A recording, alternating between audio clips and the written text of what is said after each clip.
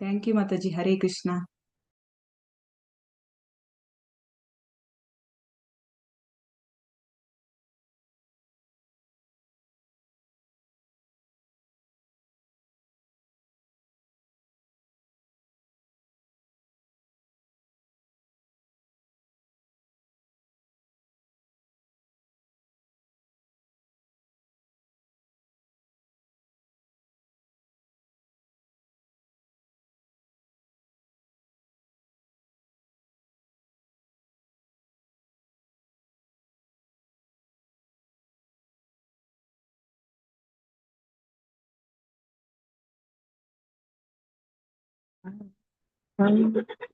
ರಾಮ ರಾಮ ಹರೇ ಹರೇ ಹರೇ ಕೃಷ್ಣ ಹರೇ ಕೃಷ್ಣ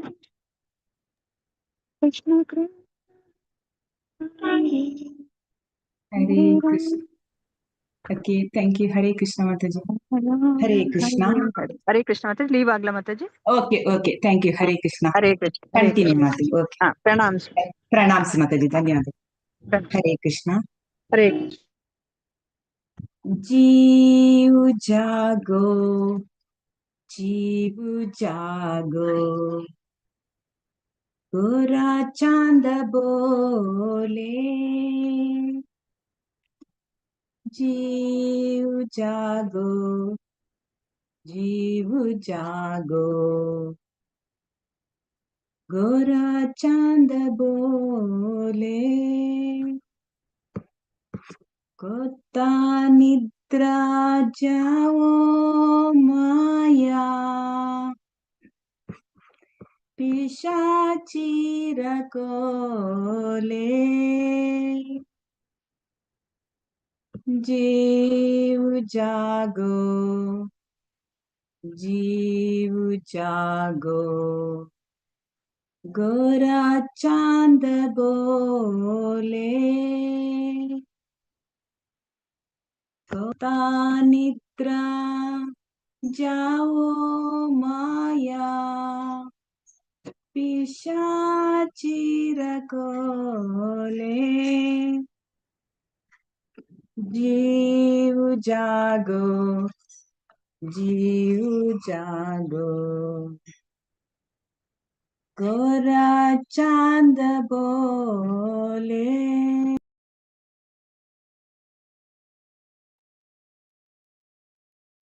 जीवो भूलिया ये से संसारा भितारे,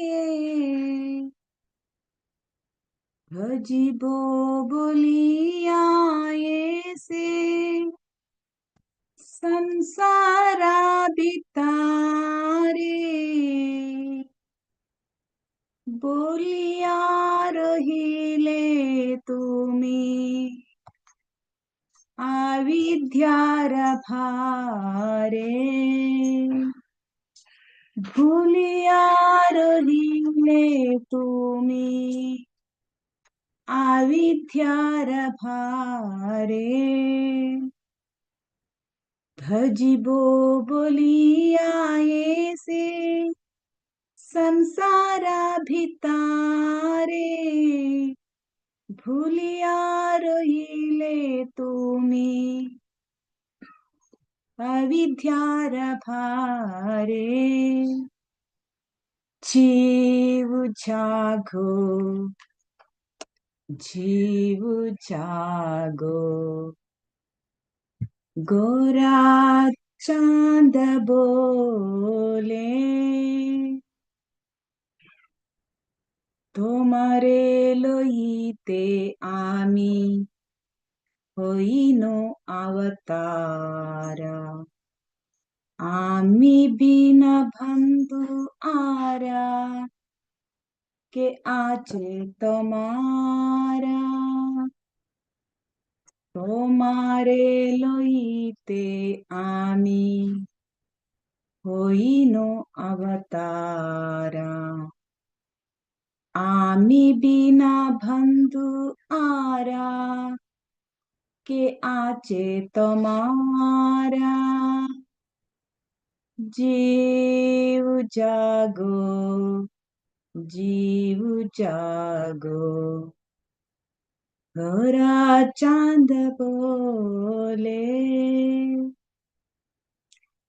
येने भी आशा दी माया नाशी बार लागी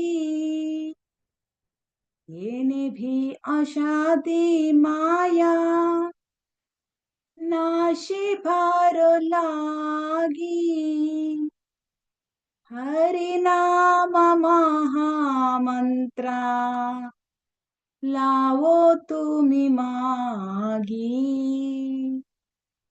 हरि नाम महामंत्रा लावो तुम्ही मागी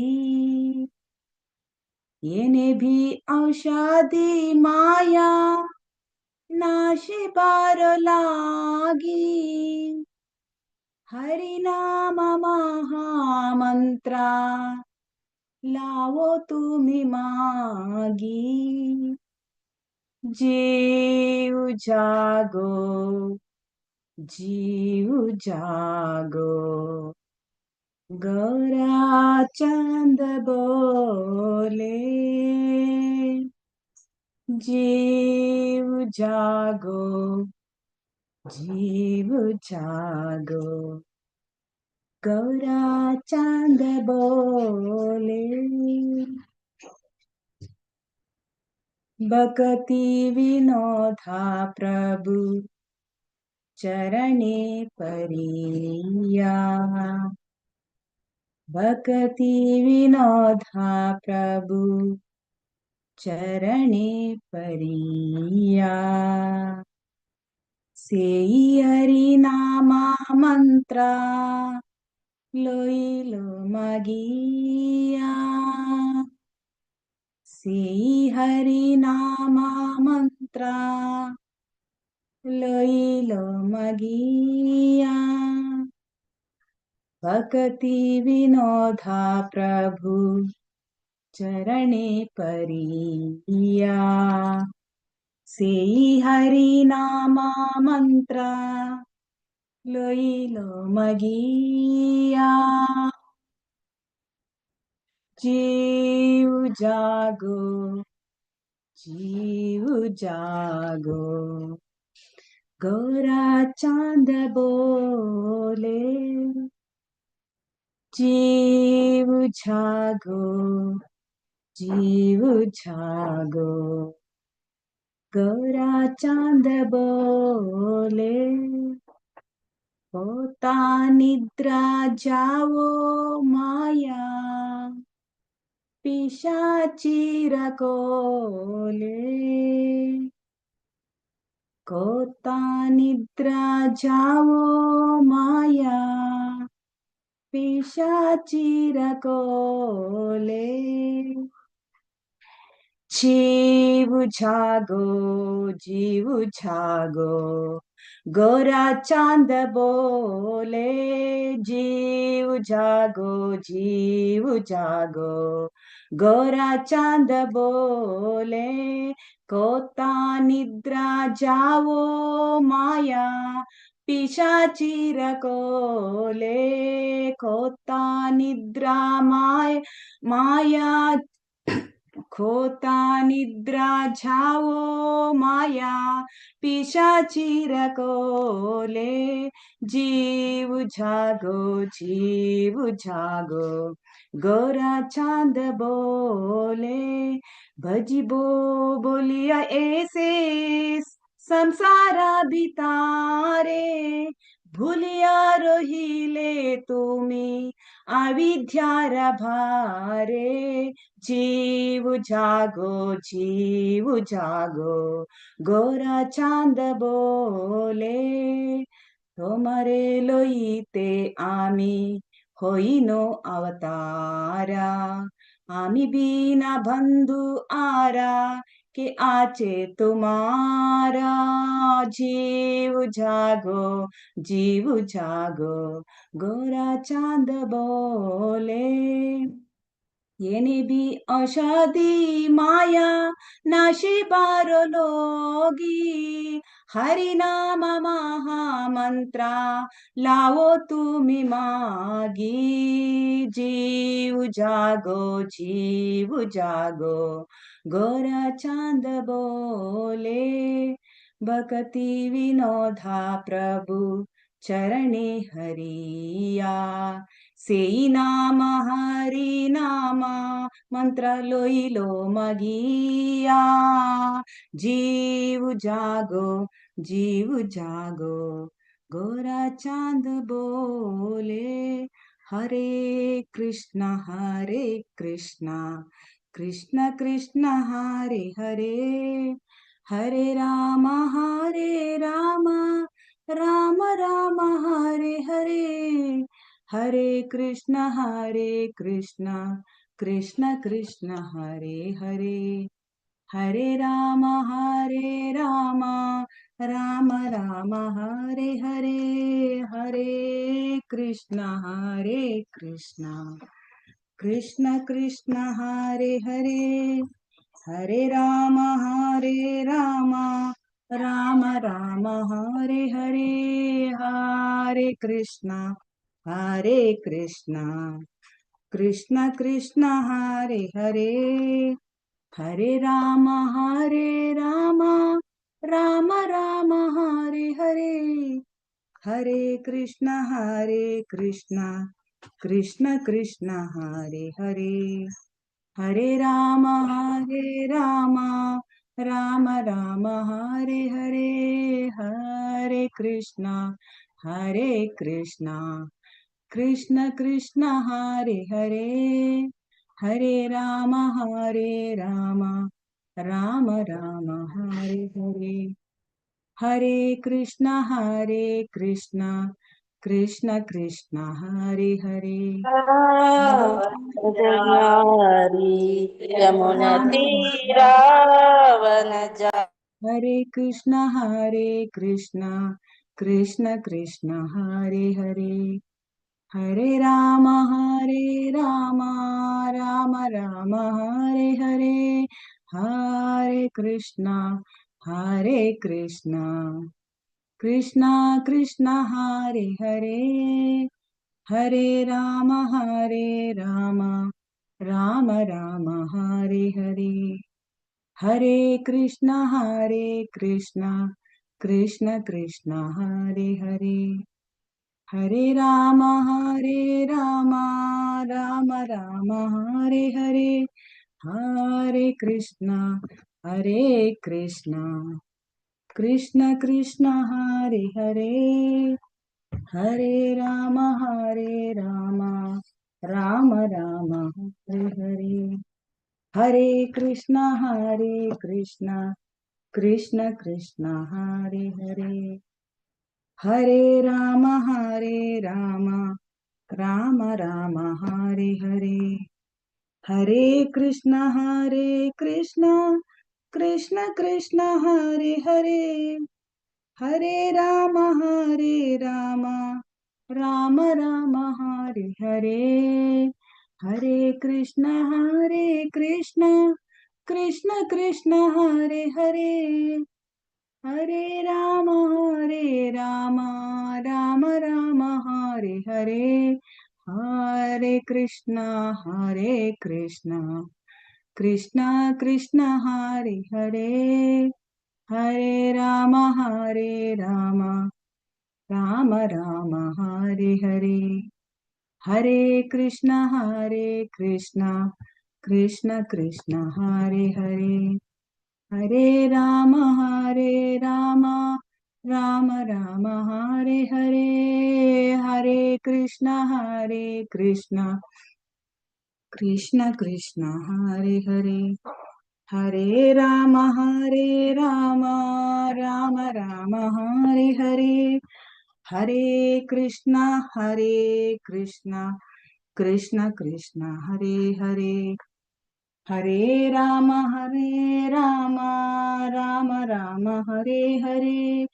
हरे कृष्ण कृष्ण कृष्ण हरे हरे. हरे राम राम राम हरे हरे. ಹರೇ ಕೃಷ್ಣ ಕೃಷ್ಣ ಕೃಷ್ಣ ಹರೇ ಹರೇ, ಹರೇ ರಾಮ ರಾಮ ರಾಮ ಹರೇ ಹರೇ, ಹರೇ ಕೃಷ್ಣ ಕೃಷ್ಣ ಕೃಷ್ಣ ಹರೇ ಹರೇ, ಹರೇ ರಾಮ ರಾಮ ರಾಮ ಹರೇ ಹರೇ, ಹರೇ ಕೃಷ್ಣ ಕೃಷ್ಣ ಕೃಷ್ಣ ಹರೇ ಹರೇ, ಹರೇ ರಾಮ ರಾಮ ಹರೇ ಹರೇ, ಹರೇ ಕೃಷ್ಣ ಕೃಷ್ಣ ಕೃಷ್ಣ ಹರೇ ಹರೇ, ಹರೇ ರಾಮ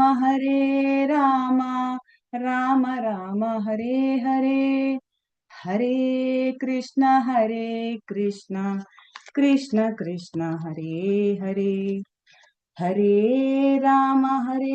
ರಾಮ ರಾಮ ಹರೇ ಹರೇ, ಹರೇ ಕೃಷ್ಣ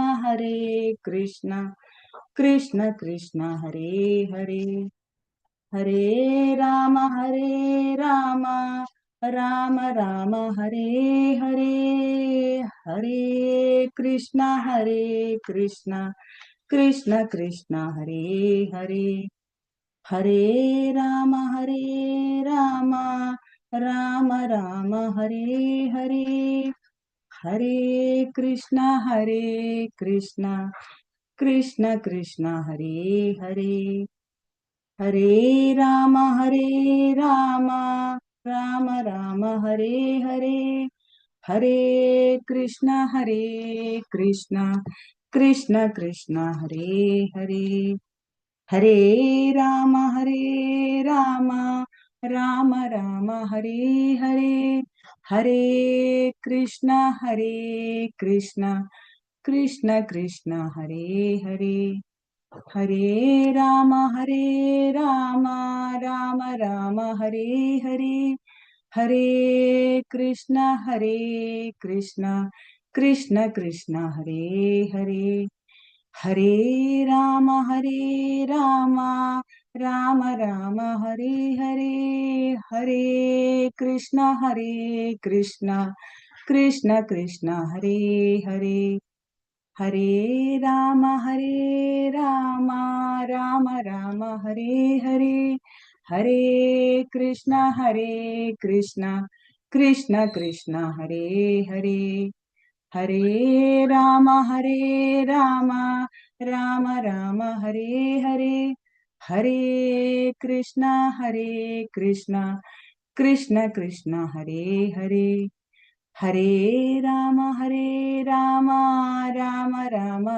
ಹರೇ, ಹರೇ ಕೃಷ್ಣ ಕೃಷ್ಣ ಕೃಷ್ಣ ಹರೇ ಹರೇ, ಹರೇ ರಾಮ ರಾಮ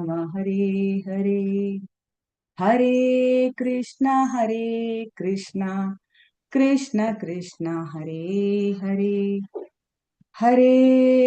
ಹರೇ ರಾಮ ರಾಮ ಹರೇ ಹರೇ, ಹರೇ ಕೃಷ್ಣ ಕೃಷ್ಣ ಕೃಷ್ಣ ಹರೇ ಹರೇ, ಹರೇ ರಾಮ ರಾಮ ಹರೇ ಹರೇ.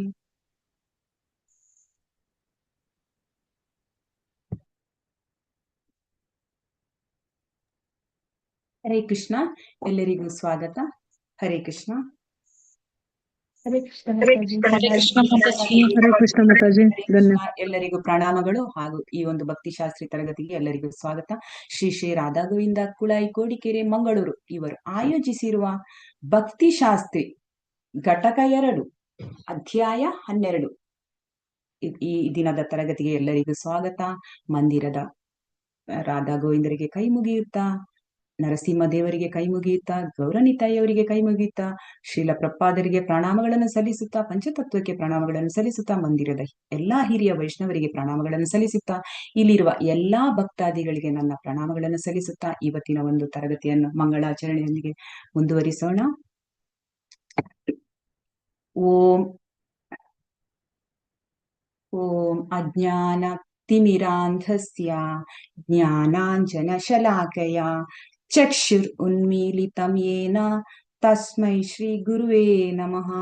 ಶ್ರೀ ಚೈತನ್ಯ ಮನೋಭೀಷ್ಟಂ ಸ್ಥಾಪಿತಂ ಯೇನ ಭೂತಲೆ ಸ್ವಯಂ ರೂಪ ಕದಾ ಮಹ್ಯಂ ದದಾತಿ ಸ್ವಪದಾಂತಿಕಂ. ವಂದೇಹಂ ಶ್ರೀಗುರೋ ಶ್ರೀಯುತಪದಕಮಲಂ ಶ್ರೀಗುರೂನ್ ವೈಷ್ಣವಾಂಶ ಶ್ರೀರೂಪಂ ಸಾಗ್ರಜಾತಂ ಸಹಗಣ ರಘುನಾಥಾನ್ವಿತಂ ತಂ ಸಜೀವಂ ಸಾದ್ವೈತಂ ಸಾವಧೂತಂ ಪರಿಜನ ಸಹಿತಂ ಕೃಷ್ಣ ಚೈತನ್ಯ ದೇವಂ ಶ್ರೀ ರಾಧಾ ಕೃಷ್ಣ ಪಾದಾನ್ ಸಹಗಣ ಲಲಿತಾ ಶ್ರೀ ವಿಶಾಖಾನ್ವಿತಾಂಶ.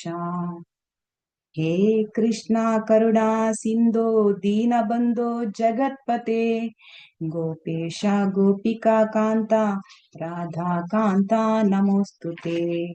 ತಪ್ತ ಕಾಂಚನ ಗೌರಾಂಗಿ ರಾಧೆ ವೃಂದಾವನೇಶ್ವರಿ ವೃಷಭಾನುಸುತೆ ದೇವಿ ಪ್ರಣಮಾಮಿ ಹರಿಪ್ರಿಯೇ. ನಮಃ ವದನ್ಯಾಯ ಕೃಷ್ಣ ಪ್ರೇಮ ಪ್ರದಾಯತೆ ಕೃಷ್ಣಾಯ ಕೃಷ್ಣ ಚೈತನ್ಯ ನಾಮ್ನೆ ಗೌರತುಷೇ ನಮಃ. ನಮ ಬ್ರಹ್ಮಣ್ಯ ದೇವಾಯ ಗೋ ಬ್ರಾಹ್ಮಣ ಹಿತಾಯ ಚ ಜಗದಿತಾಯ ಕೃಷ್ಣಾಯ ಗೋವಿಂದಾಯ ನಮೋ ನಮಃ.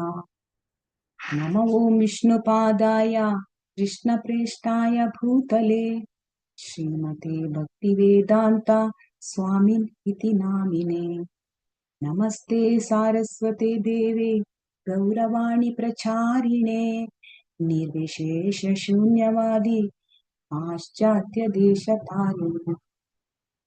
ಜೈ ಶ್ರೀ ಕೃಷ್ಣ ಚೈತನ್ಯ ಪ್ರಭು ನಿತ್ಯಾನಂದ ಶ್ರೀ ಅದ್ವೈತ ಗದಾಧರ ಶ್ರೀವಾಸಾತಿ ಗೌರ ಭಕ್ತವೃಂದ. ಹರೇ ಕೃಷ್ಣ ಕೃಷ್ಣ ಕೃಷ್ಣ ಹರೇ ಹರೇ ಹರೇ ರಾಮ ರಾಮ ರಾಮ ಹರೇ ಹರೇ. ಹರೇ ಕೃಷ್ಣ ಕೃಷ್ಣ ಕೃಷ್ಣ ಹರೇ ಹರೇ ಹರೇ ರಾಮ ರಾಮ ರಾಮ ಹರೇ ಹರೇ. ಹರೇ ಕೃಷ್ಣ ಕೃಷ್ಣ ಹರೇ ಹರೇ ಹರೇ ರಾಮ ರಾಮ ರಾಮ ಹರೇ ಹರೇ. ಹರೇ ಕೃಷ್ಣ. ಎಲ್ಲರಿಗೂ ಮತ್ತೊಮ್ಮೆ ಈ ಒಂದು ತರಗತಿಗೆ ಸ್ವಾಗತ. ಶ್ರೀ ಶ್ರೀ ರಾಧಾ ಗೋವಿಂದ ಕಿ ಜೈ. ಜಗದ್ಗುರು ಶ್ರೀಲ ಪ್ರಭುಪಾದ್ ಕಿ ಜೈ. ಸೊ ನಾವು ಹಿಂದೆ ಈಗ ನಾವು ಘಟಕ 2 ಅಂದ್ರೆ ಭಕ್ತಿ ಯೋಗದ ಒಂದು ಅಧ್ಯಾಯದಲ್ಲಿದ್ದೇವೆ. ಸೊ ನಾವು ಹಿಂದೆ ಈ ಒಂದು ಘಟಕ 2ರಲ್ಲಿ ಯಾವುದೆಲ್ಲ ಅಧ್ಯಾಯಗಳಿವೆ ಅಂತ ನಾವು ನೋಡ್ಕೊಂಡು ಬಂದ್ರೆ, ನಾವು 7ನೇ ಅಧ್ಯಾಯವಾಗಿದೆ ಪರಾತ್ಪರ ಜ್ಞಾನ, 8ನೇ ಅಧ್ಯಾಯ ಭಗವತ್ ಪ್ರಾಪ್ತಿ, 9ನೇ ಅಧ್ಯಾಯ ರಹಸ್ಯತಮ ಗುಹ್ಯತಮ ಜ್ಞಾನ, 10ನೇ ಅಧ್ಯಾಯ ವಿಭೂತಿ ಯೋಗ, 11ನೇ ಅಧ್ಯಾಯ ವಿಶ್ವರೂಪ ನೋಡಿದ್ವಿ ಕಳೆದ ಒಂದು ತರಗತಿಯಲ್ಲಿ. ಈ ದಿನ ನಾವು ಭಕ್ತಿ ಸೇವೆ ಅಂದ್ರೆ ಭಕ್ತಿ ಯೋಗದ ಬಗ್ಗೆ ತಿಳಿಯಲಿದ್ದೇವೆ. ಈ ಭಕ್ತಿ ಯೋಗದ ಈ ಘಟಕ 2 ಅಂದ್ರೆ ಭಕ್ತಿ ಯೋಗದ ಘಟಕ. ಸೊ ನಾವು ಇಲ್ಲಿ ಭಕ್ತಿಯ ಬಗ್ಗೆನೆ ನಾವು ಹೆಚ್ಚಿನ ಒಂದು ವಿಚಾರವನ್ನು ತಿಳಿಯುವಂಥದ್ದು. ಸೊ ಭಗವಂತನ ಭಕ್ತಿ ಅತೀ ಮುಖ್ಯವಾದದ್ದು. ಇದನ್ನು ಅಧ್ಯಾಯ 11ರ ಕೊನೆಯಲ್ಲಿ ನಾವು ತಿಳಿದಿದ್ದೆವು. ಭಗವಂತನನ್ನು ಭಕ್ತಿಯ ಮೂಲಕ ಮಾತ್ರ ಅವನನ್ನು ಅವನಿರುವಂತೆ ತಿಳಿಯಲು ಅಥವಾ ಕಾಣಲು ಸಾಧ್ಯ ಅಂತ ಹೇಳಿ. ಭಗವಂತನ ದಿವ್ಯ ರೂಪ ಕಾಣಲು ಭಕ್ತಿಯೊಂದೇ ಮಾರ್ಗ. ಇದು 11ನೇ ಅಧ್ಯಾಯದ ಕಟ್ಟಗಡೆಗೆ ಭಗವಂತ ಹೇಳುವಂಥದ್ದು. ಮತ್ತೆ ಅದುವೇ ಆ ಒಂದು ಅಧ್ಯಾಯದ ಸಾರಾಂಶ ಕೂಡ. ಹಾಗಾದ್ರೆ ಆ ಭಕ್ತಿ ಯಾವ ರೀತಿ ಅಭಿವೃದ್ಧಿಪಡಿಸುವುದು ಎಂದು ಎದುರಿಗಿರುವ ಸವಾಲು. 6ನೇ ಅಧ್ಯಾಯದ ಕೊನೆಯಲ್ಲಿ ಭಗವಂತ ಹೇಳ್ತಾರೆ, ಯಾರು ತನ್ನನ್ನು ನಿರಂತರವಾಗಿ ಚಿಂತನೆ ಮಾಡ್ತಾರೋ ಆತನೇ ಎಲ್ಲಾ ಯೋಗಿಗಳಲ್ಲಿ ಅತ್ಯುತ್ತಮ ಯೋಗಿ ಎಂದು. ಅದು ಭಗವದ್ಗೀತೆಯ ಒಂದು 6ನೇ ಅಧ್ಯಾಯದ 47ನೇ ಶ್ಲೋಕದಲ್ಲಿ ಹೇಳುವಂಥದ್ದು.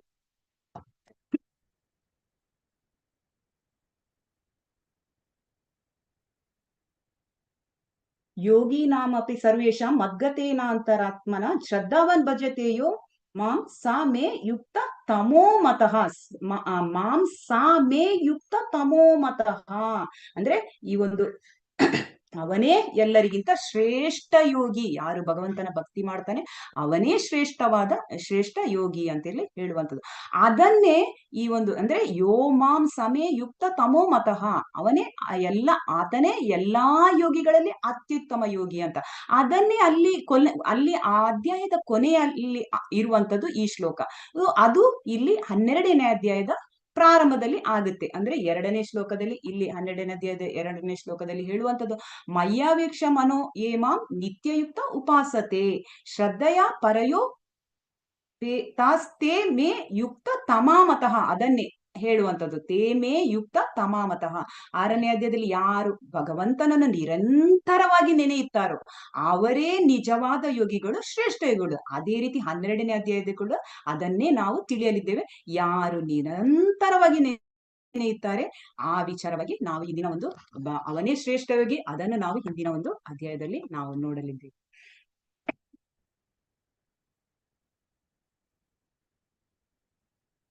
ಸ್ಕ್ರೀನ್ ಕಾಣಿಸ್ತಲ್ಲ, ವಾಯ್ಸ್ ಕೇಳಿಸ್ತದಲ್ಲ?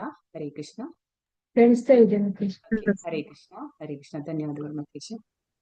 ಸೊ ನಾವು ಇವತ್ತಿದ್ದೇವೆ ಘಟಕ 2 ಪಾಠ. ಇವತ್ತು 10ನೇ ದಿನದ ತರಗತಿ. ಸೊ ಅಧ್ಯಾಯ 12.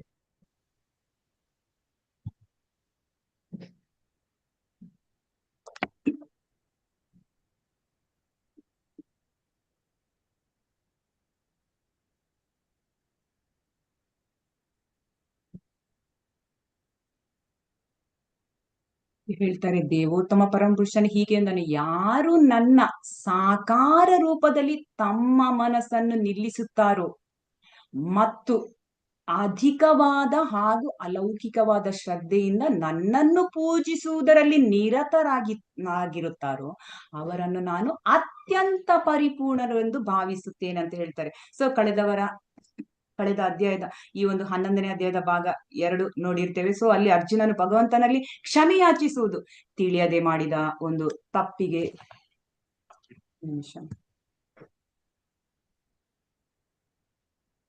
ತಿಳಿಯದೆ ಮಾಡಿದ ಒಂದು ತಪ್ಪನ್ನು ಕ್ಷಮಿಸು ಅಂತ ಭಗವಂತನಲ್ಲಿ ಕೇಳಿಕೊಳ್ಳುವಂಥದ್ದು.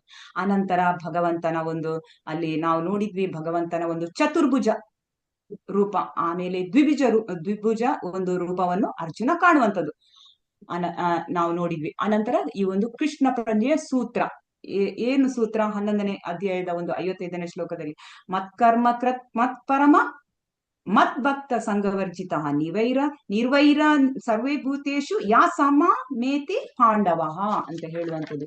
ಸೊ ಭಗವಂತನ ಬಳಿ ಹೋಗ್ಬೇಕಾದ್ರೆ ಭಗವಂತನನ್ನೇ ನಮ್ಮ ಜೀವನದ ಪರಮ ಗುರಿಯನ್ನಾಗಿ ಮಾಡಿಕೊಳ್ಬೇಕು ಅಂತೆಲ್ಲ ಹೇಳುವಂಥದ್ದು. ಇದು ಭಕ್ತಿ ಮಾಡಲು ತುಂಬಾ ಮುಖ್ಯ. ಯಾವಾಗ ನಾವು ಭಗವಂತನನ್ನು ನಮ್ಮ ಪರಮ ಗುರಿ ಎಂದು ತಿಳ್ಕೊಳ್ತೇವೋ ಹಾಗಾದ್ರೆ ಮಾತ್ರ ನಮ್ಗೆ ಭಕ್ತಿ ಸೇವೆ ಮಾಡಲು ಸಾಧ್ಯವಾಗುವಂಥದ್ದು. ಹಾಗೂ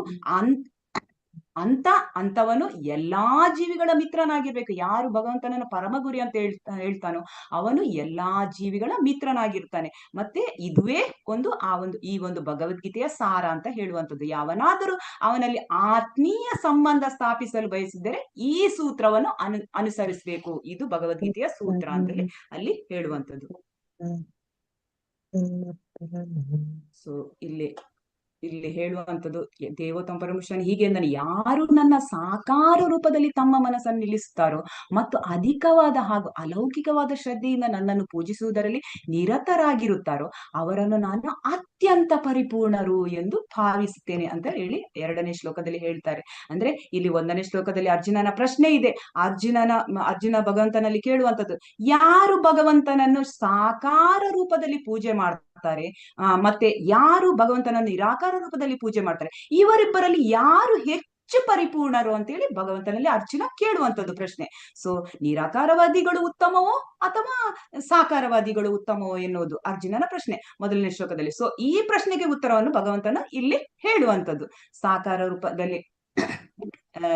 ಸಾಕಾರ ರೂಪವ ಅಥವಾ ನಿರಾಕಾರ ರೂಪದಲ್ಲಿ ಶ್ರೇಷ್ಠವ, ಯಾರು ಆ ವ್ಯಕ್ತಿ ಸಾಕಾರ ರೂಪದಲ್ಲಿ ಪೂಜೆ ಮಾಡುವವರು ಶ್ರೇಷ್ಠವೋ ಅಥವಾ ನಿರಾಕಾರ ರೂಪದಲ್ಲಿ ಪೂಜೆ ಮಾಡುವವರು ಶ್ರೇಷ್ಠವ ಅಂತೇಳಿ ಇಲ್ಲಿ ಹೇಳುವಂಥದ್ದು. ಅವರಲ್ಲಿ ಯಾರು ಪರಿಪೂರ್ಣರು ಅಂತೇಳಿ ಹೇಳುವಂಥದ್ದು. ಸೊ ಇಲ್ಲಿ ನಿರಾಕಾರವಾದಿಗಳಿಗಿಂತ ಸಾಕಾರವಾದಿಗಳು ಶ್ರೇಷ್ಠ ಅಂತೇಳಿ ಇಲ್ಲಿ ತಿಳಿಸುವಂತದ್ದು. ಸೊ ಹಲವು ರೀತಿಯ ಕಾರಣಗಳನ್ನು ಕೂಡ ಇನ್ನು ಮುಂದಕ್ಕೆ ಕೊಡ್ತಾ ಇದ್ದಾರೆ. ಈ ಒಂದು ನಿರಾಕಾರವಾದಿಗಳಿಗಿಂತ ಸಾಕಾರ ರೂಪದಲ್ಲಿ ಭಗವಂತನನ್ನು ಯಾರು ಪೂಜಿಸ್ತಾರೋ ಅವರು ಶ್ರೇಷ್ಠರ ಅಂತೇಳಿ ಅನೇಕ ರೀತಿಯಲ್ಲಿ ಹೇಳುವಂತದ್ದು. ಸೊ 6ನೇ ಅಧ್ಯಾಯದ ಒಂದು 47ನೇ ಶ್ಲೋಕದಲ್ಲಿ ನಾವೀಗ ಹೇಳಿದ್ವಿ ಸಮೇ ಯುಕ್ತತಮೋ, ಅಲ್ಲಿ ಕೊನೆಯಲ್ಲಿ ಹೇಳುವಂತದ್ದು. ಇಲ್ಲಿ ಆ 12ನೇ ಅಧ್ಯಾಯದ 2ನೇ ಶ್ಲೋಕದಲ್ಲಿ ತೇಮೇ ಯುಕ್ತತಮ ಮತಃ ಅಂತೇಳಿ ಹೇಳುವಂತದ್ದು. ಅಂದ್ರೆ 6ನೇ ಅಧ್ಯಾಯದಲ್ಲಿ ಕೊನೆಯಲ್ಲಿ ಏನು ತಿಳಿದುಕೊಂಡಿದ್ದೇವೆಯೋ ಅದನ್ನೇ ಈ ಒಂದು 2ನೇ ಘಟಕದ ಈ ಒಂದು ಕೊನೆಯ ಅಧ್ಯಾಯ ಅಂದ್ರೆ 12ನೇ ಅಧ್ಯಾಯದಲ್ಲಿ ಅದೇ ವಿಚಾರವನ್ನು ಇನ್ನು ಸ್ವಲ್ಪ ಒಂದು ವಿಸ್ತಾರವಾಗಿ ಒಂದು ಹೆಚ್ಚು ವಿವರವಾಗಿ ನಾವಿವತ್ತು ತಿಳಿಯಲಿಕ್ಕಿದ್ದೇವೆ. ಹರೇ ಕೃಷ್ಣ. ಯಾರಾದ್ರೂ ಓದ್ತೀರಾ? ಹರೇ ಕೃಷ್ಣ. ಹರೇ ಕೃಷ್ಣ ಮಾತಾಜಿ. ಓದಿ. ಕ್ಲೇಶೋಧಿಕತರಸ್ತೇಷಾಂ ಅವ್ಯಕ್ತಾಸಕ್ತಚೇತಸಾಂ ಅವ್ಯಕ್ತಾ ಹಿ ಗತಿರ್ದುಃಖಂ ದೇಹವದ್ಭಿರವಾಪ್ಯತೆ. ಪರಮಪ್ರಭುವಿನ ಅವ್ಯಕ್ತವಾದ ಮತ್ತು ನಿರಾಕಾರವಾದ ರೂಪವನ್ನು ಪ್ರೀತಿಸುವ ಮನಸ್ಸಿನವರಿಗೆ ಪ್ರಗತಿಯು ತುಂಬಾ ಕ್ಲೇಶಕರವಾದದ್ದು. ಆ ಶಿಸ್ತಿನಲ್ಲಿ ಮುಂದುವರಿಯುವುದು ದೇಹದಾರಿಗಳಿಗೆ ಸದಾ ಕಷ್ಟ. ಭಗವದ್ಗೀತೆ 12.5. ಹರೇ ಕೃಷ್ಣ ಮಾತಾಜಿ, ಧನ್ಯವಾದಗಳು. ಹರೇ ಕೃಷ್ಣ ಮಾತಾಜಿ, ಧನ್ಯವಾದಗಳು. ಸೊ ಇಲ್ಲಿ ಹೇಳುವಂತದ್ದು ಯಾವ ಕಾರಣಕ್ಕೋಸ್ಕರ ಈ ಒಂದು ನಿರಾಕಾರವಾದ ರೂಪದ ಪೂಜೆ ಕಷ್ಟ ಎಂದು ಅಂತ ಇಲ್ಲಿ ತಿಳಿಸುವಂತದ್ದು. ಯಾವ ರೀತಿ ಅದು ಕಷ್ಟ ಅಂತೇಳಿ ಇಲ್ಲಿ ತಿಳಿಸ್ತಾರೆ. ಸೊ ಯಾಕೆಂದ್ರೆ ನಮಗೆ ಒಬ್ಬ ವ್ಯಕ್ತಿಯನ್ನೀಗ ಪೂಜೆ ಮಾಡುದು ಅಥವಾ ಒಬ್ಬ ವ್ಯಕ್ತಿಗೆ ಪ್ರೀತಿ ಕೊಡುವಂತಾದ್ರೆ ಅದು ಯಾವ ರೂಪದಲ್ಲಿ, ಸಾಕಾರ ರೂಪದಲ್ಲಿ ತುಂಬಾ ಆ ವ್ಯಕ್ತಿ ರೂಪ ಇದ್ದಾನೆ, ಆ ರೀತಿಯಲ್ಲಿ ನಾವು ಅವನನ್ನು ಪ್ರೀತಿಸಬಹುದು ಅಥವಾ ಪೂಜೆ ಮಾಡಬಹುದು. ಅದೇ ಒಂದು ಆಕಾರವೇ ಇಲ್ಲದ ಒಂದು ವಸ್ತುವನ್ನು ಈಗ ನಾವು ಪೂಜಿಸುವುದಾಗಲಿ ಅಥವಾ ಪ್ರೀತಿಸ್ಲಿಕ್ಕೆ ಆಗುತ್ತಾ? ಇಲ್ಲ, ಸಾಧ್ಯವಾಗಲ್ಲ. ಉದಾಹರಣೆ ನಾವು ತೆಗೆದುಕೊಳ್ಳುವುದಾದ್ರೆ ಈಗ ಆಕಾಶ ಅದು ಇಡೀ ನಾವು ಎಷ್ಟು ಕಣ್ಣಗಲಕ್ಕೆ ಆಕಾಶವನ್ನು ಕಣ್ಣ ದೃಷ್ಟಿಯಿಂದ ನೋಡ್ತೇವೆ ಅಷ್ಟು ಅಗಲಕ್ಕೆ ಕೂಡ ಆಕಾಶ ಎಲ್ಲಾ ಕಡೆ ಹಬ್ಬಿದೆ. ಹಾಗಂತೇಳಿ ನನ್ಗೆ ಆಕಾಶ ತುಂಬಾ ಇಷ್ಟ, ಸೊ ನಾನು ಆಕಾಶವನ್ನು ಪ್ರೀತಿಸ್ತೇನೆ ಅಂತ ಹೇಳಿದ್ರೆ ನಮ್ಗೆ ಸಾಧ್ಯ ಆಗುದಿಲ್ಲ. ಯಾರಾದ್ರೂ ಹೇಳ್ತಾರ ನಾನು ಆಕಾಶವನ್ನು ಪ್ರೀತಿಸ್ತೇನೆ ಅಂತೇಳಿ? ಇಲ್ಲ. ಅದು ಆಕಾಶ ಅದು ಒಂದು ವ್ಯಕ್ತಿಯ ರೂಪದಲ್ಲಿ ಇಲ್ಲ. ಸೊ ಅಲ್ಲಿ ಒಂದು ಆಕಾರ ಎಂಬುದಿಲ್ಲ. ಸೊ ಏಕೆಂದರೆ ಆ ಆಕಾಶದ ಜೊತೆ ನಮ್ಗೆ ಯಾವ ರೀತಿಯ ಒಂದು ವಿನಿಮಯ ಮಾಡ್ಲಿಕ್ಕೆ ತುಂಬಾ ಕಷ್ಟ ಆಗುತ್ತೆ, ಯಾಕಂದ್ರೆ ಸಾಧ್ಯವಾಗಲ್ಲ ಅದ್ರ ಜೊತೆ ನಾವು ವಿನಿಮಯ ಮಾಡ್ಲಿಕ್ಕೆ. ಸೊ ಹಾಗೆಯೇ ಭಗವಂತನನ್ನು ಕೂಡ ಕೇವಲ ಒಂದು ಶಕ್ತಿ ಮಾತ್ರ, ಅವನಿಗೆ ಆಕಾರ ಇಲ್ಲ ಎಂದು ತಿಳಿದುಕೊಳ್ಳೋದಾದ್ರೆ, ಅಥವಾ ಭಗವಂತ ಅವತಾರ ತಾಳಿ ಬರುವಾಗ ಆ ನಿರಾಕಾರ ಶಕ್ತಿಯೇ ಸಾಕಾರ ರೂಪ ತಾಳಿ ಬರುತ್ತದೆ ಎಂದು ಯಾರಾದ್ರೂ ಅನ್ಕೊಳ್ಳೋದಾದ್ರೆ ಅಂತವರಿಗೆ ಭಗವಂತನನ್ನ ಆ ಮೂಲ ರೂಪದಲ್ಲಿ ಪೂಜಿಸುವಂತದ್ದು ಅದು ಬಹಳ ಕಷ್ಟಕರವಾದ ಮಾತು ಅಂತೇಳಿ ನಾವಿಲ್ಲಿ ತಿಳ್ಕೊಳ್ಬಹುದು.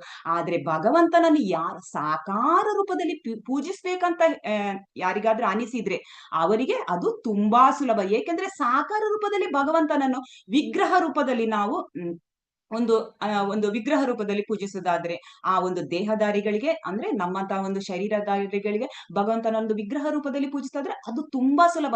ಅಂದ್ರೆ ನಾವು ಯಾವ ರೀತಿಯ ಜೀವನವನ್ನು ನಡೆಸ್ತೇವೆ ನಾವು ನಮ್ಮ ಎದುರಿಗಿರುವ ಇನ್ನೊಬ್ಬ ವ್ಯಕ್ತಿಗೆ ಕೂಡ ನಾವು ಅಂತಹ ಪ್ರೀತಿಯ ವಿನಿಮಯವನ್ನು ಮಾಡಿಕೊಳ್ಳುವಾಗ ಮಾತ್ರ ಅದರಲ್ಲಿ ನಾವು ಒಂದು ವಿನಿಮಯ ಮಾಡ್ಲಿಕ್ಕೆ ಆಗುವಂತ, ಒಂದು ಪ್ರೀತಿ ವಿನಿಮಯ ಮಾಡ್ಲಿಕ್ಕೆ ಆಗುವಂತದ್ದು. ಸೊ ನಾವು ಭಗವಂತನಲ್ಲಿ ಯಾವಾಗ ನಾವು ಒಂದು ವಿಗ್ರಹ ರೂಪದಲ್ಲಿ ಭಗವಂತನನ್ನು ಆರಾಧಿಸಲು ಶುರು ಮಾಡ್ತೇವೆ, ಆಗ ನಮ್ಗೆ ಅವನನ್ನು ಭಕ್ತಿಯಿಂದ ಪೂಜೆ ಮಾಡ್ಲಿಕ್ಕೆ ಅಥವಾ ಪ್ರೀತಿಸ್ಲಿಕ್ಕೆ ಆಗುವಂತದ್ದು ಅಂತೇಳಿ ಇಲ್ಲಿ ನಾವು ತಿಳ್ಕೊಳ್ಬೇಕು. ಉದಾಹರಣೆಗೆ ಇನ್ನೊಂದು ಉದಾಹರಣೆ ಕೊಡುವುದಾದ್ರೆ, ಈಗ ನಾವು ನಮ್ಮ ಮನೆಗೆ ಅತಿಥಿಗಳು ಬಂದಾಗ ಅವರನ್ನು ಯಾವ ರೀತಿ ಅತಿಥಿ ಸತ್ಕಾರ ಮಾಡ್ತೇವೆ, ಅಂದ್ರೆ ಅದೇ ರೀತಿ ಈಗ ಅವರನ್ನು ಯಾವ ರೀತಿ ಬಂದಾಗ ಒಳ್ಳೆ ಆತಿಥ್ಯವನ್ನು ಕೊಡ್ತೇವೆ ಅವರಿಗೆ, ಅದೇ ರೀತಿ ಭಗವಂತನನ್ನು ಕೂಡ ಅದೇ ರೀತಿ ಆ ಭಗವಂತ ವ್ಯಕ್ತಿ ಎಂಬ ರೀತಿಯಲ್ಲಿ ನಾವು ಅವನಿಗೆ ಸತ್ಕಾರವನ್ನು ಮಾಡ್ತೇವೆ. ಇದನ್ನು ಅರ್ಥ ಮಾಡಲು ತುಂಬಾ ಸುಲಭ. ಮತ್ತೆ ಅದನ್ನು ಈ ರೀತಿಯಾಗಿ ನಾವು ಈ ಅಭ್ಯಾಸ ಮಾಡಲು ಕೂಡ ತುಂಬಾ ಸುಲಭ. ಹಾಗಾಗಿ ಯಾರು ಸಾಕಾರ ರೂಪದಲ್ಲಿ ಭಗವಂತನನ್ನು ಅರ್ಥ ಮಾಡಿಕೊಳ್ತಾರೆ, ಪೂಜಿಸ್ತಾರೆ, ಅವರು ಪರಿಪೂರ್ಣವಾದಂತಹ ಒಂದು ದಾರಿಯನ್ನು ಹೊಂದಿದ್ದಾರೆ ಅಂತೇಳಿ ಇಲ್ಲಿ ಹೇಳುವಂತದ್ದು. ಸೊ ಆದ್ರೆ ಯಾರು ನಿರಾಕಾರವಾದವನ್ನು ಪಾಲಿಸ್ತಾರೆ ಅವರಿಗೆ ಆ ದಾರಿ ತುಂಬಾ ಕ್ಲೇಶಕರ. ಅದೇ ಇಲ್ಲಿ ಹೇಳುವಂತದ್ದು, ತುಂಬಾ ಕ್ಲೇಶಕರ, ತುಂಬಾ ಕಷ್ಟ. ಯಾಕೆ ಕಷ್ಟ ಅಂದ್ರೆ ಜನ ಈ ನಿರಾಕಾರವಾದವನ್ನು ಒಪ್ಪಿಕೊಳ್ತಾರೆ ಅಂದ್ರೆ ಅವರಿಗೆ ಆ ರೂಪ ಅನ್ನುವಂಥದ್ದು ಒಂದು ಕಷ್ಟವೇ. ಯಾಕಂದ್ರೆ ಆ ನಿರಾಕಾರ ರೂಪದಲ್ಲಿ ಏನು ರೂಪವನ್ನು ಅವರು ಒಂದು ಆಶಿಸ್ತಾರೆ ಅಲ್ಲಿ, ಯಾವ ರೂಪವನ್ನು ಆಶಿಸ್ಲಿಕ್ಕೆ ಆಗುದಿಲ್ಲ. ಅಂದ್ರೆ ಅದಕ್ಕೆ ಒಂದು ಪ್ರೀತಿಯ ವಿನಿಮಯ ಮಾಡ್ಲಿಕ್ಕೆ ಆಗುದಿಲ್ಲ. ಅದು ತುಂಬಾ ಕಷ್ಟ. ಅಂದ್ರೆ ನಮ್ಮ ಈ ಶರೀರದ ಮೂಲಕವೇ ನಮಗೆ ನಮ್ ಎಲ್ಲಾ ರೀತಿಯಾದಂತಹ ಕ್ಲೇಶಗಳು ಬರುವಂತದ್ದು. ಸೊ ಜನ್ಮ, ಮೃತ್ಯು, ಜರ, ವ್ಯಾಧಿ ಇದೆಲ್ಲವೂ ಈ ಶರೀರದ ಮುಖಾಂತರವೇ ಬರುವಂತದ್ದು. ಈ ಶರೀರದೊಳಗೆ ಜೀವಾತ್ಮ ಇರುವುದರಿಂದ ಮತ್ತು ಆ ಶರೀರದ ಜೊತೆಗೆ ತನ್ನನ್ನು ತಾನು ಗುರುತಿಸಿಕೊಳ್ಳುವುದರಿಂದ ಆ ಜೀವಾತ್ಮಕ್ಕೆ ಎಲ್ಲ ಕಷ್ಟಗಳು ಬರ್ತವೆ. ನಮಗೆ ಯಾರಾದ್ರೂ ಈಗ ತೊಂದರೆ ಒಂದು ಕೊಡುವಂತದ್ದಾದ್ರೆ ಅದು ಈ ಶರೀರದ ಮುಖಾಂತರವೇ, ಶರೀರದ ಮೂಲಕವೇ ಕೊಡುವಂಥದ್ದು. ಹಾಗಾಗಿ ನಿರಾಕಾರವಾದಿಗಳ ವಾದ ಏನಂದ್ರೆ ಭಗವಂತನಿಗೆ ಶರೀರ ಇಲ್ಲ, ಒಂದು ವೇಳೆ ಶರೀರ ಇರುತ್ತಿದ್ದರೆ ಆ ಭಗವಂತ ಸದಾನಂದದಲ್ಲಿ ಇರಲು ಸಾಧ್ಯವಿಲ್ಲ ಅಂತ ನಿರಾಕಾರವಾದಿಗಳು ಹೇಳುವಂಥದ್ದು. ಅವನಿಗೆ ಕೂಡ ಕಷ್ಟ ಏನಾದ್ರೂ ಅವನಿಗೆ ಒಂದು ನಿಜವಾದ ಒಂದು ಆಕಾರ ಇರ್ತಿದ್ದೆ ಅಂತ ಹೇಳಿದ್ರೆ ಅವನಿಗೆ ಕೂಡ ಕಷ್ಟ ಬರ್ತದೆ. ಅವನು ಯಾಕೆ ಅಷ್ಟು ಸಂತೋಷದಲ್ಲಿ ಇದ್ದಾನೆ ಅಂತ ಹೇಳಿದ್ರೆ ಅವನಿಗೆ ಶರೀರ ಇಲ್ಲ ಅಂತೇಳಿ ಅವರ ಒಂದು ವಾದ. ಅವನಿಗೆ ಶರೀರ ಇರ್ತಿದ್ರೆ ಖಂಡಿತ ಅವನು ಸಂತೋಷದಲ್ಲಿ, ಅವನಿಗೂ ಕೂಡ ಕಷ್ಟ ಬರ್ತಿತ್ತು ಅಂತೇಳಿ ಇಲ್ಲಿ ಹೇಳುವಂಥದ್ದು. ಸೊ ಆತನಿಗೆ ಶರೀರ ಇಲ್ಲದೆ ಇರುವ ಕಾರಣ ಅವನು ಯಾವುದೇ ಸಮಸ್ಯೆ ಅಥವಾ ಕಷ್ಟಗಳಿಗೆ ಅವನು ಈಡಾಗುವುದಿಲ್ಲ, ಅವನು ಸದಾ ಆನಂದ ಪೂರ್ಣನಾಗಿರ್ತಾನೆ. ಇದು ನಿರಾಕಾರವಾದಿಗಳ ಒಂದು ವಾದ. ಆದ್ರೆ ಇಲ್ಲಿ ಗೊಂದಲ ಏನಂತ ಹೇಳಿದ್ರೆ, ಒಬ್ಬ ವ್ಯಕ್ತಿಗೆ ಯಾವಾಗ ಈ ಶರೀರ ಕಷ್ಟ ಕೊಡ್ತದೆ, ಅವನು ಇರುವಂತಹ ಅವನ ರೋಗಗ್ರಸ್ತ ಸ್ಥಿತಿಯಲ್ಲಿ ಮಾತ್ರ ಅವನಿಗೆ ಕಷ್ಟ ಕೊಡುವಂಥದ್ದು. ಅವನ ಶರೀರ ಅವನ ಒಂದು ಸುಸ್ಥಿತಿಯಲ್ಲಿದ್ರೆ ಅವನಿಗೆ ಯಾವತ್ತು ಆ ಶರೀರ ಅವನಿಗೆ ಕಷ್ಟ ಕೊಡುವುದಿಲ್ಲ. ಅಂದ್ರೆ ಆರೋಗ್ಯಕರ ಸ್ಥಿತಿಯಲ್ಲಿ ಅವನ ಶರೀರವು ಸಮಸ್ಯೆಯನ್ನು ಕೊಡುವುದೇ ಇಲ್ಲ, ಬದಲಾಗಿ ಅದು ಅವನಿಗೆ ಆನಂದವನ್ನು ಪಡೆಯುವಂತಹ ಒಂದು ಮಾಧ್ಯಮ ಆಗ್ತದೆ ಅಂತೇಳಿ ನಾವಿಲ್ಲಿ ತಿಳ್ಕೊಳ್ಬೇಕು. ಇನ್ನೊಂದು ಉದಾಹರಣೆ ಕೊಡೋದಾದ್ರೆ, ಆರೋಗ್ಯ ವ್ಯಕ್ತಿಗೆ ಊಟ ಮಾಡುವುದು ಅದು ತುಂಬಾ ಆರೋಗ್ಯಕರ. ಅಂದ್ರೆ ಅವನ ಆನಂದದಲ್ಲಿ ಪ್ರಸಾದವನ್ನು ಸ್ವೀಕರಿಸ್ತಾನೆ, ಅವನು ಹಸಿವಾದಾಗ ಸಂತೋಷವಾಗಿ ಊಟ ಮಾಡ್ತಾನೆ. ಅದೇ ರೀತಿ ಒಬ್ಬ ರೋಗಿಗೆ ಆಹಾರವನ್ನು ಸೇವಿಸುವುದು ಅದು ತುಂಬಾ ಕ್ಲೇಶಕರ. ಯಾಕೆಂದ್ರೆ ಅಲ್ಲಿ ಅವನಿಗೆ ಅವನ ಒಂದು ಆರೋಗ್ಯ, ಅವನ ದೇಹವೇ ಅವನಿಗೆ ತುಂಬಾ ಕಷ್ಟವನ್ನು ಕೊಡ್ತದೆ. ಹಾಗಾಗಿ ಭೌತಿಕವಾದ ಶರೀರ ನಮಗೆ ಸಮಸ್ಯೆಯನ್ನು ಯಾವತ್ತೂ ಕೊಡುವಂಥದ್ದು. ಆದರೆ ಆಧ್ಯಾತ್ಮಿಕ ಶರೀರ ಯಾವತ್ತೂ ಸಮಸ್ಯೆಯನ್ನು ಉಂಟು ಮಾಡುವುದಿಲ್ಲ. ಆಧ್ಯಾತ್ಮಿಕ ಶರೀರದ ಮೂಲಕ ನಾವು ಭಗವಂತನೊಡನೆ ನಡೆಸುವ ವ್ಯವಹಾರ ಯಾವಾಗಲೂ ಸಂತೋಷ ಕೊಡುವಂಥದ್ದು. ಅದಕ್ಕೆ ಭಗವಂತ ಯಾವತ್ತು ಸಚ್ಚಿದಾನಂದ ರೂಪದಲ್ಲಿ ಇರುವಂಥದ್ದು. ಸೊ ಅವನು ಆನಂದಮಯನಾಗಿರುವಂಥದ್ದು. ಸೊ ಆನಂದ, ಆ ಒಂದು ಆಧ್ಯಾತ್ಮಿಕ ರೂಪ ಯಾವತ್ತು ಆನಂದ ಕೊಡುವಂಥದ್ದು. ಹಾಗಾಗಿ ಭಗವಂತನನ್ನು ನಿರಾಕಾರ ಎಂದು ಹೇಳಲು ಸಾಧ್ಯವಿಲ್ಲ. ಬ್ರಹ್ಮ ಸಂಹಿತೆಯಲ್ಲಿ ಒಂದು ಶ್ಲೋಕ ಇದ್ದಾಗೆ, ಆ ಒಂದು ಅಂಗಾನಿಯಸ್ಯ ಸಕಲೇಂದ್ರಿಯ ವೃತ್ತಿ ಮಂತಿ ಪಶ್ಯಂತಿ ಪಾಂತಿ ಕಲಯಂತಿ ಚಿರಂ ಜಗಂತಿ ಆನಂದ ಚಿನ್ಮಯ ಸದುಜ್ವಲ ವಿಗ್ರಹಸ್ಯ. ಅಂದ್ರೆ ಗೋವಿಂದಮಾದಿ ಪುರುಷಂ ತಮಹಂ ಭಜಾಮಿ. ಭಗವಂತನ ಎಲ್ಲಾ ಇಂದ್ರಿಯಗಳು, ಅಂದ್ರೆ ಅವನ ಒಂದು ಇಂದ್ರಿಯ ಇನ್ನೊಂದು ಇಂದ್ರಿಯದ ಕೆಲಸವನ್ನು ಮಾಡಲು ಸಾಧ್ಯ. ಸಕಲೇಂದ್ರಿಯ ವೃತ್ತಿಮಂತಿ, ನಾವು ಜೀವಿಗಳು ಕಣ್ಣಿನಿಂದ ನೋಡ್ಲಿಕ್ಕೆ ಮಾತ್ರ ಸಾಧ್ಯವಾಗುವಂಥದ್ದು. ಆದ್ರೆ ಭಗವಂತ ನಾವು ಇಟ್ಟ ನಾವೇನು ಒಂದು ಭೋಗಕ್ಕೆ ಒಂದು ನೈವೇದ್ಯವನ್ನು ಭಗವಂತನಿಗೆ ಇಡ್ತೇವೆ, ಅವನು ಕಣ್ಣಿನಿಂದ ನೋಡಿಯೇ ಅದನ್ನು ಸ್ವೀಕರಿಸ್ತಾನೆ. ಸೊ ನಾವು ಒಂದು ಜೀವಿಗಳು ಕಣ್ಣಿನಿಂದ ನೋಡುವುದು ಆಗ್ಲಿ, ಕಿವಿಯಿಂದ ಕೇಳುವಂಥದ್ದು, ಅಥವಾ ಒಂದು ಬಾಯಿಯಿಂದ ಮಾತನಾಡುವುದು, ಕೈಯಿಂದ ಕೆಲಸ ಮಾಡುವಂಥದ್ದು, ಆದ್ರೆ ಈ ತರ ಎಲ್ಲ ಇರುತ್ತೆ. ಆದ್ರೆ ಭಗವಂತ ಆ ತರ ಎಲ್ಲ, ಅವನ ಕಣ್ಣಿನಿಂದಲೇ ನಾವು ಏನಾದ್ರೂ ಒಂದು ಅವನಿಗೆ ಹೋಗಿ ನೈವೇದ್ಯ ಇಟ್ರೆ ಅವನು ಸ್ವೀಕರಿಸ್ತಾನೆ, ಮತ್ತೆ ಅದನ್ನು ಅದೇ ರೂಪದಲ್ಲಿ ನಮಗೆ ಹಿಂದಿರುಗಿಸ್ತಾನೆ. ಇದು ಬರೀ ದೃಷ್ಟಿ ಹಾಯಿಸುವುದರಿಂದಲೇ ಭಗವಂತ ಎಲ್ಲ ಕಾರ್ಯವನ್ನು ಮಾಡಿ ಮುಗಿಸ್ತಾನೆ. ಸೊ ಇದು ಮನುಷ್ಯರಿಗೆ ಸಾಧ್ಯವಿಲ್ಲ, ನಮ್ಮಂತಹ ಶರೀರಧಾರಿಗಳಿಗೆ ಇದು ಸಾಧ್ಯವಿಲ್ಲ. ಅಂದ್ರೆ ನಮ್ಮದು ಈ ಒಂದು ಭೌತಿಕವಾದ ಶರೀರ, ನಮ್ಮದು ಆಧ್ಯಾತ್ಮಿಕ ಶರೀರ ಅಲ್ಲ ಅಂತೇಳಿ ನಾವು ತಿಳ್ಕೊಳ್ಬಹುದು. ಸೊ ನಾವು ಹಸಿವಾದಾಗ ಆಹಾರ ತಟ್ಟೆಯನ್ನು ಜಸ್ಟ್ ನಾವೀಗ ಎದುರಲ್ಲಿ ನಮ್ಗೆ ಹಸಿವಾಗುತ್ತೆ, ಈ ಒಂದು ಪ್ರಸಾದ ಎದುರಲ್ಲಿ ಇರುತ್ತೆ ತಟ್ಟೆಯಲ್ಲಿ, ನಾವು ಕಣ್ಣು ಹಾಯಿಸಿದ್ರೆ ನಮ್ಮ ಹೊಟ್ಟೆ ತುಂಬುತ್ತಾ? ಇಲ್ಲ, ಸಾಧ್ಯವಿಲ್ಲ. ನಾವು ಆ ಪ್ರಸಾದವನ್ನು ಭಗವಂತ ಸ್ವೀಕರಿಸಿ ಉಳಿದ ಪ್ರಸಾದವನ್ನು ನಾವು ನಮ್ಮ ಬಾಯಿಯೊಳಗೆ ಇಟ್ರೆ ಅದು ದೇಹದೊಳಗೆ ಹೋದ ನಂತರ ಅನಂತರವೇ ನಮ್ಮ ಹಸಿವು ನೀಗುತ್ತದೆ ಅಂತೇಳಿ ನಾವು ತಿಳ್ಕೊಳ್ಬೇಕು. ಆದ್ರೆ ಭಗವಂತನಿಗೆ ಆ ರೀತಿಯಲ್ಲ, ಭಗವಂತ ಪರಿಪೂರ್ಣ. ನಾವು ಶ್ಲೋಕದಲ್ಲಿ ನೋಡ್ತೀವಿ, ಓಂ ಪೂರ್ಣಮದಃ ಪೂರ್ಣಮಿದಂ ಪೂರ್ಣಾತ್ ಪೂರ್ಣ ಮುದಚ್ಯತೆ ಪೂರ್ಣಸ್ಯ ಪೂರ್ಣಮಾದಾಯ ಪೂರ್ಣಮೇ ವಶಿಷ್ಯತೆ. ಭಗವಂತನೇ ಪೂರ್ಣನು, ಭಗವಂತನಿಂದ ಬರುವಂತದ್ದು ಭಗವಂತ ಪೂರ್ಣವಾಗಿರ್ತಾನೆ. ಅವನಿಂದ ಅವನು ಎಷ್ಟು ಕೊಡ್ತಾನೋ ಮತ್ತು ಅದು ಪೂರ್ಣವಾಗಿಯೇ ಉಳಿಯುವಂತದ್ದು. ಅಂದ್ರೆ ಭಗವಂತ ಈಗ ನೈವೇದ್ಯ ಸ್ವೀಕರಿಸ್ತಾನೆ, ಆದ್ರೆ ಅವನು ಆ ಒಂದು ತಟ್ಟೆಯಲ್ಲಿ ಅವನು ಕಮ್ಮಿ ಮಾಡಿ ಕೊಡುವಂತದ್ದಲ್ಲ, ಅವನು ಸ್ವೀಕರಿಸಿ ಮತ್ತೆ ಪೂರ್ಣವಾಗಿಯೇ ನಮಗೆ ಇಟ್ಟಿರ್ತಾನೆ ಅಂತೇಳಿ ನಾವಿಲ್ಲಿ ತಿಳ್ಕೊಳ್ಬಹುದು. ಸೊ ಹೇಗೆ ನಾವು ಇಡ್ತೇವೆ ಅದೇ ರೀತಿಯೇ ಆ ಹಿಂದಕ್ಕೆ ನಮ್ಗೆ ದೊರಕ್ತದೆ. ಈ ರೀತಿ ಪರಿಪೂರ್ಣನಾಗಿರುವ ಭಗವಂತ ಅವನು ಶರೀರವನ್ನು ಹೊಂದಿಲ್ಲ ಎಂದು ಹೇಳುವುದಾದ್ರೆ ಆ ಜ್ಞಾನ ಅವರದು ಅಪರಿಪೂರ್ಣ ಜ್ಞಾನ. ಯಾರು ಭಗವಂತನಿಗೆ ಭಗವಂತನ ನಿರಾಕಾರ ಅಂತ ಹೇಳ್ತಾರೆ, ಅವರು ಅಪರಿಪೂರ್ಣ ಜ್ಞಾನ ಹೊಂದಿರ್ತಾರೆ ಅಂತೇಳಿ ನಾವು ತಿಳ್ಕೊಳ್ಬೇಕಂದ್ರೆ ಸಂಪೂರ್ಣ ಜ್ಞಾನ ಇಲ್ಲ ಅವರಿಗೆ.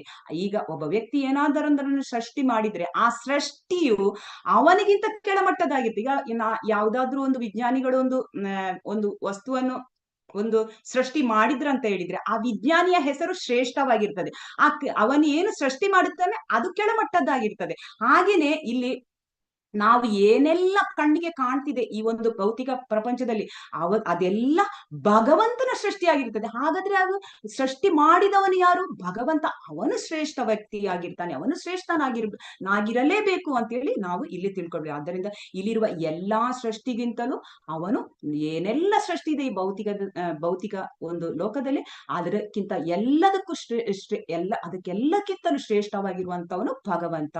ಇಲ್ಲದ್ರೆ ನಾವು ಅವನನ್ನು ಭಗವಂತ ಎಂದು ತಿಳಿದುಕೊಳ್ಳಲು ಸಾಧ್ಯ ಆಗ್ತಿತ್ತ? ಖಂಡಿತ ಸಾಧ್ಯವಿಲ್ಲ. ಅಂದ್ರೆ ಅನಾದಿರಾದಿ ಗೋವಿಂದ, ಅವನಿಗೆ ಆದಿ ಇಲ್ಲ, ಅವನು ಎಲ್ಲದಕ್ಕೂ ಆದಿಯೇ ಅವನೇ ಭಗವಂತ. ಅವನು ಭಗವಂತನ ಶರೀರವನ್ನು ಭಗವಂತ ಶರೀರವನ್ನು ಹೊಂದಿಲ್ಲ ಆದರೆ ಅದು ಭಗವಂತನ ಒಂದು ನ್ಯೂನ್ಯತೆ ಎಂದೇಳಿ ನಾವು ಇಲ್ಲಿ ಅರ್ಥ ಮಾಡ್ಕೊಳ್ಬೇಕು. ಸೊ ಆದ ಕಾರಣ ಈ ನಿರಾಕಾರವಾದ ಅದು ಸರಿಯಾದ ವಾದ ಅಲ್ಲ. ನಿರಾಕಾರವಾದವನ್ನು ಯಾರು ಪಾಲಿಸ್ತಾರೆ ಆ ರೂಪದಲ್ಲಿ ನಿರಾಕಾರ ರೂಪದಲ್ಲಿ ಭಗವಂತನನ್ನು ಯಾರು ಪೂಜಿಸ್ತಾರೆ ಅವರಿಗೂ ಸ್ವಲ್ಪ ಪ್ರಮಾಣದಲ್ಲಿ ಪ್ರಗತಿ ದೊರಕ್ತದೆ.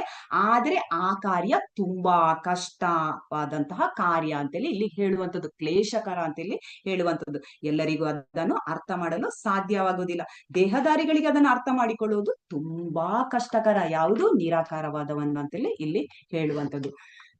ಪರಮಪ್ರಭುವಿನ ಅವ್ಯಕ್ತವಾದ ಮತ್ತು ನಿರಾಕಾರದ ರೂಪವನ್ನು ಪ್ರೀತಿಸುವ ಮನುಷ್ಯನರಿಗೆ ಪ್ರಗತಿಯು ತುಂಬಾ ಕ್ಲೇಶಕರ ಅಂತೇಳಿ ಇಲ್ಲಿ ಹೇಳುವಂಥದ್ದು. ಆ ಶಿಸ್ತಿನಲ್ಲಿ ಮುಂದುವರಿಯುವುದು ದೇಹದಾರಿಗಳಿಗೆ ಸದಾ ಕಷ್ಟ ಅಂತೇಳಿ ಇಲ್ಲಿ ತಿಳಿಯುವಂಥದ್ದು. ನೆಕ್ಸ್ಟ್ ಓದಿ.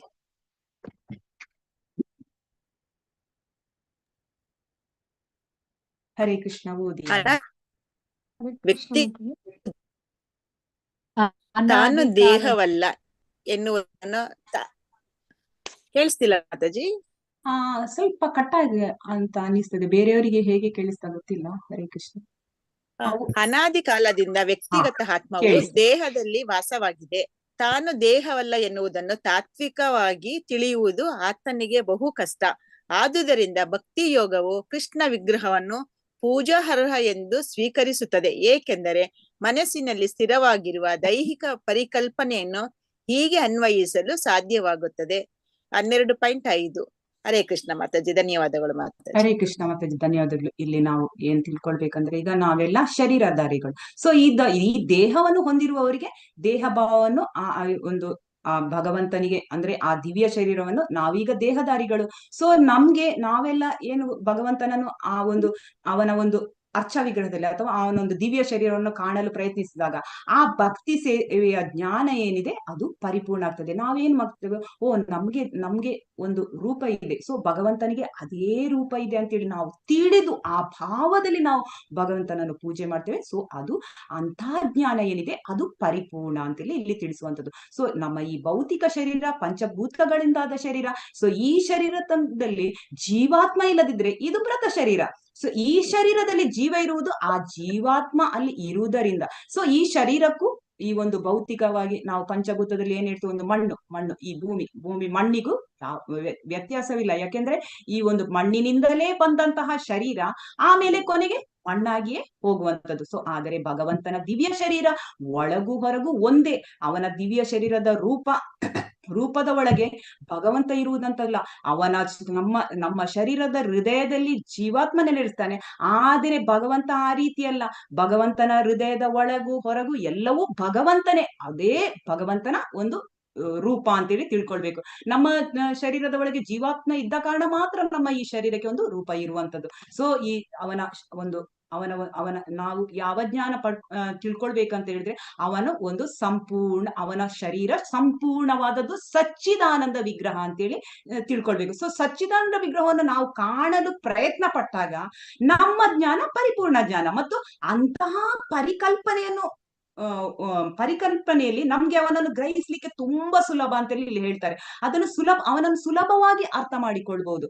ಮನೆಯಲ್ಲಿ ಈಗ ನಾವು ಸಣ್ಣ ಮಕ್ಕಳಿದ್ರೆ ಅಥವಾ ಕಿರಿಯರಿದ್ರೆ ಅವರಿಗೆ ಹೇಳ್ಬೋದು, ಭಗವಂತನ ಒಂದು ವಿಗ್ರಹವನ್ನು ತೋರಿಸಿ ಅಥವಾ ಫೋಟೋವನ್ನು ತೋರಿಸಿ ಭಗವಂತನಿಗೆ ಕೈ ಜೋಡಿಸು, ಅಡ್ಡ ಬೀಳು, ಭಗವಂತನಿಗೆ ನಮಸ್ಕಾರ ಮಾಡು, ಅಥವಾ ದೇವರು ನೋಡು ಇದು ದೇವರಿದ್ದಾರೆ, ಮತ್ತೆ ದೇವರ ಅಲಂಕಾರ ನೋಡು ಎಷ್ಟು ಚೆನ್ನಾಗಿದೆ, ಅವನಿಗೆ ಪುಷ್ಪ ಅಲಂಕಾರ ಮಾಡಿದೆ, ಮತ್ತೆ ಅವನಿಗೆ ಹೂ ಅರ್ಪಿಸು, ಅಥವಾ ಅವನಿಗೆ ಒಂದು ನೈವೇದ್ಯವನ್ನಿಡು ಅಥವಾ ಫಲವನ್ನು ಅರ್ಪಿಸು, ಅಥವಾ ಅವನಿಗೆ ಆರತಿ ಬೆಳಗಿಸು, ಆ ಆರತಿಯನ್ನು ನೀನು ಸ್ವೀಕರಿಸು, ಅಥವಾ ಅವನಿಗೆ ಕೊಟ್ಟ ನೈವೇದ್ಯವನ್ನು ಇಟ್ಟಿದೆ ಅದನ್ನು ನೀನು ಆ ಪ್ರಸಾದವನ್ನು ಸ್ವೀಕರಿಸು. ಈ ತರ ಎಲ್ಲ ನಮ್ಗೆ ಹೇಳಲಿಕ್ಕೆ ತುಂಬಾ ಸುಲಭ. ಈ ರೀತಿಯಾಗಿ ನಾವು ಅವನನ್ನು ಕಲ್ಪನೆ ಮಾಡಿಕೊಂಡು ನಾವು ಒಂದು ವ್ಯಕ್ತಿಯ ರೂಪದಲ್ಲಿ ಮಾಡಿದ್ರೆ ನಮ್ಗೆ ಅವನನ್ನು ಗ್ರಹಿಸಲು ತುಂಬಾ ಸುಲಭ ಅಂತೇಳಿ ಇಲ್ಲಿ ಹೇಳುವಂತದ್ದು. ಸೊ ಇಲ್ಲಿ ಅಂದ್ರೆ ಈ ನಮ್ಮ ನಾವು ಯಾವ ರೀತಿ ಜೀವನ ಶೈಲಿ ಮಾಡ್ತೇವೆ ಅದೇ ರೀತಿ ಭಗವಂತನು ಕೂಡ ನಮ್ಮ ಮನೆಯ ನಮ್ಮ ಕುಟುಂಬದ ಸದಸ್ಯನನ್ನಾಗಿ ನಾವು ಅವನನ್ನು ನೋಡ್ಲಿಕ್ಕೆ ತುಂಬಾ ಸುಲಭ ಸಾಧ್ಯ ಅಂತೇಳಿ ಇಲ್ಲಿ ಹೇಳುವಂಥದ್ದು. ಆದ್ರೆ ನಿರಾಕಾರವಾದಿಗಳಿಗೆ ಇದು ಸಾಧ್ಯವಿಲ್ಲ. ಯಾಕೆಂದ್ರೆ ನಿರಾಕಾರವಾದದಲ್ಲಿ ದೇವರು ಸಂಪೂರ್ಣವಾಗಿ ಭಿನ್ನನಾಗಿದ್ದಾನೆ. ಅವನಿಗೆ ಶರೀರ ಎಂಬುದು ಇಲ್ಲದೆ ಇರುವ ಕಾರಣದಿಂದಾಗಿ ಅವನನ್ನು ನಮ್ಮೊಳಗೆ ಒಬ್ಬನು ಎಂದು ತಿಳಿದು ಪೂಜೆ ಮಾಡಲು ನಮಗೆ ಸಾಧ್ಯವಾಗುವುದಿಲ್ಲ. ಅಂದ್ರೆ ನಿರಾಕಾರವಾದದಲ್ಲಿ ಅವನೊಬ್ಬ ನಮ್ಮ ಸದಸ್ಯ ಅಂತೇಳಿ ಹೇಳಿ ಪೂಜೆ ಮಾಡ್ಲಿಕ್ಕೆ ಆಗುತ್ತಾ? ಇಲ್ಲ, ಸಾಧ್ಯವಿಲ್ಲ. ಆದ್ರಿಂದ ಇದನ್ನು ಅರ್ಥ ಮಾಡಲು ಕಷ್ಟ ಅಂತೇಳಿ ಹೇಳುವಂಥದ್ದು. ಅದು ಅರ್ಥ ಮಾಡ್ಲಿಕ್ಕೂ ಕಷ್ಟ, ಆದ್ರೆ ಅದನ್ನು ಆಚರಿಸಿ ಅದನ್ನು ಅಭ್ಯಾಸ ಮಾಡಲು ಕಷ್ಟ, ಮತ್ತೆ ಅದನ್ನ ಆಚರಣೆಗೆ ತರುವುದು ಕೂಡ ನಮಗೆ ತುಂಬಾ ಕಷ್ಟಕರವಾದದ್ದು. ಹಾಗಾಗಿ ಈ ಭಕ್ತಿ ಯೋಗದಲ್ಲಿ ಬರುವ ಈ ಮೊದಲ ತೊಡಕು ಎಂದರೆ ಈ ನಿರಾಕಾರವಾದ ಅಂತೇಳಿ ಇಲ್ಲಿ ಹೇಳ್ತಾರೆ. ಸಾಮಾನ್ಯವಾಗಿ ನಾವಿರುವ ಸಮಾಜದಲ್ಲಿ ಇದನ್ನು ಕಾಣ್ತೇವೆ. ಹೇಗೆ ದೇವರು ಒಂದು ಶಕ್ತಿ, ದೇವರ ವ್ಯಕ್ತಿ ಅಲ್ಲ ಅಂತ ಹೇಳುವಂಥದ್ದು. ಇದನ್ನು ಹಲವು ಜನ ಹೇಳ್ತಾರೆ. ಅಂದ್ರೆ ಎಲ್ಲಿಯವರೆಗೆ ನಾವು ಈ ಬಗ್ಗೆ ಅರ್ಥ ಮಾಡಿಕೊಳ್ಳುವುದಿಲ್ಲವೋ ಅಲ್ಲಿಯವರೆಗೆ ನಮಗೆ ಭಗವಂತನ ಮೇಲೆ ಭಕ್ತಿ, ಭಗವಂತನ ಮೇಲೆ ಭಗವಂತನನ್ನು ಶಕ್ತಿ ಅಂತ ಅಥವಾ ನಿರಾಕಾರ ರೂಪದಲ್ಲಿ ನಾವು ಗ್ರಹಿಸ್ತೇವೋ ಆಗ ನಮ್ಗೆ ಭಗವಂತನ ಮೇಲೆ ಭಕ್ತಿ ಮಾಡಲು ಸಾಧ್ಯವಾಗುವುದಿಲ್ಲ ಅಂತೇಳಿ ನಾವಿಲ್ಲಿ ತಿಳ್ಕೊಳ್ಬಹುದು. ಅಂದ್ರೆ ಆ ಭಕ್ತಿ ಮಾಡಲು ಸಾಧ್ಯವಾಗುವುದಿಲ್ಲ, ಮತ್ತೆ ಅವನನ್ನು ಪೂಜಿಸ್ಲಿಕ್ಕೂ ಕೂಡ ನಮ್ಮಿಂದ ಸಾಧ್ಯವಾಗುವುದಿಲ್ಲ. ಭಗವಂತ 18ನೇ ಅಧ್ಯಾಯದಲ್ಲಿ ಹೇಳ್ತಾರೆ, ಸರ್ವಧರ್ಮಾನ್ ಪರಿತ್ಯಜ್ಯ ಮಾಮೇಕಂ ಶರಣಂ ವ್ರಜ. ಅಂದ್ರೆ ಮತ್ತೆ 60ನೇ ಶ್ಲೋಕದಲ್ಲಿ ಸಹ ಹೇಳ್ತಾರೆ, ಅಹಂ ತ್ವಾಂ ಸರ್ವ ಪಾಪೇಭ್ಯೋ ಮೋಕ್ಷಾಯಾಮಿ ಮಾ ಶುಚ. ಈ ಶ್ಲೋಕಕ್ಕೆ ಅರ್ಥ ಕೆಲವರು ಅರ್ಥ ಬರೀತಾರೆ ಯಾವ ರೀತಿ ಅಂತ ಹೇಳಿದ್ರೆ, ಅದು ಭಗವಂತನಿಗಲ್ಲ ಅಂತ ಹೇಳಿ, ಭಗವಂತನ ಒಳಗಿರುವ ಶಕ್ತಿಗೆ ಶರಣಾಗ್ಬೇಕು. ಅಂದ್ರೆ ಸರ್ವಧರ್ಮಾನ್ ಪರಿತ್ಯಜ್ಯ ಮಾಮೇಕಂ ಶರಣಂ ವ್ರಜ. ನಾವು ಯಾರಿಗೆ ಅಲ್ಲಿ ಹೇಳುವಂತದ್ದು ಭಗವಂತ ನನಗೆ ನೀನು ಎಲ್ಲಾ ಇದನ್ನು ಪರಿತ್ಯಜಿಸಿ ನನಗೆ ನೀನು ಶರಣಾಗುವಂತಿಲ್ಲ. ಆದ್ರೆ ಕೆಲವರು ಇದಕ್ಕೆ ವ್ಯಾಖ್ಯಾನ ಬರೀತಾರೆ ಏನಂತ ಹೇಳಿದ್ರೆ, ಭಗವಂತನ ಒಳಗೆ ಇರುವ ಶಕ್ತಿಗೆ ಇದು ಶರಣಾಗತರಾಗಬೇಕು ಅಂತೆಲ್ಲ ಹೇಳುವಂಥದ್ದು. ಹಾಗೆ ಭಗವಂತನಿಗೆ ನೇರವಾಗಿ ಶರಣಾಗುವಂಥದ್ದು ಅವನ ಬೇರೆ ಬೇರೆ ಲೀಲೆಗಳ ಮುಖಾಂತರ ಅರ್ಥ ಮಾಡಿದ್ವಿ. ಈಗ ನಮ್ಗೆ ಭಗವಂತನ ಶರಣಾಗಬಹುದು ಯಾವ ರೀತಿ ಅಂದ್ರೆ, ಅವನನ್ನು ಅರ್ಥ ಮಾಡಿಕೊಂಡು ಅವನ ಬೇರೆ ಬೇರೆ ಲೀಲೆಗಳನ್ನು ಅರ್ಥ ಮಾಡಿಕೊಂಡು ನಾವು ನಮ್ಗೆ ಆ ಲೀಲೆಗಳ ಮುಖಾಂತರ ನಮ್ಗೆ ಅವನನ್ನು ಗ್ರಹಿಸ್ಲಿಕ್ಕೆ ತುಂಬಾ ಸುಲಭ, ಅವನನ್ನು ಅರ್ಥ ಮಾಡ್ಲಿಕ್ಕೆ ತುಂಬಾ ಸುಲಭ, ಮತ್ತೆ ಅವನಿಗೆ ನಾವು ಅವನಿಗೆ ಶರಣಾಗಬಹುದು ಅಂತೇಳಿ ಇಲ್ಲಿ ತಿಳಿಯುವಂಥದ್ದು. ನಾವು ನಮ್ಮ ಬುದ್ಧಿ ಶಕ್ತಿಯನ್ನು ಬಳಸಿ ಭಗವಂತನಿಗೆ ಹೊಸ ಹೊಸ ವ್ಯಾಖ್ಯಾನವನ್ನು ಮಾಡಲು ಪ್ರಯತ್ನ ಪಡಬಾರ್ದು ಅಂತೆಲ್ಲ ಹೇಳ್ತಾರೆ. ಅಂದ್ರೆ ನಮ್ಗೆ ಭಗವಂತ ಈ ರೀತಿ ಗ್ರಹಿಸಿ ಅಲ್ಲ, ನಾವು ಶಾಸ್ತ್ರದ ಮುಖಾಂತರ ನಮ್ಗೆ ಭಗವಂತನ ಬೇರೆ ಬೇರೆ ಲೀಲೆಗಳ ಮುಖಾಂತರ ನಾವು ಅವನನ್ನು ಪೂರ್ತಿಯಾಗಿ ಅರ್ಥ ಮಾಡಿಕೊಂಡು ಜ್ಞಾನವನ್ನು ಪಡೆದುಕೊಂಡು ಅವನ ಭಕ್ತಿ ಮಾಡಲು ನಮ್ಗೆ ತುಂಬಾ ಸುಲಭ ಅಂತೇಳಿ ಹೇಳುವಂಥದ್ದು. ಇಲ್ಲದ್ರೆ ನಮ್ಗೆ ಈ ಭಕ್ತಿ ಅಥವಾ ಅವನನ್ನು ಪೂಜೆ ಮಾಡಲು ನಮ್ಗೆ ಸಾಧ್ಯವಾಗುವುದಿಲ್ಲ, ಮತ್ತೆ ಅದು ಪರಿಪೂರ್ಣ ಜ್ಞಾನ ಅಲ್ಲ ಅಂತೇಳಿ ಇಲ್ಲಿ ನಾವು ತಿಳ್ಕೊಳ್ಬಹುದು. ನಿರಾಕಾರವಾದದಲ್ಲಿ ಅದು ತುಂಬಾ ಕಷ್ಟಕರ ಅಂತೇಳಿ ನಾವಿಲ್ಲಿ ತಿಳ್ಕೊಳ್ಬಹುದು. ಹರೇ ಕೃಷ್ಣ. ನೆಕ್ಸ್ಟ್ ಓದಿ. ಹರೇ ಕೃಷ್ಣ ಮಾತಾಜಿ. ಈ ಅರ್ಚಾ ವಿಗ್ರಹವು ಪರಮ ಪ್ರಭುವಿನ ಅವತಾರ. ಆ ರೂಪದ ಮೂಲಕ ಭಗವಂತನ ಸೇವೆಯನ್ನು ಸ್ವೀಕರಿಸುತ್ತಾನೆ. ಪ್ರಭುವು ಸರ್ವ ಶಕ್ತ. ಆದುದರಿಂದ ಅರ್ಚಾ ವಿಗ್ರಹದ ಅವತಾರದ ಮೂಲಕ ಭಕ್ತನಿಗೆ ಬದುಕಿನಲ್ಲಿ ಅನುಕೂಲ ಮಾಡಿಕೊಡುವುದಕ್ಕಾಗಿ ಆತನ ಸೇವೆಯನ್ನು ಭಗವಂತನು ಸ್ವೀಕರಿಸುತ್ತಾನೆ. ಹರೇ ಕೃಷ್ಣ ಮಾತಾಜಿ. ಧನ್ಯವಾದ. ಹರೇ ಕೃಷ್ಣ ಮಾತಾಜಿ, ಧನ್ಯವಾದಗಳು. ಇಲ್ಲಿ ಹೇಳ್ತಾರೆ ಭಗವಂತ ಈಗ ಭಗವಂತ ಎಲ್ಲಾ ಕಡೆ ಒಂದು ಪ್ರತಿಯೊಂದು ನಮ್ಗೆ ಗೊತ್ತಿದೆ, ಅಣು ರೇಣು ತೃಣ ಕಾಷ್ಟ ಪ್ರತಿಯೊಂದು ಅಣುವಿನಲ್ಲೂ ಭಗವಂತ ಇದ್ದಾರೆ. ಆತನು ಎಲ್ಲಿಂದ ಬೇಕಾದರೂ ಪ್ರಕಟವಾಗಬಹುದು, ಅಂತಹ ಶಕ್ತಿ ಅವನಲ್ಲಿದೆ. ಸೊ ಎಲ್ಲಾ ಕಡೆ ಭೌತಿಕ ಪ್ರಪಂಚದ ಪ್ರತಿಯೊಂದು ಕಡೆಯೂ ಇರುವಂತದ್ದು ಭಗವಂತನು ಇರುವಂತಹ ಭಗವಂತನ ಒಂದು ಆತನ ಒಂದು ಅರ್ಚಾ ವಿಗ್ರಹದಲ್ಲಿಯೂ ಇದ್ದಾನೆ. ಅಂದ್ರೆ ನಾವೀಗ ಅರ್ಚಾ ವಿಗ್ರಹದ ಮೂಲಕ ನಾವು ಅವನನ್ನು ಗ್ರಹಿಸಿದಾದ್ರೆ ಅವನು ಅರ್ಚಾ ವಿಗ್ರಹದಲ್ಲಿಯೂ ಭಗವಂತ ಬೇರೆ ಅಲ್ಲ, ಆ ವಿಗ್ರಹ ಬೇರೆ ಅಲ್ಲ, ಅರ್ಚಾ ವಿಗ್ರಹ ಬೇರೆ ಅಲ್ಲ. ಅರ್ಚಾ ವಿಗ್ರಹದ ವಿಶೇಷ ಏನಂದ್ರೆ ಅಲ್ಲಿ ನಮಗೆ ಭಗವಂತನ ಸಾನ್ನಿಧ್ಯವನ್ನು ಅರ್ಥ ಮಾಡಿಕೊಳ್ಳಿಕ್ಕೆ ಸಾಧ್ಯವಿದೆ.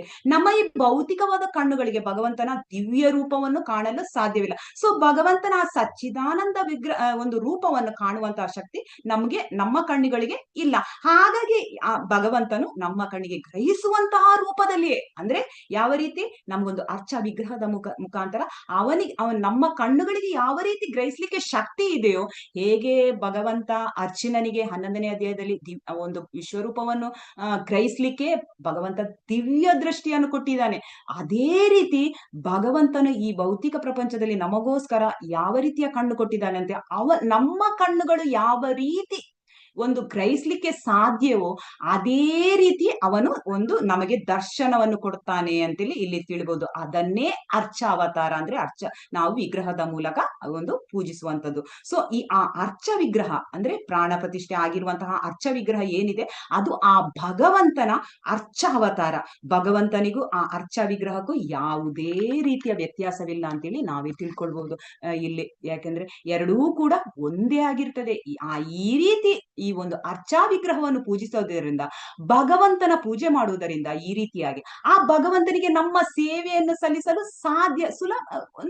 ಒಂದು ತುಂಬಾ ಸುಲಭವಾಗಿ ನಾವು ಸೇವೆ ಸಲ್ಲಿಸಬಹುದು. ಭಗವಂತನಿಗೆ ಒಂದು ಅಲಂಕಾರ, ನಾವು ಈಗ ಭಗವಂತನಿಗೆ ಅಲಂಕಾರ ಮಾಡ್ಬೇಕಂತ ಅನಿಸಿದ್ರೆ ನಾವು ಎಷ್ಟು ಚೆನ್ನಾಗಿ ಅವನನ್ನು ಅಲಂಕಾರ ಮಾಡ್ತೇವೆ ಅಂತ ಹೇಳಿದ್ರೆ, ನಮ್ಮ ಕಣ್ಣಿಗೆ ತೃಪ್ತಿ ಆಗುವಷ್ಟು ನಾವು ಅಲಂಕಾರ ಮಾಡ್ತೀವಿ. ಅವುಗಳಿಗೆ ಪುಷ್ಪಗಳನ್ನು ಇಡುವಂತದ್ದು ಅಥವಾ ಒಂದು ವಸ್ತ್ರಗಳನ್ನು ಧರಿಸಿ ಪುಷ್ಪಗಳನ್ನು ಇಡುವಂತದ್ದು, ಇನ್ನು ಆಭರಣಗಳನ್ನು ಧರಿಸಿ ಅವನಿಗೆ ಧರಿಸುವಂತದ್ದು, ಅಂದ್ರೆ ನಮ್ಮ ಕಣ್ಣಿಗೆ ಎಷ್ಟಾಗುತ್ತೆ ಅಷ್ಟು ಪೂರ್ತಿಯಾಗಿ ನಾವು ಅಲಂಕಾರ ಮಾಡ್ತೇವೆ. ಅಂದ್ರೆ ಈ ಒಂದು ದೃಷ್ಟಿ ಭಗವಂತ ಅಂದ್ರೆ ಆ ರೀತಿಯಲ್ಲಿ ನಮ್ಗೆ ಅಲ್ಲಿ ಒಂದು ದೃಷ್ಟಿಯನ್ನು ಕೊಟ್ಟಿರ್ತಾನೆ. ಈ ಭೌತಿಕ ಕಣ್ಣಾದ್ರೂ ನಮಗೆ ಅದೇ ರೀತಿಯಲ್ಲಿ ಅವನ ಒಂದು ಪೂಜೆಯನ್ನು ಮಾಡುವಂತಹ ಶಕ್ತಿಯನ್ನು ನಮ್ಮ ಈ ಕಣ್ಣುಗಳಿಗೆ ಕೊಟ್ಟಿರ್ತಾನೆ. ಅದೇ ರೀತಿ ನಾವು ಪೂಜೆ ಮಾಡುವಂಥದ್ದು. ಸೊ ನಿರಾಕಾರವಾದಿಗಳಿಗೆ ಇದು ಹಾಗೇನೆ ನಾವು ಅಲಂಕಾರ ಮಾಡಿ ಭಗವಂತನಿಗೆ ನೈವೇದ್ಯವನ್ನು ಇಡ್ತೇವೆ, ಬೇರೆ ಬೇರೆ ರೀತಿಯ ನಾವು ವ್ಯಂಜನಗಳನ್ನು ಇಡ್ತೇವೆ ಭಗವಂತನಿಗೆ. ನಮ್ಮ ಕಣ್ಣು ತಣಿಸುವಷ್ಟು ನಾವು ವ್ಯಂಜನಗಳನ್ನು ಹಲವು ಬಗೆಯ ಒಂದು ಹಬ್ಬದ ದಿನ ಹಲವು ಬಗೆಯ ವ್ಯಂಜನಗಳನ್ನು ಇಡ್ತೇವೆ. ಈ ರೀತಿ ನಾವು ಅವನಿಗೆ ಒಂದು ಸ್ಪಂದಿಸಬಹುದು, ವಿನಿಮಯ ಮಾಡಿಕೊಳ್ಬಹುದು. ಆದರೆ ನಿರಾಕಾರವಾದಿಗಳೇ ಭಗವಂತನಿಗೆ ಒಂದು ಅಲಂಕಾರ ಮಾಡುವುದಾಗ್ಲಿ ಅಥವಾ ನೈವೇದ್ಯ ಇಡುವುದಾಗ್ಲಿ ಅಸಾಧ್ಯ ಆಗುತ್ತಾ? ಇಲ್ಲ. ಕೇವಲ ಒಂದು ಭಗವಂತ ಒಂದು ಶಕ್ತಿ ಎಂದು ಹೇಳಿ ಅವರು ಮನಸ್ಸಿನಲ್ಲಿ ಧ್ಯಾನ ಮಾಡಬಹುದಷ್ಟೇ. ಅದಕ್ಕಿಂತ ಹೆಚ್ಚಿನದೇನಾದ್ರೂ ಮಾಡ್ಲಿಕ್ಕೆ ಅವರಿಂದ ಸಾಧ್ಯ ಆಗುತ್ತಾ? ಇಲ್ಲ, ಸಾಧ್ಯವಾಗುದಿಲ್ಲ. ಹಾಗಾಗಿ ಪ್ರಪಾದರು ಇಲ್ಲಿ ನಮಗೆ ಅರ್ಚಾ ವಿಗ್ರಹದ ವಿಚಾರವನ್ನು ತಿಳಿಸಿಕೊಡ್ತಾ ಇದ್ದಾರೆ. ಪ್ರಪಾದರು ಪ್ರಪಂಚದಾದ್ಯಂತ 108 ಬೃಹತ್ ಅಂದ್ರೆ ದೊಡ್ಡ ದೊಡ್ಡ ದೇವಸ್ಥಾನಗಳನ್ನು ಸ್ಥಾಪಿಸಿ ಅಲ್ಲಿ ಅರ್ಚಾ ವಿಗ್ರಹಗಳನ್ನು ಪ್ರತಿಷ್ಠಾಪಿಸಿದ್ದಾರೆ. ಅರ್ಚಾ ವಿಗ್ರಹ ಸ್ಥಾಪಿಸುವುದರ ಮೂಲಕ ಪ್ರಪಾದರು ನಮಗೀಗ ಎಲ್ಲರಿಗೂ ಈ ಒಂದು ಪ್ರಪಂಚದಾದ್ಯಂತ ಎಲ್ಲರಿಗೂ ಭಗವಂತನ ದರ್ಶನ, ನಾವು ಎಲ್ಲೆಂದರಲ್ಲಿ ಅಲ್ಲಿ ನಿಂತು ನಾವು ಭಗವಂತನ ದರ್ಶನವನ್ನು ಪಡೆದುಕೊಳ್ಳುವ ಅವಕಾಶವನ್ನು ನಮಗೆ ಪ್ರಪಾದರು ಅರ್ಚಾ ವಿಗ್ರಹದ ಮೂಲಕ ಅವರು ಒಂದು ನಮಗೆ ತಿಳಿಸಿಕೊಟ್ಟಿದ್ದಾರೆ. ಆ ಅವಕಾಶವನ್ನು ನಮಗೆ ಕಲ್ಪಿಸಿಕೊಟ್ಟಿದ್ದಾರೆ. ಇದು ಅರ್ಚಾ ವಿಗ್ರಹದ ಒಂದು ಮಹಿಮೆ ಅಂತೇಳಿ ನಾವು ತಿಳ್ಕೊಳ್ಬಹುದು. ಸೊ ಅಂದ್ರೆ ಇಲ್ಲಿ ಈ ಒಂದು ಅರ್ಚಾ ವಿಗ್ರಹದ ಮೂಲಕ ಈ ಒಂದು ಅರ್ಚಾ ವಿಗ್ರಹದ ಕೃಪೆ ಅಂದ್ರೆ ಭಗವಂತನ ಕೃಪೆ, ಭಗವಂತ ಬೇರೆ ಅಲ್ಲ, ಅರ್ಚಾ ವಿಗ್ರಹ ಬೇರೆ ಅಲ್ಲ. ಸೊ ಅರ್ಚಾ ವಿಗ್ರಹದ ಕೃಪೆ ನಮ್ಮೆಲ್ಲರ ಮೇಲೆ ಇದೆ ಅಂತ ಹೇಳಿ ನಾವಿಲ್ಲಿ ತಿಳಿಬಹುದು. ಈ ವಿಷಯವಾಗಿ ಇಲ್ಲಿ ಹೇಳ್ತಾ ಇದ್ದಾರೆ. ತೇಷಾಂ ಅಹಂ ಸಮುದ್ಧರ್ತ ಮೃತ್ಯು ಸಂಸಾರ ಸಾಗರಾತ್. ಅವರಿಗೆ ನಾನು ಹುಟ್ಟು ಸಾವುಗಳ ಸಂಸಾರ ಸಾಗರದಿಂದ ಶೀಘ್ರವಾಗಿ ಉದ್ಧಾರ ಮಾಡುತ್ತೇನೆ ಅಂತೇಳಿ 6 ಮತ್ತು 7ನೇ ಶ್ಲೋಕದಲ್ಲಿ ಇಲ್ಲಿ ತಿಳಿಸ್ತಾ ಇದ್ದಾರೆ. ಇದನ್ನು ಹೇಳಿರುವುದು ಇಲ್ಲಿ ನಾವು ತಿಳ್ಕೊಳ್ಬೇಕು, ಇದು ಅನನ್ಯ ಭಕ್ತರಿಗೆ ಹೇಳಿರುವಂತದ್ದು. ಅವರಿಗೆ ಭಗವಂತ ಹೇಳುವಂತದ್ದು, ಅವರಿಗೆ ನಾನು ಹುಟ್ಟು ಸಾವುಗಳ ಸಂಸಾರ ಸಾಗರದಿಂದ ಶೀಘ್ರವಾಗಿ ಉದ್ಧಾರ ಮಾಡ್ತೇನೆ. ಇದು ಅನನ್ಯ ಭಕ್ತರಿಗೆ ಹೇಳುವಂಥದ್ದು. ಯಾರು ಭಗವಂತನ ಒಂದು ಅನನ್ಯ ಭಕ್ತಿಯನ್ನು ಮಾಡುತ್ತಾರೋ ಅಂತವರಿಗೆ ಅವರಿಗೆ ಬಹಳ ಸುಲಭವಾಗಿ ಈ ಒಂದು ಭವಸಾಗರವನ್ನು ದಾಟಲು ಸಾಧ್ಯವಾಗ್ತದೆ ಅಂತೇಳಿ ಇಲ್ಲಿ ಹೇಳುವಂಥದ್ದು. ಭಗವಂತನನ್ನು ಸಾಕಾರ ರೂಪದಲ್ಲಿ ಪೂಜೆ ಮಾಡ್ತಾರೆ ಅಂತವರಿಗೆ. ಸೊ ಭಗವಂತನ ಚತುರ್ಭುಜ ರೂಪವನ್ನು ಪೂಜೆ ಮಾಡಿದರೆ ಭಗವಂತ ಚತುರ್ಭುಜ ರೂಪದಲ್ಲಿಯೇ ಬಂದು ಆ ಒಂದು ಸಂಸಾರ ಸಾಗರದಿಂದ ಭಗವಂತ ಪಾರು ಮಾಡ್ತಾರೆ ಅಂತೇಳಿ ಇಲ್ಲಿ ತಿಳ್ಕೊಳ್ಬಹುದು. ಸೊ ಇದೆಲ್ಲ ಸಾಧ್ಯವಾಗ್ಬೇಕಾದ್ರೆ ನಾವು ಭಗವಂತನ ನಿಜವಾದ ಒಂದು ರೂಪವನ್ನು ಅರಿತುಕೊಳ್ಬೇಕು. ಯಾಕಂದ್ರೆ ಯಾವಾಗ ನಾವು ಭಗವಂತನ ಒಂದು ನಿಜ ರೂಪದ ಬಗ್ಗೆ ನಾವು ಪರಿಪೂರ್ಣ ಜ್ಞಾನವನ್ನು ಒಂದು ತಿಳ್ಕೊಳ್ತೇವೆ, ಆಗ ಮಾತ್ರ ನಮ್ಗೆ ಇದು ಸಾಧ್ಯವಾಗುವಂಥದ್ದು. ಮತ್ತೆ ಆ ರೀತಿಯಾಗಿ ಆ ರೂಪವನ್ನು ತಿಳಿದುಕೊಂಡು ನಮ್ಗೆ ಅವನನ್ನ ಆ ರೀತಿ ಅರ್ಥ ಮಾಡಿಕೊಳ್ಬಹುದು ಅಂತೇಳಿ ಇಲ್ಲಿ ತಿಳ್ಕೊಳ್ಬಹುದು. ಸೊ ಇಲ್ಲಿ ಈ ಒಂದು ಚಿತ್ರಗಳು ಏನಿದೆ, ಇಂತ ಈ ಚಿತ್ರ ಪ್ರಭುಪಾದರ ಒಂದು ಮಾರ್ಗದರ್ಶನದಲ್ಲಿ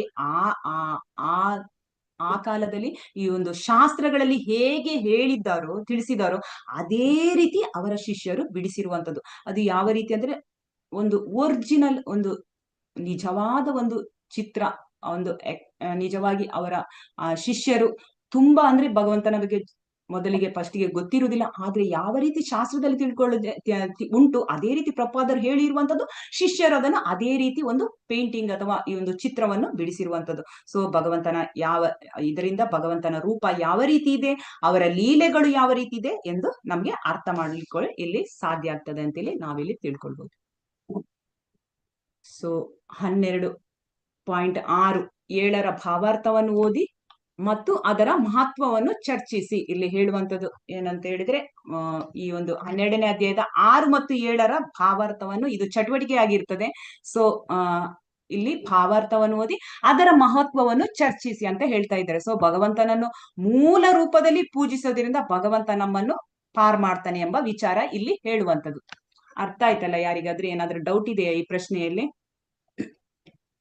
ಅಂದ್ರೆ 6 ಮತ್ತು 7ರ ಭಾವಾರ್ಥವನ್ನು ಓದ್ಬೇಕು, ಮತ್ತೆ ಅದರಲ್ಲಿ ಮಹತ್ವವನ್ನು, ಅಂದ್ರೆ ಅದು ಯಾವ ರೀತಿ ಒಂದು ಭಗವಂತನ ಒಂದು ಮೂಲ ರೂಪವನ್ನು ಪೂಜಿಸುವುದರಿಂದ ಅದರಲ್ಲಿ ಆ ಒಂದು ಭಗವಂತ ಯಾವ ರೀತಿ ಒಂದು ಸಂಸಾರ ಸಾಗರದಿಂದ ದಾಟಿಸ್ತಾನೆ ಎಂಬ ವಿಚಾರ ಇಲ್ಲಿ ಹೇಳುವಂಥದ್ದು.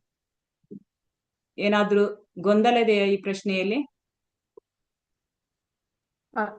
ಓಕೆ, ಗ್ರೂಪ್ ಮಾಡ್ತೀನಿ, ನಾನು 5 ಗ್ರೂಪ್ ಮಾಡ್ತೀನಿ.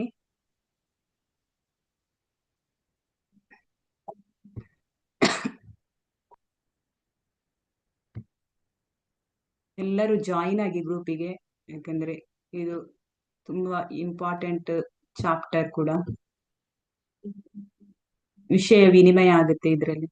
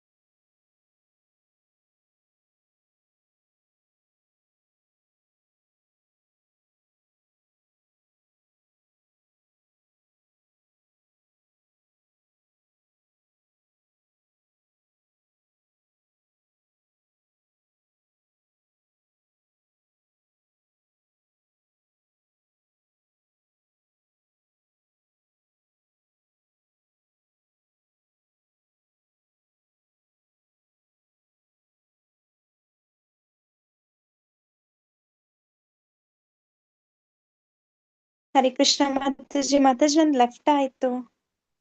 ಹೌದಾ? ಜಾಯಿನ್ ಆಗ್ಲಿಕ್ಕೆ ಆಗಲ್ವಾ? ಮಾತಾಜಿ ಜಾಯಿನ್ ಅಂತ ಒತ್ತಿದೆ, ಲೆಫ್ಟ್ ಆಯ್ತು ಮಾತಾಜಿ. 3 ನಂಬರ್ ಅಲ್ಲಿ ಇತ್ತು. Room number 3. ಇನ್ನು ಪುನಃ ಇದು ಮಾಡ್ಲಿಕ್ಕೆ ಹೋದ್ರೆ ಎಲ್ಲ ಇದಾಗುತ್ತಂತ. ತೊಂದ್ರೆ ಇಲ್ಲ, ನೀವಾಗಿ ಓದ್ಕೊಡಿ, ಮತ್ತೆ ಹೇಳಿದ್ರೆ ಆಯ್ತು 1-2 points. Okay Mataji. Okay Mataji. Hare Krishna Mataji. Hare Krishna. Leeladhar Prabhu, ನೀವಾಗಿ 1-2 ಪಾಯಿಂಟ್ಸ್ ಹೇಳಿದ್ರೆ ಆಯ್ತು, ಯಾವುದು ಆ 2 ಶ್ಲೋಕದಲ್ಲಿ. ಓಕೆ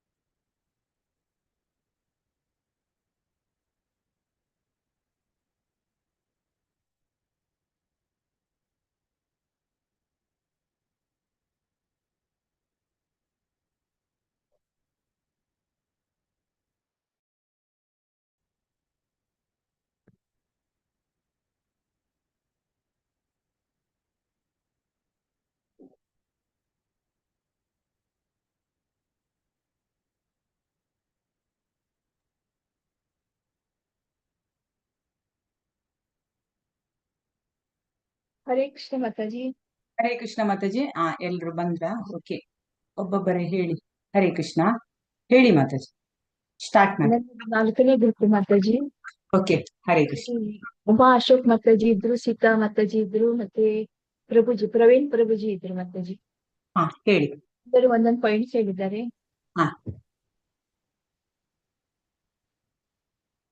ಅದ್ರೊಳಗೆ ನಾನು ಸ್ವಂತ ವಾಕ್ಯದಲ್ಲಿ ಹೇಳ್ತೇನೆ ಅದನ್ನೇ. ಹೇಳಿ ಮಾತಾಜಿ, ಹೇಳಿ. ಅಂದ್ರೆ ನಾವು ಭಗವಂತನ ಸಹವಾಸದಲ್ಲಿ ಇದ್ರೆ, ಅಂದ್ರೆ ನಮ್ಮಲ್ಲಿರುವ ಅಜ್ಞಾನ ಹೇಳುವಂತದ್ದು ಅದನ್ನ ಹೋಗ್ಲಾಡ್ಸ್ಕೊಂಡು ನಮ್ಮಲ್ಲಿ ಆ ಜ್ಞಾನವೆಂಬ ದೀಪವನ್ನು ಅವನು ಬೆಳಗಿಸ್ತಾನೆ. ಆ ಸಹವಾಸದಿಂದ ಆ ಜ್ಞಾನವೆಂಬ ದೀಪ ಹೇಳುವಂತದ್ದು ನಮ್ಗೆ ಕೊಡ್ತಾನೆ ಅವನು. ಮತ್ತೆ ಅದರಿಂದ ನಮ್ಗೆ ರಕ್ಷಣೆಯನ್ನು ಕೊಡ್ತಾನೆ. ನಮ್ದು ಆ ಮಹಾಮಾಯಿಯಿಂದ ಯೋಗಮಯ ಶಕ್ತಿಗೆ ನಮ್ಮನ್ನ ಆ ರಕ್ಷಣೆಯನ್ನು ಕೊಟ್ಟುಕೊಂಡು ಆ ದ್ವಂದ್ವ ಸಮಸ್ಯೆ, ಆ ಭೌತಿಕ ಗುಣ, ಇದರಿಂದೆಲ್ಲ ಆ ಮುಕ್ತಿಯನ್ನು ಅವನು ಕೊಡ್ತಾನೆ ಅಂತ ನಾವು ಅಂದ್ರೆ ತಗೊಳ್ಬಹುದು. ಮತ್ತೆ ನಮ್ಮಲ್ಲಿರುವ ಐಹಿಕ ಬಯಕೆ ಹೇಳುವಂತದ್ದು ಇರತ್ತೆ. ಅಂದ್ರೆ ನಾವು ಭೌತಿಕದಲ್ಲಿ ಇದ್ಕೊಂಡು ಐಹಿಕ ಬಯಕೆ ಹೇಳುವಂತದ್ದು ನಿತ್ಯ ಅಂದ್ರೆ ಕಾಣ್ತಾ ಇರತ್ತೆ. ಅದರಿಂದ ನಾವು ಮತ್ತೆ ಬಲಿಯಾಗ್ತೇವೆ. ಅದನ್ನ ಆ ಬಲಿಯಾಗುವುದನ್ನ ಅವನು ತಪ್ಪಿಸ್ತಾನೆ. ಅಂದ್ರೆ ಅದರಿಂದ ಏನಾಗತ್ತೆ, ತ್ಯಜಿಸುವುದು ಅಂದ್ರೆ ಅವನ ಸಹವಾಸದಿಂದ ಆ ಐಹಿಕ ಬಯಕೆಯನ್ನು ನಾವು ತ್ಯಜಿಸ್ತೇವೆ. ಅಂದ್ರೆ ನಾವು ಅವನಿಗೆ ಸಂಪೂರ್ಣವಾಗಿ ಯಾವಾಗ ಅವನಿಗೆ ಶರಣಾಗತರಾಗ್ತೀವೋ, ಅಂದ್ರೆ ಅವನನ್ನ ನಿತ್ಯಯುಕ್ತ ಉಪಾಸತೆ ಅಂದ್ರೆ ನಿತ್ಯಯುಕ್ತದಿಂದ ಅಂದ್ರೆ ಅನುದಿನ ಅನುಕ್ಷಣವನ್ನು ನಾವು ಉಪಾಸನೆಯನ್ನು ಮಾಡ್ತೀವೋ, ಅವಿಭಾಜಿತ ಮನಸ್ಸಿನಿಂದ ಅಂದ್ರೆ ಏಕಂವದ ಅಂದ್ರೆ ಅವನನ್ನು ಬಿಟ್ಕೊಂಡು ಬೇರೆ ಯಾರನ್ನು ಪೂಜಿಸದೆ ಅವನನ್ನೇ ಒಂದು ಪೂಜಿಸ್ತೇವೋ ಆ ಸಮಯ ಅಂದ್ರೆ ಹಾಗೆ ನಾವು ಮಾಡೋದ್ರಿಂದ ಅಂದ್ರೆ ಅವನೇನ್ ಮಾಡ್ತಾನೆ, ಈ ಭವಸಾಗರವೆಂಬ ಈ ಭೌತಿಕ ಜಗತ್ತು ಒಂದು ಭವಸಾಗರ, ದುಃಖವೆಂಬ ಮಹಾಸಾಗರ ಇದೆ. ಅದು ಅಜ್ಞಾನ ಅಂಧಕಾರ ತುಂಬಿಕೊಂಡಿದೆ. ಅಂತ ಮಹಾಸಾಗರದಿಂದ ಅವನ ಪಾದ ಕಮಲವನ್ನು ಯಾವಾಗ ಹಿಡ್ಕೊಳ್ತೇವೋ, ನಿತ್ಯಯುಕ್ತ ಉಪಾಸತೆ ಮಾಡ್ಕೊಳ್ತಾ, ಅಂದ್ರೆ ಆ ದೋಣಿಯನ್ನ ನಾವು ಅವನು ಹಿಡ್ಕೊಂಡಾಗ ಅವನು ಆ ಭೌತಿಕ ಮಹಾಸಾಗರದಿಂದ ಅವನನ್ನ ಆ ಮುಕ್ತಿಯನ್ನ ಕೊಡ್ತಾನೆ ಅಂತ ಹೇಳ್ಕೊಳ್ತಾನೆ. ಮತ್ತೊಂದು ಈ ಸಂಸಾರ ಚಕ್ರ ಹೇಳುವಂತದ್ದು ಈ ಭವಿಷ್ಯ ಇದೆ. ಅದನ್ನ ಅವನ ಕೃಪೆಯಿಂದ ನಾವು ಸಂಪೂರ್ಣ ಶರಣಾದಾಗ ಅವನು ಅದರಿಂದ ನಮ್ಗೆ ಮಾಂ ಧ್ಯಾನಂತೆ ಉಪಾಸತೆ ಅಂದ್ರೆ ಆ ಉಪಾಸನೆ, ಧ್ಯಾನ ಮತ್ತೆ ಜಪ, ಮತ್ತೆ ಬೆಳಿಗ್ಗೆ ಎದ್ಕೊಂಡು 3 ಗಂಟೆಗೆ ಎದ್ಕೊಂಡು ಜಪ ಮಾಡುವುದು, ಆರ್ತಿಕೆ ನೋಡ್ಕೊಳ್ಳುವುದು, ಮತ್ತೆ ಸಂಕೀರ್ತನೆ ಯಜ್ಞದಲ್ಲಿ ಪಾಲ್ಗೊಳ್ಳುವುದು, ಭಾಗವತ ಕೇಳುವುದು, ಭಗವದ್ಗೀತೆಯನ್ನ ಮಾಡುವುದು. ಇದರಿಂದ ಈ ದೈವಿಕ ಸ್ವರೂಪ ಹೇಳುವಂತದ ಆ ಗುಣಗಳನ್ನು ನಾವು ಆ ಜ್ಞಾನದಿಂದ ಆತ್ಮಜ್ಞಾನವನ್ನ ನಾವು ಪಡೆದುಕೊಳ್ಳಬಹುದು. ಅಂದ್ರೆ ಅಜ್ಞಾನದಿಂದ ಜ್ಞಾನದ ದೀಪವನ್ನ ನಾವು ನಮಗೆ ಬೆಳೆಸ್ಕೊಂಡು ಅವನ ಹತ್ತಿರ ಅವನ ಸಾನ್ನಿಧ್ಯವನ್ನ ನಾವು ಪಡೆಯಬಹುದು. ಮತ್ತೆ ಮೃತ್ಯು ಸಂಸಾರ ಸಾಗರ ಅಂದ್ರೆ ಅದು ಮೃತ್ಯು ಸರ್ವ ಹರಶ್ಯಾಮಿ. ಹಾಗೆ ಮೃತ್ಯು ಹೇಳುವಂತ ಈ ಭೌತಿಕ ಹೇಳುವುದಂತೂ ಮೃತ್ಯು ಸಂಸಾರ ಸಾಗರ ಅಂತ ಇದೆ.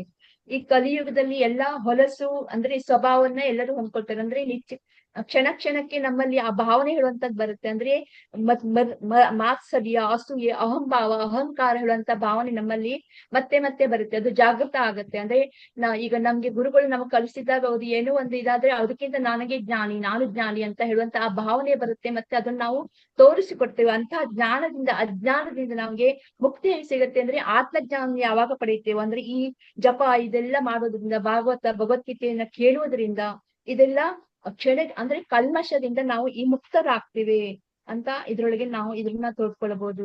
ಇದ್ರೊಳಗೆ ಇದು ಉದಾಹರಣೆ ಕೊಟ್ಟಿದ್ದಾರೆ. ಮನುಷ್ಯನ ಬೇಗನೆ ಹೇಗೆ ಉದ್ಧಾರ ಆಗ್ತಾನೆ ಅಂದ್ರೆ ಗಜೇಂದ್ರ, ಪ್ರಹ್ಲಾದ, ಅಂಬರೀಷ ಹಾಗೆ. ಅಂದ್ರೆ ನಮಾಮಿ ವರಹ ಪುರಾಣದಲ್ಲಿ ಹೀಗೆ ಬಂದಿದೆ, ನಮಾಮಿ ಪರಮಂ ಸ್ತನಂ ಅರಸೀರ ಆದಿಗತಿಯಂ ವಿನ ಗರುಡಸ್ತಂದಂ ಆರೋಪ್ಯ ಯಥೇಚ್ಛಂ ಅನಿವಾರಿತ ಅಂತ. ಅದ್ರ ಅರ್ಥ ಏನು ಅಂದ್ರೆ ಭಕ್ತನು ತನ್ನ ಆತ್ಮವನ್ನು ಆಧ್ಯಾತ್ಮಿಕ ಗ್ರಹಗಳಿಗೆ ವರ್ಗಾಯಿಸಲು ಅಂದ್ರೆ ಏನ್ ಮಾಡ್ಬೇಕು ಅಂದ್ರೆ ಅಷ್ಟಾಂಗ ಯೋಗದ ಅವಶ್ಯಕತೆ ಇಲ್ಲ. ಅಂದ್ರೆ 6 ಅಧ್ಯಾಯದಲ್ಲಿ ಅಷ್ಟಾಂಗ ಯೋಗದ ಲಾಸ್ಟ್ ತನಕ ನಂತರ ಭಕ್ತನು ಅಂದ್ರೆ 47ನೇ ಶ್ಲೋಕದಲ್ಲಿ ಇದನ್ನ ಹೇಳಿದ್ದಾರೆ, ಭಕ್ತಿಯ ಮುಖ್ಯ ಅಂದ್ರೆ ಭಕ್ತಿ ಯೋಗ ಮುಖ್ಯ ಅಂತ ಹೇಳಿದ್ದಾರೆ. ಹಾಗೆ ಅಷ್ಟಾಂಗ ಯೋಗದ ಅವಶ್ಯಕತೆ ಇಲ್ಲ. ಅಂದ್ರೆ ನಾವ್ ಏನ್ ಮಾಡ್ಬೇಕು ಅಂದ್ರೆ ಅವನಿಗೆ ಸಂಪೂರ್ಣವಾಗಿ ಶರಣಾಗತರಾಗಬೇಕು. ಅಂದ್ರೆ ತಂದೆ ತಾಯಿಗಳಿಗೆ ಹೇಗೆ ಮಗುವನ್ನ ಹೇಗೆ ಪ್ರೀತಿಯಿಂದ ನೋಡ್ಕೊಳ್ತಾರೆ, ಅವನ ಜವಾಬ್ದಾರಿಯನ್ನ ಪ್ರೀತಿಯಿಂದ ಅವ್ರು ಹೇಗೆ ನೋಡ್ಕೊಳ್ತಾರೆ ಅಂದ್ರೆ ಮಗು ಎಷ್ಟು ಸುರಕ್ಷಿತವಾಗಿರ್ತಾನೆ, ಹಾಗೆ ನಾವು ಸಂಪೂರ್ಣವಾಗಿ ಭಗವಂತನಿಗೆ ಶರಣಾಗತಿ ಅಂದ್ರೆ ಕೃಷ್ಣ ಪ್ರಜ್ಞೆಯಲ್ಲಿ ತೊಡಗಿಸ್ಕೊಳ್ಬೇಕು. ನಮ್ಮನ್ನ ನಾವು ಕೃಷ್ಣ ಪ್ರಜ್ಞೆಯಲ್ಲಿ ತೊಡಗಿಸ್ಕೊಳ್ಬೇಕು. ಅಂದ್ರೆ ಅಭ್ಯಾಸ ಮಾಡ್ಬೇಕು. ಅಭ್ಯಾಸ ಮಾಡೋದ್ರಿಂದ ಏನಾಗುತ್ತೆ ಅಂದ್ರೆ ಅರ್ಜುನ ಕೇಳ್ತಾನೆ, ನನ್ನ ಹತ್ರ ಸಾಧ್ಯ ಇಲ್ಲ ಅಂದ್ರೆ ನೀವು ಅಭ್ಯಾಸ ಮಾಡು ಅಂದ್ರೆ ಸಾಧನಾ ಕ್ರಿಯೆ ಮಾಡು ಅಂದ್ರೆ, ಇಲ್ಲದ್ರೆ ಅನನ್ಯ ಭಕ್ತಿಯನ್ನು ಮಾಡು. ಅದರಿಂದ ನಿಂಗೆ ಏನಾಗುತ್ತೆ ಆ ಭಗವಂತನ ಕರುಣಿಗೆ ನಾವು ಪಾತ್ರರಾಗ್ತೇವೆ. ಅಂದ್ರೆ ಭಕ್ತನು ಆ ಭೌತಿಕ ಸಾಗರದಿಂದ ಅಂದ್ರೆ ಮುಕ್ತಿಯನ್ನು ಪಡೆಯುತ್ತಾನೆ ಅಂತ ಇದನ್ನ ಹೇಳ್ಬೋದು. ಅಂದ್ರೆ ಲಾಸ್ಟಿಗೆ ಅವ್ರು ಹೇಳಿದ್ದಾರೆ ಸರ್ವಧರ್ಮಾನ್ ಪ್ರತಿವಜ್ಯ. ಅಂದ್ರೆ ಅವ್ನು ಏನ್ ಮಾಡ್ತಾನೆ ಅಂದ್ರೆ ಈ ಭೌತಿಕ ಸಾಗರದಿಂದ ನಮ್ಗೆ ಮುಕ್ತಿಯನ್ನು ಪಡೆಯಲು ಅವ್ನು ಏನ್ ಮಾಡ್ತಾನೆ, ಪಕ್ಷಿ ವಾಹಕ ಗರುಡನ ಮೇಲೆ ಸವಾರಿ ಮಾಡ್ಕೊಂಡು ನಮ್ಗೆ ಈ ಭವ ಸಾಗರದಿಂದ ಮುಕ್ತಿಯನ್ನು ಕೊಡ್ತಾನೆ. ಅವನಿಗೆ ಹೇಳಿದಾನೆ ಸರ್ವಧರ್ಮಾನ್ ಪರಿತ್ಯಜ್ಯ ಮಾಮೇಗಂ ಶರಣ ಮುಜ. ಅಂದ್ರೆ ಎಲ್ಲ ಧರ್ಮವನ್ನು ತ್ಯಜಿಸು, ನನಗೆ ಮಾತ್ರ ಶರಣ ಆಗು. ಮನ್ಮನಾಭವ ಮದ್ಭಕ್ತ ಮಧ್ಯಾಜಿ ನಾವು ನಮಸ್ಕರು. ಅಂದ್ರೆ ನನಗೆ ನಮಸ್ಕರಿಸು, ನನಗೆ ಶರಣಾಗು, ನನ್ನನ್ನು ಪೂಜಿಸು. ಅಂದ್ರೆ ಇದೆಲ್ಲ ಮಾಡೋದ್ರಿಂದ ನೀನು ಅಂದ್ರೆ ಅಂತಿಮವಾಗಿ ನೀನು ಭಗವದ್ಧಾಮಕ್ಕೆ ತೆರಳ್ತೀಯ, ನನ್ನವನಾಗ್ತೀಯಾ ಅಂತ ಹೇಳಿದ್ದಾನೆ. ಹರೇ ಕೃಷ್ಣ ಮಾತಾಜಿ, ಧನ್ಯವಾದಗಳು ಮಾತಾಜಿ. ಹರೇ ಕೃಷ್ಣ ಮಾತಾಜಿ, ತುಂಬಾ ಧನ್ಯವಾದಗಳು ಮಾತಾಜಿ. ಹರೇ ಕೃಷ್ಣ ಮಾತಾಜಿ. ಹೇಳಿ ಮಾತಾಜಿ. Room number 1 Mataji. ಶಿವಗಂಗಾ ಮಾತಾಜಿ ಮತ್ತೆ ಕಾಮಾಕ್ಷಿ ಮಾತಾಜಿ ಇದ್ರು ಮಾತಾಜಿ. ಹೇಳಿ. ಸೊ 6-7ನೆಯ ಶ್ಲೋಕ 5ನೆಯ ಶ್ಲೋಕದ ಮುಂದುವರಿದ ಭಾಗ. ಅಲ್ಲಿ ನಾವು ಸಾಕಾರ ರೂಪ ಒಳ್ಳೇದ, ನಿರಾಕಾರ ರೂಪ ಶ್ರೇಷ್ಠ ಅಂತ ಕೇಳಿದಾಗ ಭಗವಂತ ಹೇಳ್ತಾರೆ ಸಗುಣ ರೂಪದಲ್ಲಿ ಯಾರು ಆರಾಧನೆ ಮಾಡ್ತಾರೆ, ಸಗುಣ ಉಪಾಸಕರು, ಅವರು ಶ್ರೇಷ್ಠ ಅಂತ ಮುಂದುವರಿಸಿ ಹೇಳ್ತಾರೆ ಈ ಒಂದು ಶ್ಲೋಕದಲ್ಲಿ. ಹೇಗೆ ಈ ಒಂದು ಐಹಿಕ ಜಗತ್ತಿನ ಭವಬಂಧನದಿಂದ ನಾವು ಪಾರಾಗೋದು ಅಂತ ಹೇಳುವಂತ ಇದಕ್ಕೆ ಭಗವಂತ ಉತ್ತರ ಕೊಡ್ತಾರೆ. ಅಂದ್ರೆ ಇವಾಗ ನಮ್ಮಲ್ಲಿ ಹಲವಾರು ಗೊಂದಲಗಳು ಚರ್ಚೆ ಆಗ್ತಾ ಹೋಗ್ತಾ ಇದೆ. ನಿರಾಕಾರವಾದಿಗಳು ಅವರು ಆ ನಿರಾಕಾರ ರೂಪನೇ ಶ್ರೇಷ್ಠ ಅಂತ ಹೇಳ್ತಾರೆ, ಸಾಕಾರವಾದಿಗಳು ಸಾಕಾರ ರೂಪನೇ ಶ್ರೇಷ್ಠ ಅಂತ ಹೇಳಿ. ಸೊ ಇದಕ್ಕೆಲ್ಲ ಸೊಲ್ಯೂಷನ್ ಏನು, ಯಾವ ತರ ಹಾಗಿದ್ರೆ ನಾವು ಐಹಿಕ ಬದುಕಿನ ಜಂಜಾಟದಿಂದ ಪಾರಾಗ್ಬೇಕು? ಭಗವಂತ ಶ್ರೇಷ್ಠ ಅಂತ ಹೇಳಿದ್ರು, ಆದ್ರೆ ನಾವೇನ್ ಮಾಡ್ತಾ ಇದೀವಿ, ಹೇಗೆ ಹೊರಬರ್ಬೋದು ಈ ಜಂಜಾಟದಿಂದ? ಅದಕ್ಕೆ ಉತ್ತರ ಇದು 6 ಮತ್ತೆ 7ನೆಯ ಶ್ಲೋಕ.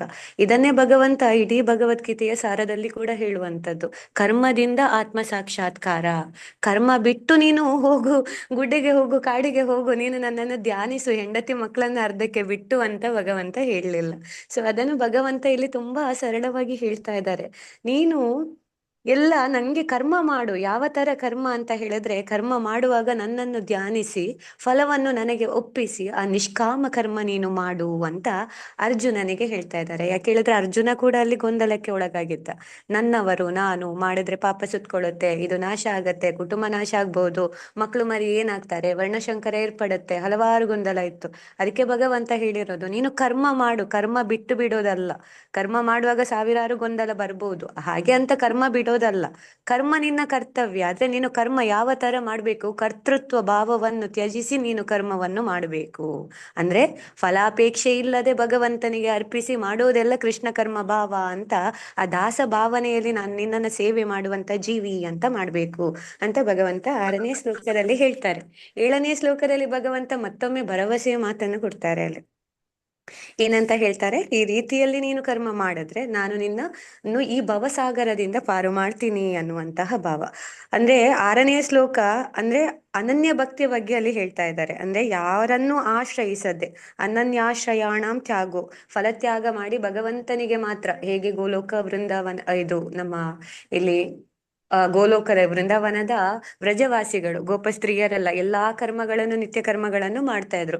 ಕಸ ಗುಡಿಸ್ತಾ ಇದ್ರು, ಮಕ್ಕಳಿಗೆ ಹೊಡಿಸ್ತಾ ಇದ್ರು, ಗಂಡನಿಗೆ ತಿಂಡಿ ಮಾಡ್ತಾ ಇದ್ರು, ಎಲ್ಲವನ್ನೂ ಮಾಡ್ತಾ ಇದ್ರು. ಆದ್ರೆ ತಲೆಯಲ್ಲಿ ಕೃಷ್ಣ ಸ್ನಾನ ಮಾಡಿದಾನ, ಕೃಷ್ಣನಿಗೆ ವಸ್ತ್ರಾಭರಣ ಅಲಂಕಾರ ಆಗಿರ್ಬೋದಾ, ಕೃಷ್ಣ ತಿಂದಿದಾನ, ಅಯ್ಯೋ ಕೃಷ್ಣ ಇನ್ನೇನೋ ನನ್ನ ಮುಂದೆ ಬರ್ತಾರೆ, ಆ ತರ ಇಲ್ಲಿತ್ತವರದ್ದು.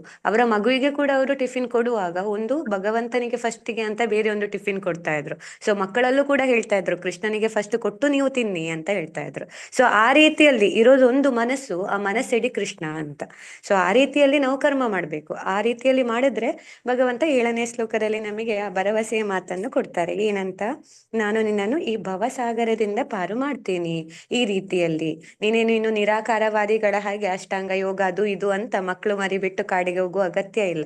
ಭಕ್ತಿ ಮಾಡು ಅಂತ. ಭಕ್ತಿಗೆ ಸಾಕಾರ ರೂಪ ತುಂಬಾ ಅಗತ್ಯ. ಅದೇ 5ನೆಯ ಶ್ಲೋಕ ಹೇಳಿರುವಂತದ್ದು. ಭಕ್ತಿ ನಮಗೆ ಮನಸ್ಸಲ್ಲಿ ಇಡಬೇಕಾದ್ರೆ, ಮನಸ್ಸಿರೋದು ಒಂದು, ಅಲ್ಲಿ ರೂಪ ಬೇಕಲ್ವಾ. ರೂಪ ಇಲ್ಲದಿದ್ರೆ ಮನಸ್ಸು ಇಡ್ಲಿಕ್ಕೆ ಆಗೋದಿಲ್ಲ. ಯಾರಾದ್ರೂ ಅಲ್ಲಿ ಇದ್ರೆ ಅವರು ಕೇಳ್ತಾರೆ, ಅವರು ನೋಡ್ತಾರೆ, ಅಯ್ಯೋ ತಪ್ಪು ಮಾಡಿದೆ, ಅಲ್ಲಿ ಕೃಷ್ಣನಿಗೆ ಗೊತ್ತಾಯ್ತು ಅನ್ನುವಂತ ಭಾವ ಬರುತ್ತೆ. ಅದು ಬರ್ಬೇಕಾದ್ರೆ ಅದು ಸಾಕಾರ ರೂಪದ ಆರಾಧನೆ, ಭಕ್ತಿಯಿಂದ ಮಾತ್ರ ಸಾಧ್ಯ. ಆ ನಿರಾಕಾರ ರೂಪದ ಆರಾಧನೆಯಿಂದಲ್ಲ ಆ ರೀತಿಯಲ್ಲಿ ನಮಗೆ ಭಗವಂತನಿಗೆ ಅರ್ಪಿಸಿ ಕರ್ಮ ಮಾಡ್ಲಿಕ್ಕೆ ಆಗೋದಿಲ್ಲ. ಯಾಕೆ ಹೇಳಿದ್ರೆ ಮನಸ್ಸು ಕೋತಿತರ, ಮನವೆಂಬ ಮರ್ಕಟ ಕೋತಿಯಾಗಿ ಒಂದು ಮರದಿಂದ ಮರಕ್ಕೆ ಹಾರ್ತಾ ಇರುತ್ತೆ. ಅದೇ ರೀತಿಯಲ್ಲಿ ಅಲ್ವಾ, ನಾವೇನಾದ್ರೂ ಪುಸ್ತಕ ಓದುವಾಗ ನಮಗೆ ಆಗತ್ತೆ, ಭಗವದ್ಗೀತೆ ಎಲ್ಲ ಓದುವಾಗ ಮನಸ್ಸೆಲ್ಲಿಗೆಲ್ಲ ಹೋಗುತ್ತೆ. ಅದೇ ನಾವು 1 ನಿಮಿಷ ಟಿವಿ ನೋಡುವಾಗ ಮನಸ್ಸೆಲ್ಲಿಗೆ ಹೋಗೋದಿಲ್ಲ, ಅಲ್ಲೇ ಇರುತ್ತೆ ಟಿವಿಯಲ್ಲಿ ಏನಾಯ್ತು ಅಂತ ಅಲ್ವಾ. ಅದೇ ರೀತಿ ಮನಸ್ಸು ಇಡ್ಬೇಕಾದ್ರಲ್ಲಿ ಸಾಕಾರ ರೂಪ ಬೇಕು ಭಗವಂತನದ್ದು.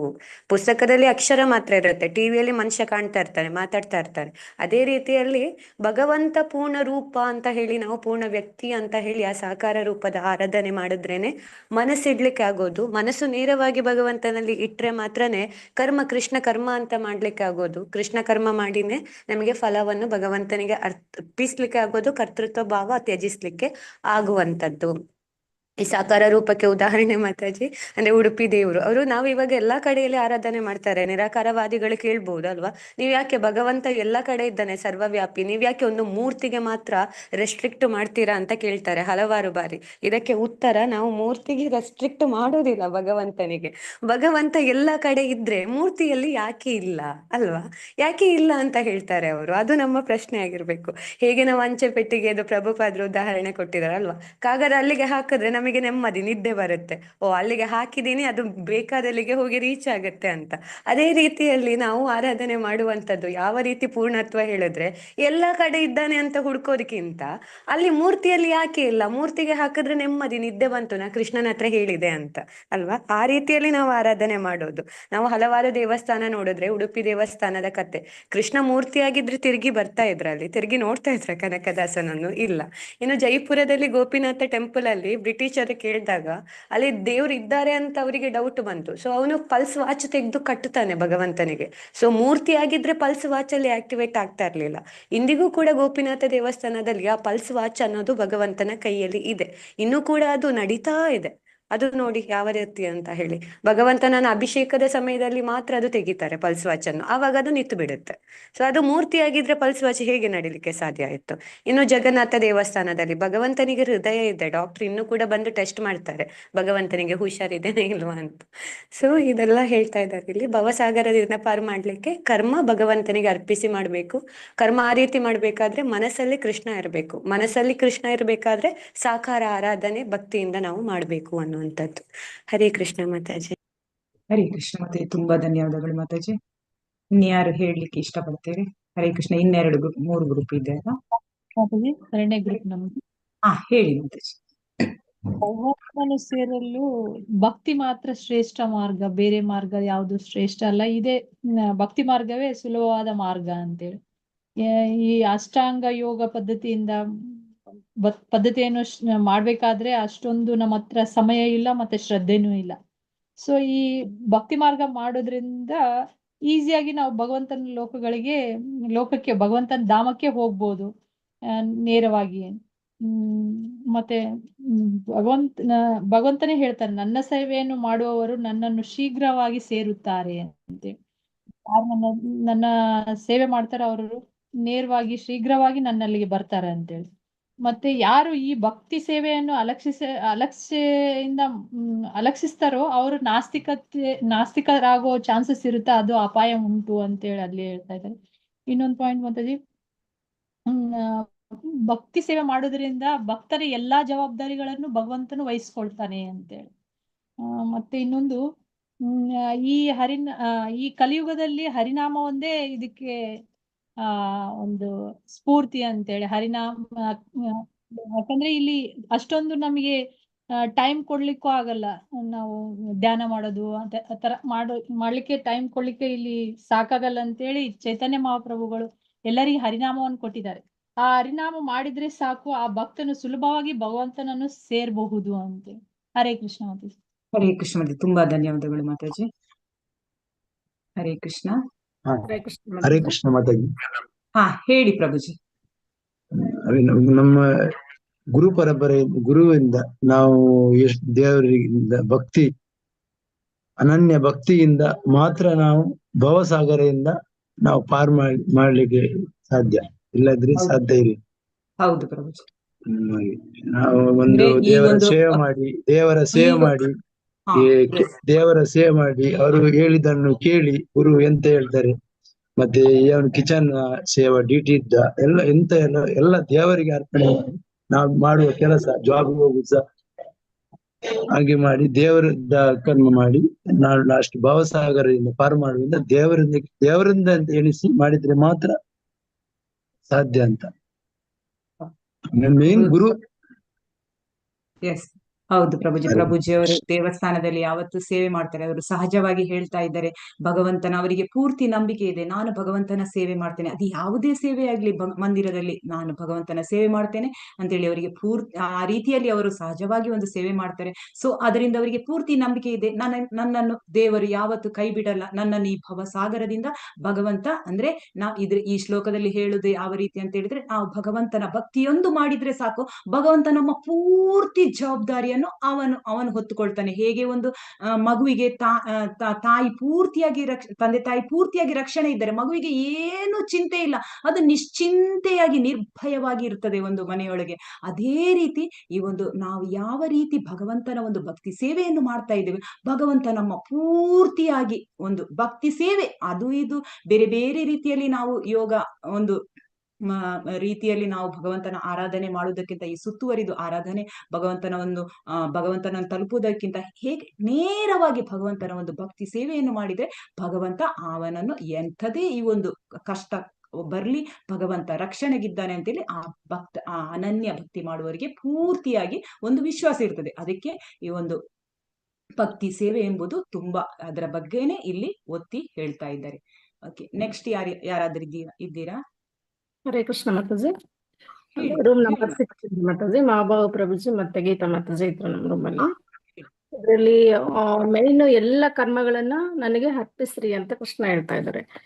ಮಾಡೋ ಕರ್ಮಗಳೆಲ್ಲ ಕೃಷ್ಣನ ಕೇಂದ್ರವಾಗಿರ್ಬೇಕು, ನಾವ್ ಏನೇ ಮಾಡ್ಲಿ.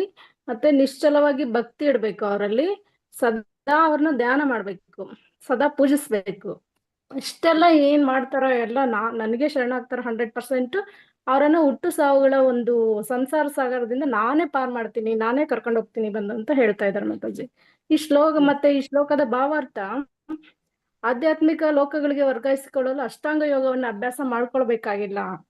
ಅಷ್ಟಾಂಗ ಯೋಗ ಅಭ್ಯಾಸ ಮಾಡೋದು ಅಂದ್ರೆ ತುಂಬಾ ಕಷ್ಟ, ಅದರಿಂದ ಆತ್ಮ ಸಾಕ್ಷಾತ್ಕಾರ ತುಂಬಾ ಈಸಿಯಾಗಿ ಸಿಗೋದಿಲ್ಲ. ಆದ್ರೆ ಭಕ್ತಿ ಮಾರ್ಗದ ಮೂಲಕ ಆತ್ಮ ಸಾಕ್ಷಾತ್ಕಾರ ತುಂಬಾ ಈಸಿಯಾಗಿ ಸಿಗುತ್ತೆ. ಏನು ಬರ್ದೇ ಇರೋರು ಸಹ ನಾವು ಮಾಡ್ಬೋದು. ಇಲ್ಲಿ ನಾವು ಸಾಕಾರ ರೂಪವನ್ನ ನಾವು ಇಲ್ಲಿ ಅರ್ಥೈಸ್ಬೇಕಾಗುತ್ತೆ.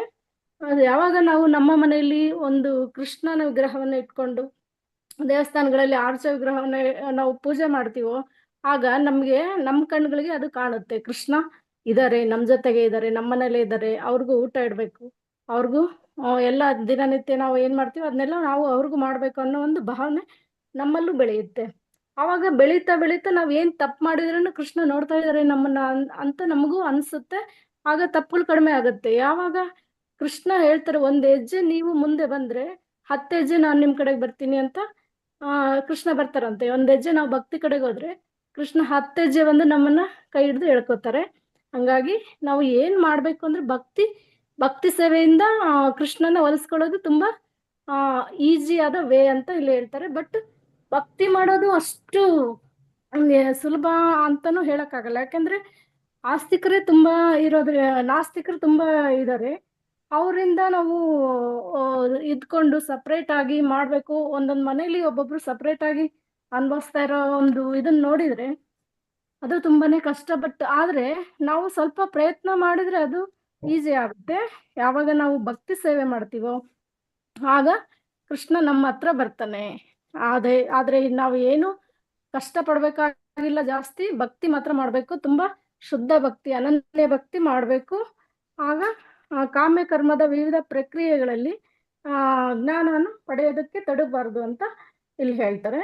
ಮತ್ತೆ ಕೃಷ್ಣನ ಒಂದು ಏನೂ ಬರಲ್ಲ, ನಮ್ಗೆ ಪೂಜೆ ಮಾಡಕ್ ಬರಲ್ಲ, ಎಂಥದ್ದು ಇಲ್ಲ ಅಂದ್ರೆ ಅಟ್ಲಾಸ್ಟ್ ಕೃಷ್ಣನ ಒಂದು ಮಹಾಮಂತ್ರವನ್ನ ನಾವು ಯಾವಾಗ್ಲೂ ಜಪಿಸ್ತಾ ಇದ್ರೆ ನಮ್ಮ ಒಂದು ಮರಣದ ಸಮಯದಲ್ಲಿ ಏನಾಗುತ್ತೆ, ಕೃಷ್ಣನೇ ಸ್ವತಃ ಬಂದು ಕರ್ಕೊಂಡು ಹೋಗ್ತಾರೆ ಅಂತೇಳಿ ಹೇಳ್ತಾ ಇದ್ದಾರೆ ಮಾತಾಜಿ. ಹರೇ ಕೃಷ್ಣ.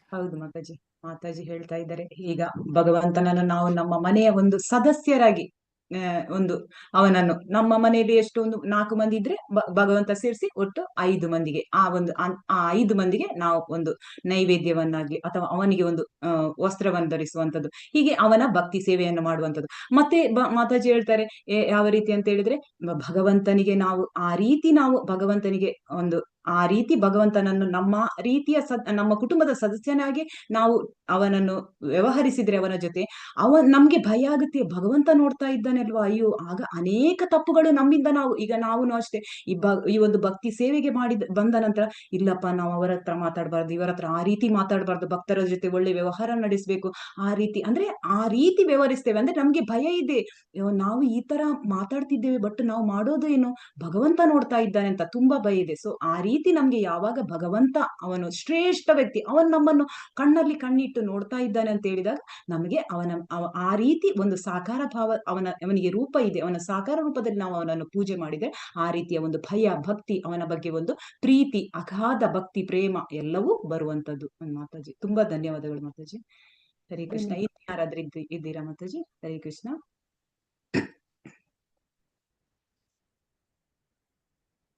ಆಯ್ತಾ ಎಲ್ಲರೂ ಹೇಳಿ? ಹರೇ ಕೃಷ್ಣ. ಓಕೆ ಹೇಳಿ. ಹರೇ ಕೃಷ್ಣ ಮಾತಾಜಿ. ಇನ್ನೊಂದು ಪಾಯಿಂಟ್ ಮಾತಾಜಿ, ನಾನು 5th ರೂಮ್ ಅಲ್ಲಿ ಇದ್ದೆ ಮಾತಾಜಿ. ಅಲ್ಲಿ ಭಕ್ತನು ತನ್ನನ್ನು ಇತರ ಲೋಕಗಳಿಗೆ ವರ್ಗಾಯಿಸಿಕೊಳ್ಳಲು ಶ್ರಮ ಪಡಬೇಕಾಗಿಲ್ಲ. ತನ್ನ ಅಸಾಧಾರಣ ದಯೆಯಿಂದ ಪರಮಪ್ರಭುವೇ ತನ್ನ ಪಕ್ಷಿ ವಾಹನ ಗರುಡನನ್ನೇರಿ ಬಂದು ಕೂಡಲೇ ಭಕ್ತನನ್ನು ಐಹಿಕ ಅಸ್ತಿತ್ವದಿಂದ ಬಿಡುಗಡೆ ಮಾಡುತ್ತಾನೆ ಅಂತ ಒಂದು ಪಾಯಿಂಟ್ ಮಾತಾಜಿ. ಹರೇ ಕೃಷ್ಣ.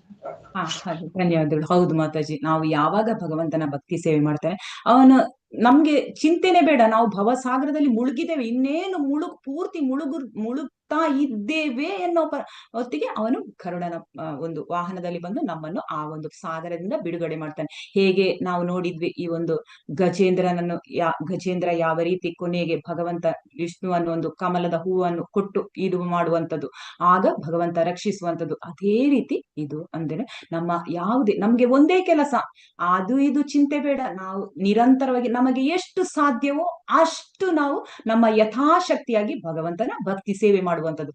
ಪೂರ್ತಿ ನಮಗೇನು ಅವನು ಕೊಡ್ತಾನೆ ಬಿಡ್ತಾನೆ ಅದು ಬೇಕಾಗಿಲ್ಲ, ಆದ್ರೆ ಅವನು ಖಂಡಿತ ನಮ್ಮನ್ನು ರಕ್ಷಣೆ ಮಾಡೇ ಮಾಡ್ತಾನೆ, ನಮ್ಮ ಜೊತೆಯಲ್ಲಿದ್ದವರನ್ನು ಕೂಡ ರಕ್ಷಣೆ ಮಾಡ್ತಾನೆ. ಇದೇ ಒಂದು ನಮ್ಗೆ ಇದ್ದರೆ ನಮ್ಗೆ ಒಂದೇ ಕೆಲಸ, ಅವನನ್ನೊಂದು ಭಕ್ತಿ ಸೇವೆ ಮಾಡುವಂಥದ್ದು. ಮಿಕ್ಕಿದ್ದು ನಮ್ಗೆ ಏನು ಅವನಿಂದ ನಾವು ಯಾವ ಫಲವನ್ನು ಅಪೇಕ್ಷಿಸಬಾರದು. ಆದ್ರೆ ಅವನು ಖಂಡಿತ ಅವನು ಭಕ್ತನಿಂದ ಅವನು ಸ್ವೀಕರಿಸ್ತಾನೆ ಅಂತ ಹೇಳಿ ಆದ್ರೆ ಎಲ್ಲಾ ಸೇವೆಯನ್ನು ಸ್ವೀಕರಿಸ್ತಾನೆ ಅಂತ ಹೇಳಿ ಅದು ಅವನ ಕರ್ತವ್ಯ. ಅವನು ಭಕ್ತರನ್ನು ಯಾವತ್ತು ನಾವು ನೋಡಿದ್ದೇವೆ ಅನೇಕ ಬಾರಿ, ಭಕ್ತರನ್ನು ಅವನು ಯಾವತ್ತೂ ಕೈ ಬಿಡುವುದಿಲ್ಲ. ಹಾಗೆ ನಮ್ಮನ್ನು ಈ ಒಂದು ದೊಡ್ಡ ಅಗಾಧ ಅದನ್ನ ಆ ಭವಸಾಗರವನ್ನು ದಾಟ್ಲಿಕ್ಕೆ ಭಾರಿ ಕಷ್ಟ. ಆದ್ರೆ ಆ ಇನ್ನೊಬ್ಬ ವ್ಯಕ್ತಿ, ಅದು ಭಗವಂತನ ಸಹಾಯದಿಂದ ಮಾತ್ರ ನಮ್ಗೆ ಈ ಒಂದು ಭವಸಾಗರದಿಂದ ದಾಟುವುದಂತಲೇ ನಾವು ಇಲ್ಲಿ ತಿಳ್ಕೊಳ್ಳೋದು. ಎಲ್ಲ ಆಯ್ತಾ ಅಂತ ತಿಳ್ಕೊಂಡಿದ್ದೇನೆ. ಇನ್ನು ಯಾರಾದ್ರೂ ಪಾಯಿಂಟ್ಸ್ ಹೇಳಲಿಕ್ಕೆ ಇಷ್ಟಪಡ್ತೀರಾ? ಹರೇ ಕೃಷ್ಣ. ಇಲ್ಲದ್ರೆ ಮುಂದಕ್ಕೆ ಹೋಗೋಣ. ಯಾರಾದ್ರೂ ಓದುವವರಿದ್ರೆ ಓದಿ. ಹರೇ ಕೃಷ್ಣ. ಹರೇ ಕೃಷ್ಣ. ಸಾಕ್ಷಾತ್ಕಾರದ ಬೇರೆಲ್ಲಾ ಪ್ರಕ್ರಿಯೆಗಳನ್ನು ತ್ಯಜಿಸಿ ಕೃಷ್ಣ ಪ್ರಜ್ಞೆಯಲ್ಲಿ ಭಕ್ತಿ ಸೇವೆಯನ್ನು ಮಾಡಬೇಕು. ಇದರಿಂದ ಮನುಷ್ಯನು ಬದುಕಿನ ಅತ್ಯುನ್ನತ ಪರಿಪೂರ್ಣತೆಯನ್ನು ತಲುಪಬಹುದು. ಆದ್ದರಿಂದ ಆಧ್ಯಾತ್ಮಿಕ ಸಾಕ್ಷಾತ್ಕಾರದ ಮೂಲಕ ತನ್ನನ್ನು ಬಿಡುಗಡೆ ಮಾಡಿಕೊಳ್ಳಲು ಮನುಷ್ಯನು ವ್ಯರ್ಥವಾಗಿ ಪ್ರಯತ್ನಿಸಬಾರದು. ಎಲ್ಲರೂ ಸರ್ವಶಕ್ತಿ ದೇವನಾದ ಕೃಷ್ಣನಿಗೆ ಶರಣಾಗಬೇಕು. ಇದು ಬದುಕಿನ ಅತ್ಯುನ್ನತ ಪರಿಪೂರ್ಣತೆ. ಹರೇ ಕೃಷ್ಣ ಮಾತಾಜಿ. ಹರೇ ಕೃಷ್ಣ ಮಾತಾಜಿ. ಧನ್ಯವಾದಗಳು ಮಾತಾಜಿ. ಸೊ ಇಲ್ಲಿ ಬದುಕಿನ ಪರಿಪೂರ್ಣತೆ ಯಾವುದು? ಭಕ್ತಿ ಸೇವೆ ಮಾಡುವಂಥದ್ದು ಅಂತೇಳಿ ಇಲ್ಲಿ ತಿಳ್ಕೊಳ್ಬೇಕು. ಸೊ ಒಬ್ಬ ವ್ಯಕ್ತಿ ಭಕ್ತಿ ಸೇವೆಯ ಹಂತಕ್ಕೆ ಬಂದಿದ್ದಾನ ಅಂತ ಹೇಳಿದ್ರೆ ಅವನ ಆಧ್ಯಾತ್ಮಿಕ ಜೀವನ ಪರಿಪೂರ್ಣ ಅಂತ ಅರ್ಥ. ಅದನ್ನು ಬಿಟ್ಟು ಬೇರೆ ಬೇರೆ ವಿಧಾನದ ಮೂಲಕ ಯಾರು ಈ ಒಂದು ಬೇರೆ ಬೇರೆ ವಿಧಾನಗಳ ಮೂಲಕ ಈ ಒಂದು ಆಧ್ಯಾತ್ಮಿಕಕ್ಕೆ ಬಂದು ಅರ್ಧಕ್ಕೆ ನಿಲ್ಲಿಸ್ತಾರೆ, ಅವರು ತಮ್ಮ ಆಧ್ಯಾತ್ಮಿಕ ಸಾಕ್ಷಾತ್ಕಾರದ ಚಟುವಟಿಕೆಗಳನ್ನು ಅವರನ್ನು ಅದೇ ರೀತಿಯಾಗಿ ನಾವು ಗುರುತಿಸಬಹುದು.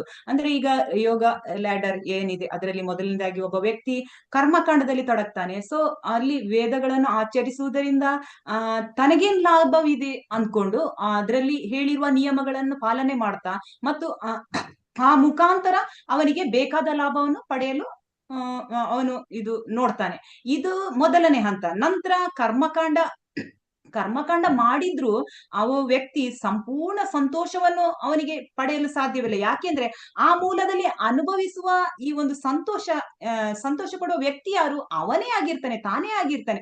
ಸೊ ನಂತರ ಇನ್ನು ಮುಂದುವರಿದ ವ್ಯಕ್ತಿ ಏನ್ ಮಾಡ್ತಾನೆ, ಅವನು ಕರ್ಮಕಾಂಡದಿಂದ ಕರ್ಮಯೋಗಕ್ಕೆ ಒಂದು ವರ್ಗಾವಣೆ ಆಗ್ತಾನೆ. ಇಲ್ಲಿ ವ್ಯಕ್ತಿ ತನಗಾಗಿ ಒಂದು ಕೆಲಸ ಮಾಡುವ ಬದಲು ಭಗವಂತನ ತೃಪ್ತಿಗಾಗಿ ಕೆಲಸ ಮಾಡ್ತಾನೆ. ಆದರೆ ತಾನು ಮಾಡಿದ ಕರ್ಮದಲ್ಲಿ ಭಗವಂತನಿಗೆ ಒಂದಿಷ್ಟು ಭಾಗ ಕೊಡ್ತಾನೆ. ಅದು ಅವನಿಗೆ ಭಗವಂತನಿಗೊಂದು ಸ್ವಲ್ಪ ಭಾಗ ಕೊಡ್ತಾನೆ ವಿನ ಭಗವಂತನಿಗೆ ಏನು ಇಷ್ಟ ಅದನ್ನೇ ತಾನು ಮಾಡ್ತಾನೆ ಅಂತ ಇಲ್ಲಿ ಹೇಳಲಿಕ್ಕೆ ಆಗುದಿಲ್ಲ. ಯಾಕಂದ್ರೆ ಅವನು ಹೇಳುದಿಲ್ಲ ನಾನು ಪೂರ್ತಿಯಾಗಿ ಭಗವಂತನಿಗೆ ಕೊಡ್ತಾನೆ ಅಂತೇಳಿ. ಸೊ ಇದು ಕರ್ಮಯೋಗ. ಹೀಗೆ ವ್ಯಕ್ತಿ ಕರ್ಮಯೋಗದಲ್ಲಿ ಮುಂದುವರಿತಾ ತನ್ನ ಎಲ್ಲ ಕಾರ್ಯಗಳನ್ನ ಕಾಮನೆಗಳನ್ನ ಏನ್ ಮಾಡ್ತಾನೆ, ಆ ಭಗವಂತನ ಪ್ರೀತಿಗಾಗಿ ವಿನಿಯೋಗಿಸ್ತಾ ಹೋದಾಗೆ ಅವನಿಗೆ ಜ್ಞಾನವು ಲಭ್ಯ ಆಗ್ತದೆ. ಸೊ ಆಗ ಅದೇ ಒಂದು ನಿಷ್ಕಾಮ ಕರ್ಮ ಯೋಗ ಅಂತೇಳಿ ಆ ಒಂದು ಹಂತಕ್ಕೆ ಅವನು ಬರ್ತಾನೆ. ಸೊ ಅಲ್ಲಿ ವ್ಯಕ್ತಿ ಬಂದಾಗ ಅವನು ಜ್ಞಾನ ಪಡಿತಾನೆ, ಅದೇ ಜ್ಞಾನಯೋಗ. ಸೊ ಜ್ಞಾನಯೋಗದಲ್ಲಿ ವ್ಯಕ್ತಿ ಜ್ಞಾನ ಪಡೆದ ಮೇಲೆ ವ್ಯಕ್ತಿಯ ಕರ್ಮದಲ್ಲಿ ಬದಲಾವಣೆ ಆಗ್ತದೆ. ಅಂದ್ರೆ ಅವನು ಹಿಂದೆ ಮಾಡಿದ ಕರ್ಮವನ್ನು ಈಗ ಮಾಡ್ತಿದ್ರು, ಅವನು ಈಗ ಜ್ಞಾನವನ್ನು ಬೆಳೆಸಿ ಕರ್ಮವನ್ನು ಮಾಡುವಾಗ ಅದರ ಉದ್ದೇಶ ಏನು ಅಂತ ಅವನಿಗೆ ಗೊತ್ತಿರ್ತದೆ. ಸೊ ನಂತರ ಜ್ಞಾನಯೋಗದಲ್ಲಿ ವ್ಯಕ್ತಿ ಸಂಪೂರ್ಣ ಜ್ಞಾನ ಪಡೆದಾಗ ಸೊ ವ್ಯಕ್ತಿ ಅವನು ಅಲ್ಲಿ ಏನು ಅಂತೇಳಿ ಅರ್ಥ ಮಾಡ್ಲಿಕ್ಕೆ ಪ್ರಯತ್ನ ಮಾಡ್ತಾನೆ. ಅಂದ್ರೆ ಭಗವಂತನಲ್ಲಿ ಮನಸ್ಸನ್ನು ನಿಲ್ಲಿಸುವುದೇ ಪರಿಪೂರ್ಣತೆ ಎಂಬುದನ್ನು ಜ್ಞಾನದಿಂದ ಅರ್ಥ ಮಾಡಿಕೊಳ್ತಾನೆ. ಸೊ ತನ್ನ ಬುದ್ಧಿವಂತಿಕೆಯನ್ನು ಉಪಯೋಗಿಸಿ ಅವನ ಬುದ್ಧಿಶಕ್ತಿಯನ್ನು ಉಪಯೋಗಿಸಿಕೊಂಡು ತನ್ನ ಮನಸ್ಸನ್ನು ಈ ಒಂದು ಸದಾಕಾಲ ಭಗವಂತನಲ್ಲಿ ನಿಲ್ಲಿಸಲು ಅವನು ಪ್ರಯತ್ನ ಮಾಡ್ತಾನೆ. ಸೊ ಅಲ್ಲಿ ಈ ಒಂದು ಘಟ್ಟದಲ್ಲಿ ಏನು ಅವನು ಈ ಒಂದು ಮನಸ್ಸನ್ನು ನಿಲ್ಲಿಸುವ ಘಟ್ಟ, ಅದು ಅಷ್ಟಾಂಗ ಯೋಗಕ್ಕೆ ಆ ಒಂದು ಘಟ್ಟಕ್ಕೆ ಬರ್ತಾನೆ. ಸೊ ಅಷ್ಟಾಂಗ ಯೋಗದಲ್ಲಿ ಈ ಒಂದು ಮನಸ್ಸು ಯಾವ ರೀತಿ ಅಂತಂದ್ರೆ ನಮ್ಮ ಒಂದು ಜೀವನ ಶೈಲಿಯಲ್ಲಿ ಭಗವಂತನನ್ನ ಅರಿಯುವಂಥದ್ದು ಅಂತೇಳಿ ಕಷ್ಟ ಆಗ್ತದೆ. ಯಾಕಂದ್ರೆ ಆ ಅಷ್ಟಾಂಗ ಯೋಗದಲ್ಲಿ ನಮ್ಗೆ ಒಂದು ಭಗವಂತನನ್ನ ಆ ರೀತಿ ಸಮಾಧಿ ಸ್ಥಿತಿಯಲ್ಲಿ ಒಂದು ಧ್ಯಾನ ಮಾಡ್ಲಿಕ್ಕೆ ತುಂಬಾ ಕಷ್ಟ ಆಗ್ತದೆ. ಯಾಕಂದ್ರೆ ನಮ್ಮ ಶರೀರ ಯಾವತ್ತು ಒಂದು ನಮ್ಗೆ ಸಹಕಾರ ಕೊಡ್ತದೆ ಅಂತೇಳಿ ನಮ್ಗೆ ಹೇಳಲಿಕ್ಕೆ ಆಗುದಿಲ್ಲ. ಯಾಕಂದ್ರೆ ನಾವೊಂದು ಬೆಳಗಾತ ನಾವೊಂದು ಜಪ ಮಾಡುವಾಗಲೇ ನಮ್ಮ ಮನಸ್ಸು ಅತ್ತಿತ್ತ ಚಲಿಸ್ತದೆ. ಸೊ ಶರೀರದಿಂದ ಅನೇಕ ರೀತಿಯ ಸಮಸ್ಯೆ ಎದುರಾಗ್ತದೆ. ಸೊ ಅಂತ ಸಂದರ್ಭದಲ್ಲಿ ಅಷ್ಟಾಂಗ ಯೋಗ ಈ ಒಂದು ನಮ್ಮ ದೇಹ ಸ್ಥಿತಿಯನ್ನು, ನಮ್ಮ ಮನಸ್ಸನ್ನು ಮತ್ತೆ ದೇಹ ಸ್ಥಿತಿಯನ್ನು ಸರಿಯಾಗಿ ಸುಸ್ಥಿತಿಯಲ್ಲಿ ಇಡಲು ಅಷ್ಟಾಂಗ ಯೋಗ ಸಹಕರಿಸ್ತದೆ. ಯಾಕೆಂದ್ರೆ ನಮ್ಮ ಇಂದ್ರಿಯ ನಿಗ್ರಹಕ್ಕೆ ಸಹ ಅದು ಸಹಕಾರ ಕೊಡ್ತದೆ ಅಷ್ಟಾಂಗ ಯೋಗ, ಮತ್ತೆ ಈ ಒಂದು ಶರೀರಕ್ಕೂ. ಆದ್ರೆ ಅದು ಏನು, ನಮ್ಗೆ ಒಂದು ಮನಸ್ಸನ್ನು ಅದು ತುಂಬಾ ಸ್ವಚ್ಛವಾಗಿರಲು ಅದು ಸಹಾಯ ಮಾಡ್ತದೆ. ಆದ್ರೆ ಅದು ತುಂಬಾ ಕಷ್ಟಕರ. ಯಾಕೆಂದ್ರೆ ಇದು ಆ ಒಂದು ಸಮಾಧಿ ಸ್ಥಿತಿಯಲ್ಲಿ ಭಗವಂತನ ನೆನೆಯುವುದು ಈ ಒಂದು ಅಷ್ಟಾಂಗ ಯೋಗದ ಹಂತದಲ್ಲಿ ತುಂಬಾ ಅದು ಅಭ್ಯಾಸ ಮಾಡಿದ್ರೆ ಮಾತ್ರ ಆಗುತ್ತೆ. ಆದ್ರೆ ಅದು ಅಭ್ಯಾಸ ಮಾಡಿದ್ರುನು ಅದನ್ನು ಒಂದು ಭಗವಂತನ ಬಳಿ ತಲುಪುವಂಥದ್ದು ತುಂಬಾ ಕಷ್ಟಕರ. ಅದು ಆ ಭಗವಂತನನ್ನ ಅರ್ಥ ಮಾಡಿಕೊಳ್ಳಲು ತುಂಬಾ ಕಷ್ಟ ಆಗುತ್ತೆ. ಆದ್ರೆ ಅದು ತುಂಬಾ ದೂರದ ಮಾತು. ಅಂದ್ರೆ ತುಂಬಾ ಒಂದು ಉದ್ದದ ಒಂದು ಲೆಂತಿ ಪ್ರೋಸೆಸ್ ಅಂತ ಹೇಳ್ಬೋದು. ಅಲ್ಲಿ ಭಗವಂತನ ನಾವು ಮನಸ್ಸನ್ನು ಇಟ್ಟು ಭಗವಂತನಲ್ಲಿ ಮನಸ್ಸನ್ನು ನೆಲೆಗೊಳಿಸಲು ಅದು ತುಂಬಾ ಆಗುತ್ತೆ. ಆದ್ರೆ ಅದು ಕಷ್ಟಕರ ಅಂತ ಇಲ್ಲಿ ನಾವು ನೋಡ್ಬೋದು. ಯಾಕಂದ್ರೆ ಮನಸ್ಸು ತುಂಬಾ ಆಚೆ ಈಚೆ ಹೋಗುವಂಥದ್ದು, ಈ ಶರೀರ ನಮ್ಗೆ ಅದಕ್ಕೋಸ್ಕರ ಸಹಕಾರ ಮಾಡಿಕೊಳ್ಳುವುದಿಲ್ಲ, ಈ ರೀತಿಯಲ್ಲಿ ಎಲ್ಲ ಇರುವಂಥದ್ದು. ಸೊ ಶರೀರ ಆತನಿಗೆ ಬೇಕಾದ ಹಾಗೆ ಸಹಕಾರ ಮಾಡ್ಲಿಕ್ಕೆ ತುಂಬಾ ಕಷ್ಟ ಕೊಡ್ತದೆ. ಸೊ ಆದ್ರೆ ಇದೆಲ್ಲವನ್ನು ಈಗ ನಾವು ಒಂದು ಕರ್ಮಕಾಂಡ ಆಗ್ಲಿ ಅಥವಾ ಒಂದು ಕರ್ಮಯೋಗದಲ್ಲಿ ಆಗ್ಲಿ ಅಥವಾ ಜ್ಞಾನ ಯೋಗದಲ್ಲಿ ಆಗ್ಲಿ ಅಥವಾ ಈ ಒಂದು ಅಷ್ಟಾಂಗ ಯೋಗದಲ್ಲಿ ಆಗ್ಲಿ ಮತ್ತೆ ಈ ಎಲ್ಲಾ ಮಾಡಿದ್ರು ಕೊನೆಗೆ ಅವನು ಬರ್ಬೇಕಾದದ್ದು ಎಲ್ಲಿಗೆ? ಭಕ್ತಿ ಯೋಗಕ್ಕೇನೆ ಬರ್ಬೇಕು. ಏನೆಲ್ಲ ಅವನು ಬೇರೆ ಬೇರೆ ವಿಧ ಪ್ರಕ್ರಿಯೆಯಲ್ಲಿ ಹೋದ್ರುನು ಆ ಭಗವಂತನನ್ನು ಅರಿತುಕೊಳ್ಳಿಕ್ಕೆ, ಅವನು ಭಗವಂತನ ಸಮೀಪ ಬರ್ಲಿಕ್ಕೆ ಅವನು ಭಕ್ತಿ ಯೋಗಕ್ಕೆ ಬರ್ಲೇಬೇಕು. ಅದಕ್ಕೆ ಇಲ್ಲಿ ಪ್ರಪಾದರು ಹೇಳ್ತಾರೆ, ಭಕ್ತಿ ಸೇವೆಯೇ ಭಕ್ತಿ ಯೋಗಕ್ಕೆ ಅತ್ಯಂತ ಸುಲಭ ಅಂತೇಳಿ ಹೇಳುವಂಥದ್ದು. ಸೊ ಇಲ್ಲಿ ಭಕ್ತಿ ಯೋಗ ನಾವು ಯಾವ ರೀತಿ ಈ ಒಂದು ಭಕ್ತಿ ಯೋಗದಲ್ಲಿ ಭಕ್ತಿ ಸೇವೆ ಮಾಡುವುದರ ಮುಖಾಂತರ ನಾವು ಭಗವಂತನನ್ನು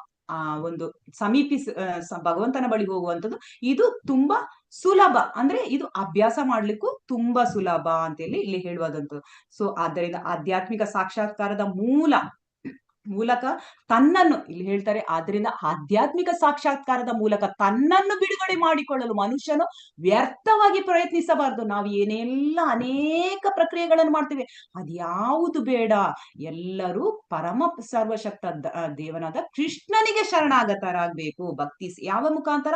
ಭಕ್ತಿ ಸೇವೆಯ ಮುಖಾಂತರ ಮಾತ್ರ ನಮ್ಗೆ ಈ ಒಂದು ಭಗವಂತನಿಗೆ ಶರಣಾಗತಲಿಕ್ಕೆ ಸಾಧ್ಯ. ಅದು ತುಂಬಾ ಒಂದು ಸುಲಭವಾದ ಒಂದು ವಿಧಾನ ಅಂತೇಳಿ ಇಲ್ಲಿ ಹೇಳ್ತಾರೆ. ಸೊ ಹಾಗಾಗಿ ಬೇರೆ ಬೇರೆ ವಿಧಾನಗಳನ್ನ ಅನುಸರಿಸ ಬದಲು ಭಕ್ತಿ ಯೋಗಕ್ಕೆ ಅಂದ್ರೆ ಯಾವಾಗ ನಾವು ಭಕ್ತರ ಸಂಘದಲ್ಲಿ ನಾವು ಈ ಒಂದು ಭಕ್ತಿಯ ಒಂದು ಏನೆಲ್ಲ ಒಂದು ಆ ಭಕ್ತಿ ಮಾಡ್ಲಿಕ್ಕೆ ಏನೆಲ್ಲ ಅವಕಾಶಗಳಿದೆ ಅಲ್ಲಿ ಆ ಭಕ್ತರ ಸಂಘದಲ್ಲಿ ನೇರವಾಗಿ ಭಕ್ತಿಯನ್ನ ಅಭ್ಯಾಸ ಮಾಡಿ ಮತ್ತೆ ಆ ಒಂದು ವ್ಯಕ್ತಿ ಈ ಒಂದು ಭಕ್ತಿ ಯೋಗದ ಹಂತಕ್ಕೆ ಬರ್ಲಿಕ್ಕೆ ತುಂಬಾ ಸಾಧ್ಯ. ಬದಲಾಗಿ ನಾವು ಹಂತವಾಗಿ ಬೇರೆ ಬೇರೆ ರೀತಿಯ ಮುಖಾಂತರ ಬರುವಂತದ್ದು ಅದು ಬಹಳ ಕಾಲವನ್ನು ತೆಗೆದುಕೊಳ್ತದೆ ಅಂತೇಳಿ ಇಲ್ಲಿ ಹೇಳುವಂಥದ್ದು. ಸೊ ಅಧ್ಯಾಯ 12 ಸಮೀಕ್ಷೆ. ನಿರಾಕಾರತೆಯ 1-7 ನಿರಾಕಾರತೆಯ ಮೇಲಿನ ಭಕ್ತಿ. ಅಂದ್ರೆ ಹೀಗೆ 12ನೇ ಅಧ್ಯಾಯದಲ್ಲಿ ನಿರಾಕಾರ ರೂಪದಲ್ಲಿ ಭಗವಂತನನ್ನು ಪೂಜಿಸುವುದು ಬಹಳ ಕಷ್ಟಕರ. ಭಗವಂತನನ್ನು ಸಾಕಾರ ರೂಪದಲ್ಲಿ ಅಥವಾ ಈ ಒಂದು ವಿಗ್ರಹದ ರೂಪದಲ್ಲಿ ವಿಗ್ರಹ ರೂಪದ ಮೂಲಕ ಪೂಜಿಸುವುದು ಸುಲಭ ಮಾರ್ಗ ಅಂತೇಳಿ ನಾವು ಅರ್ಥ ಮಾಡಿಕೊಂಡೆವು. ಈಗ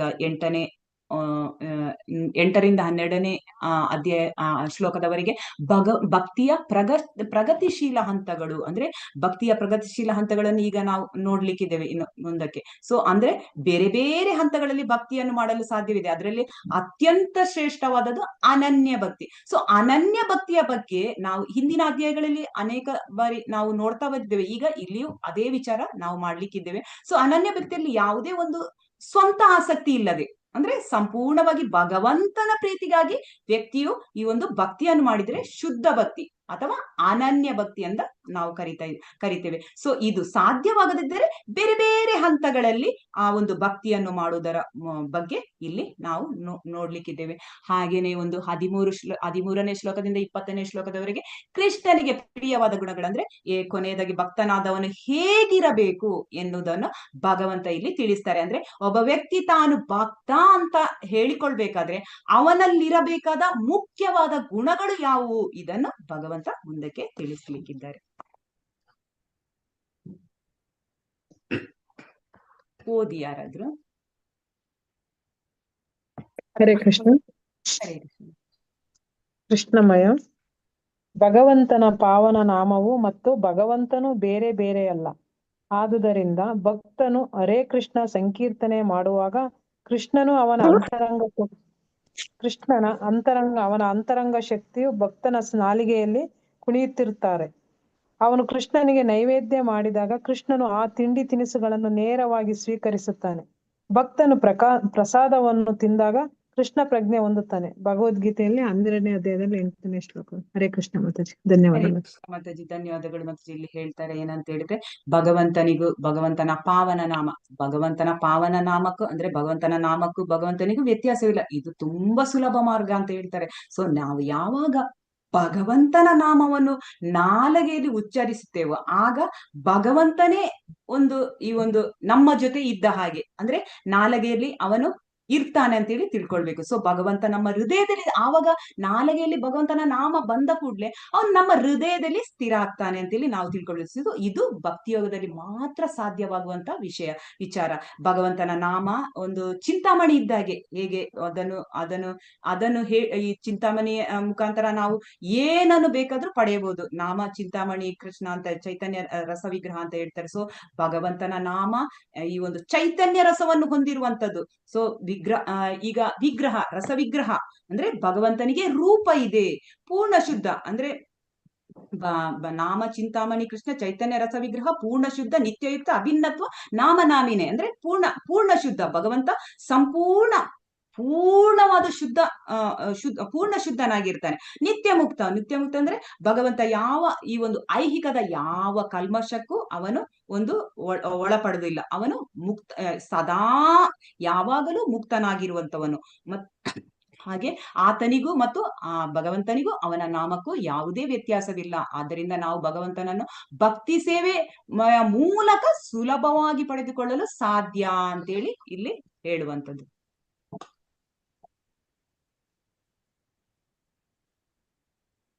ಸೊ ಭಕ್ತಿಯ ಪ್ರಗತಿಶೀಲ ಹಂತಗಳು ಅಂದ್ರೆ ಈ ಶ್ಲೋಕ 8ರಲ್ಲಿ ಈ ರೀತಿ ಶ್ಲೋಕ 8ರಲ್ಲಿ ಹೇಳುವಂಥದ್ದು ಈ ಒಂದು ಭಗವಂತನಲ್ಲಿ ಮನಸ್ಸನ್ನು ನಿಲ್ಲಿಸುವ ಅಂದ್ರೆ ಭಗವಂತನಲ್ಲಿ ಮನಸ್ಸು, ಇಲ್ಲಿ ಭಗವಂತನಲ್ಲಿ ಮನಸ್ಸನ್ನು ನಿಲ್ಲಿಸುವ ಬಗ್ಗೆ ಹೇಳುವಂಥದ್ದು.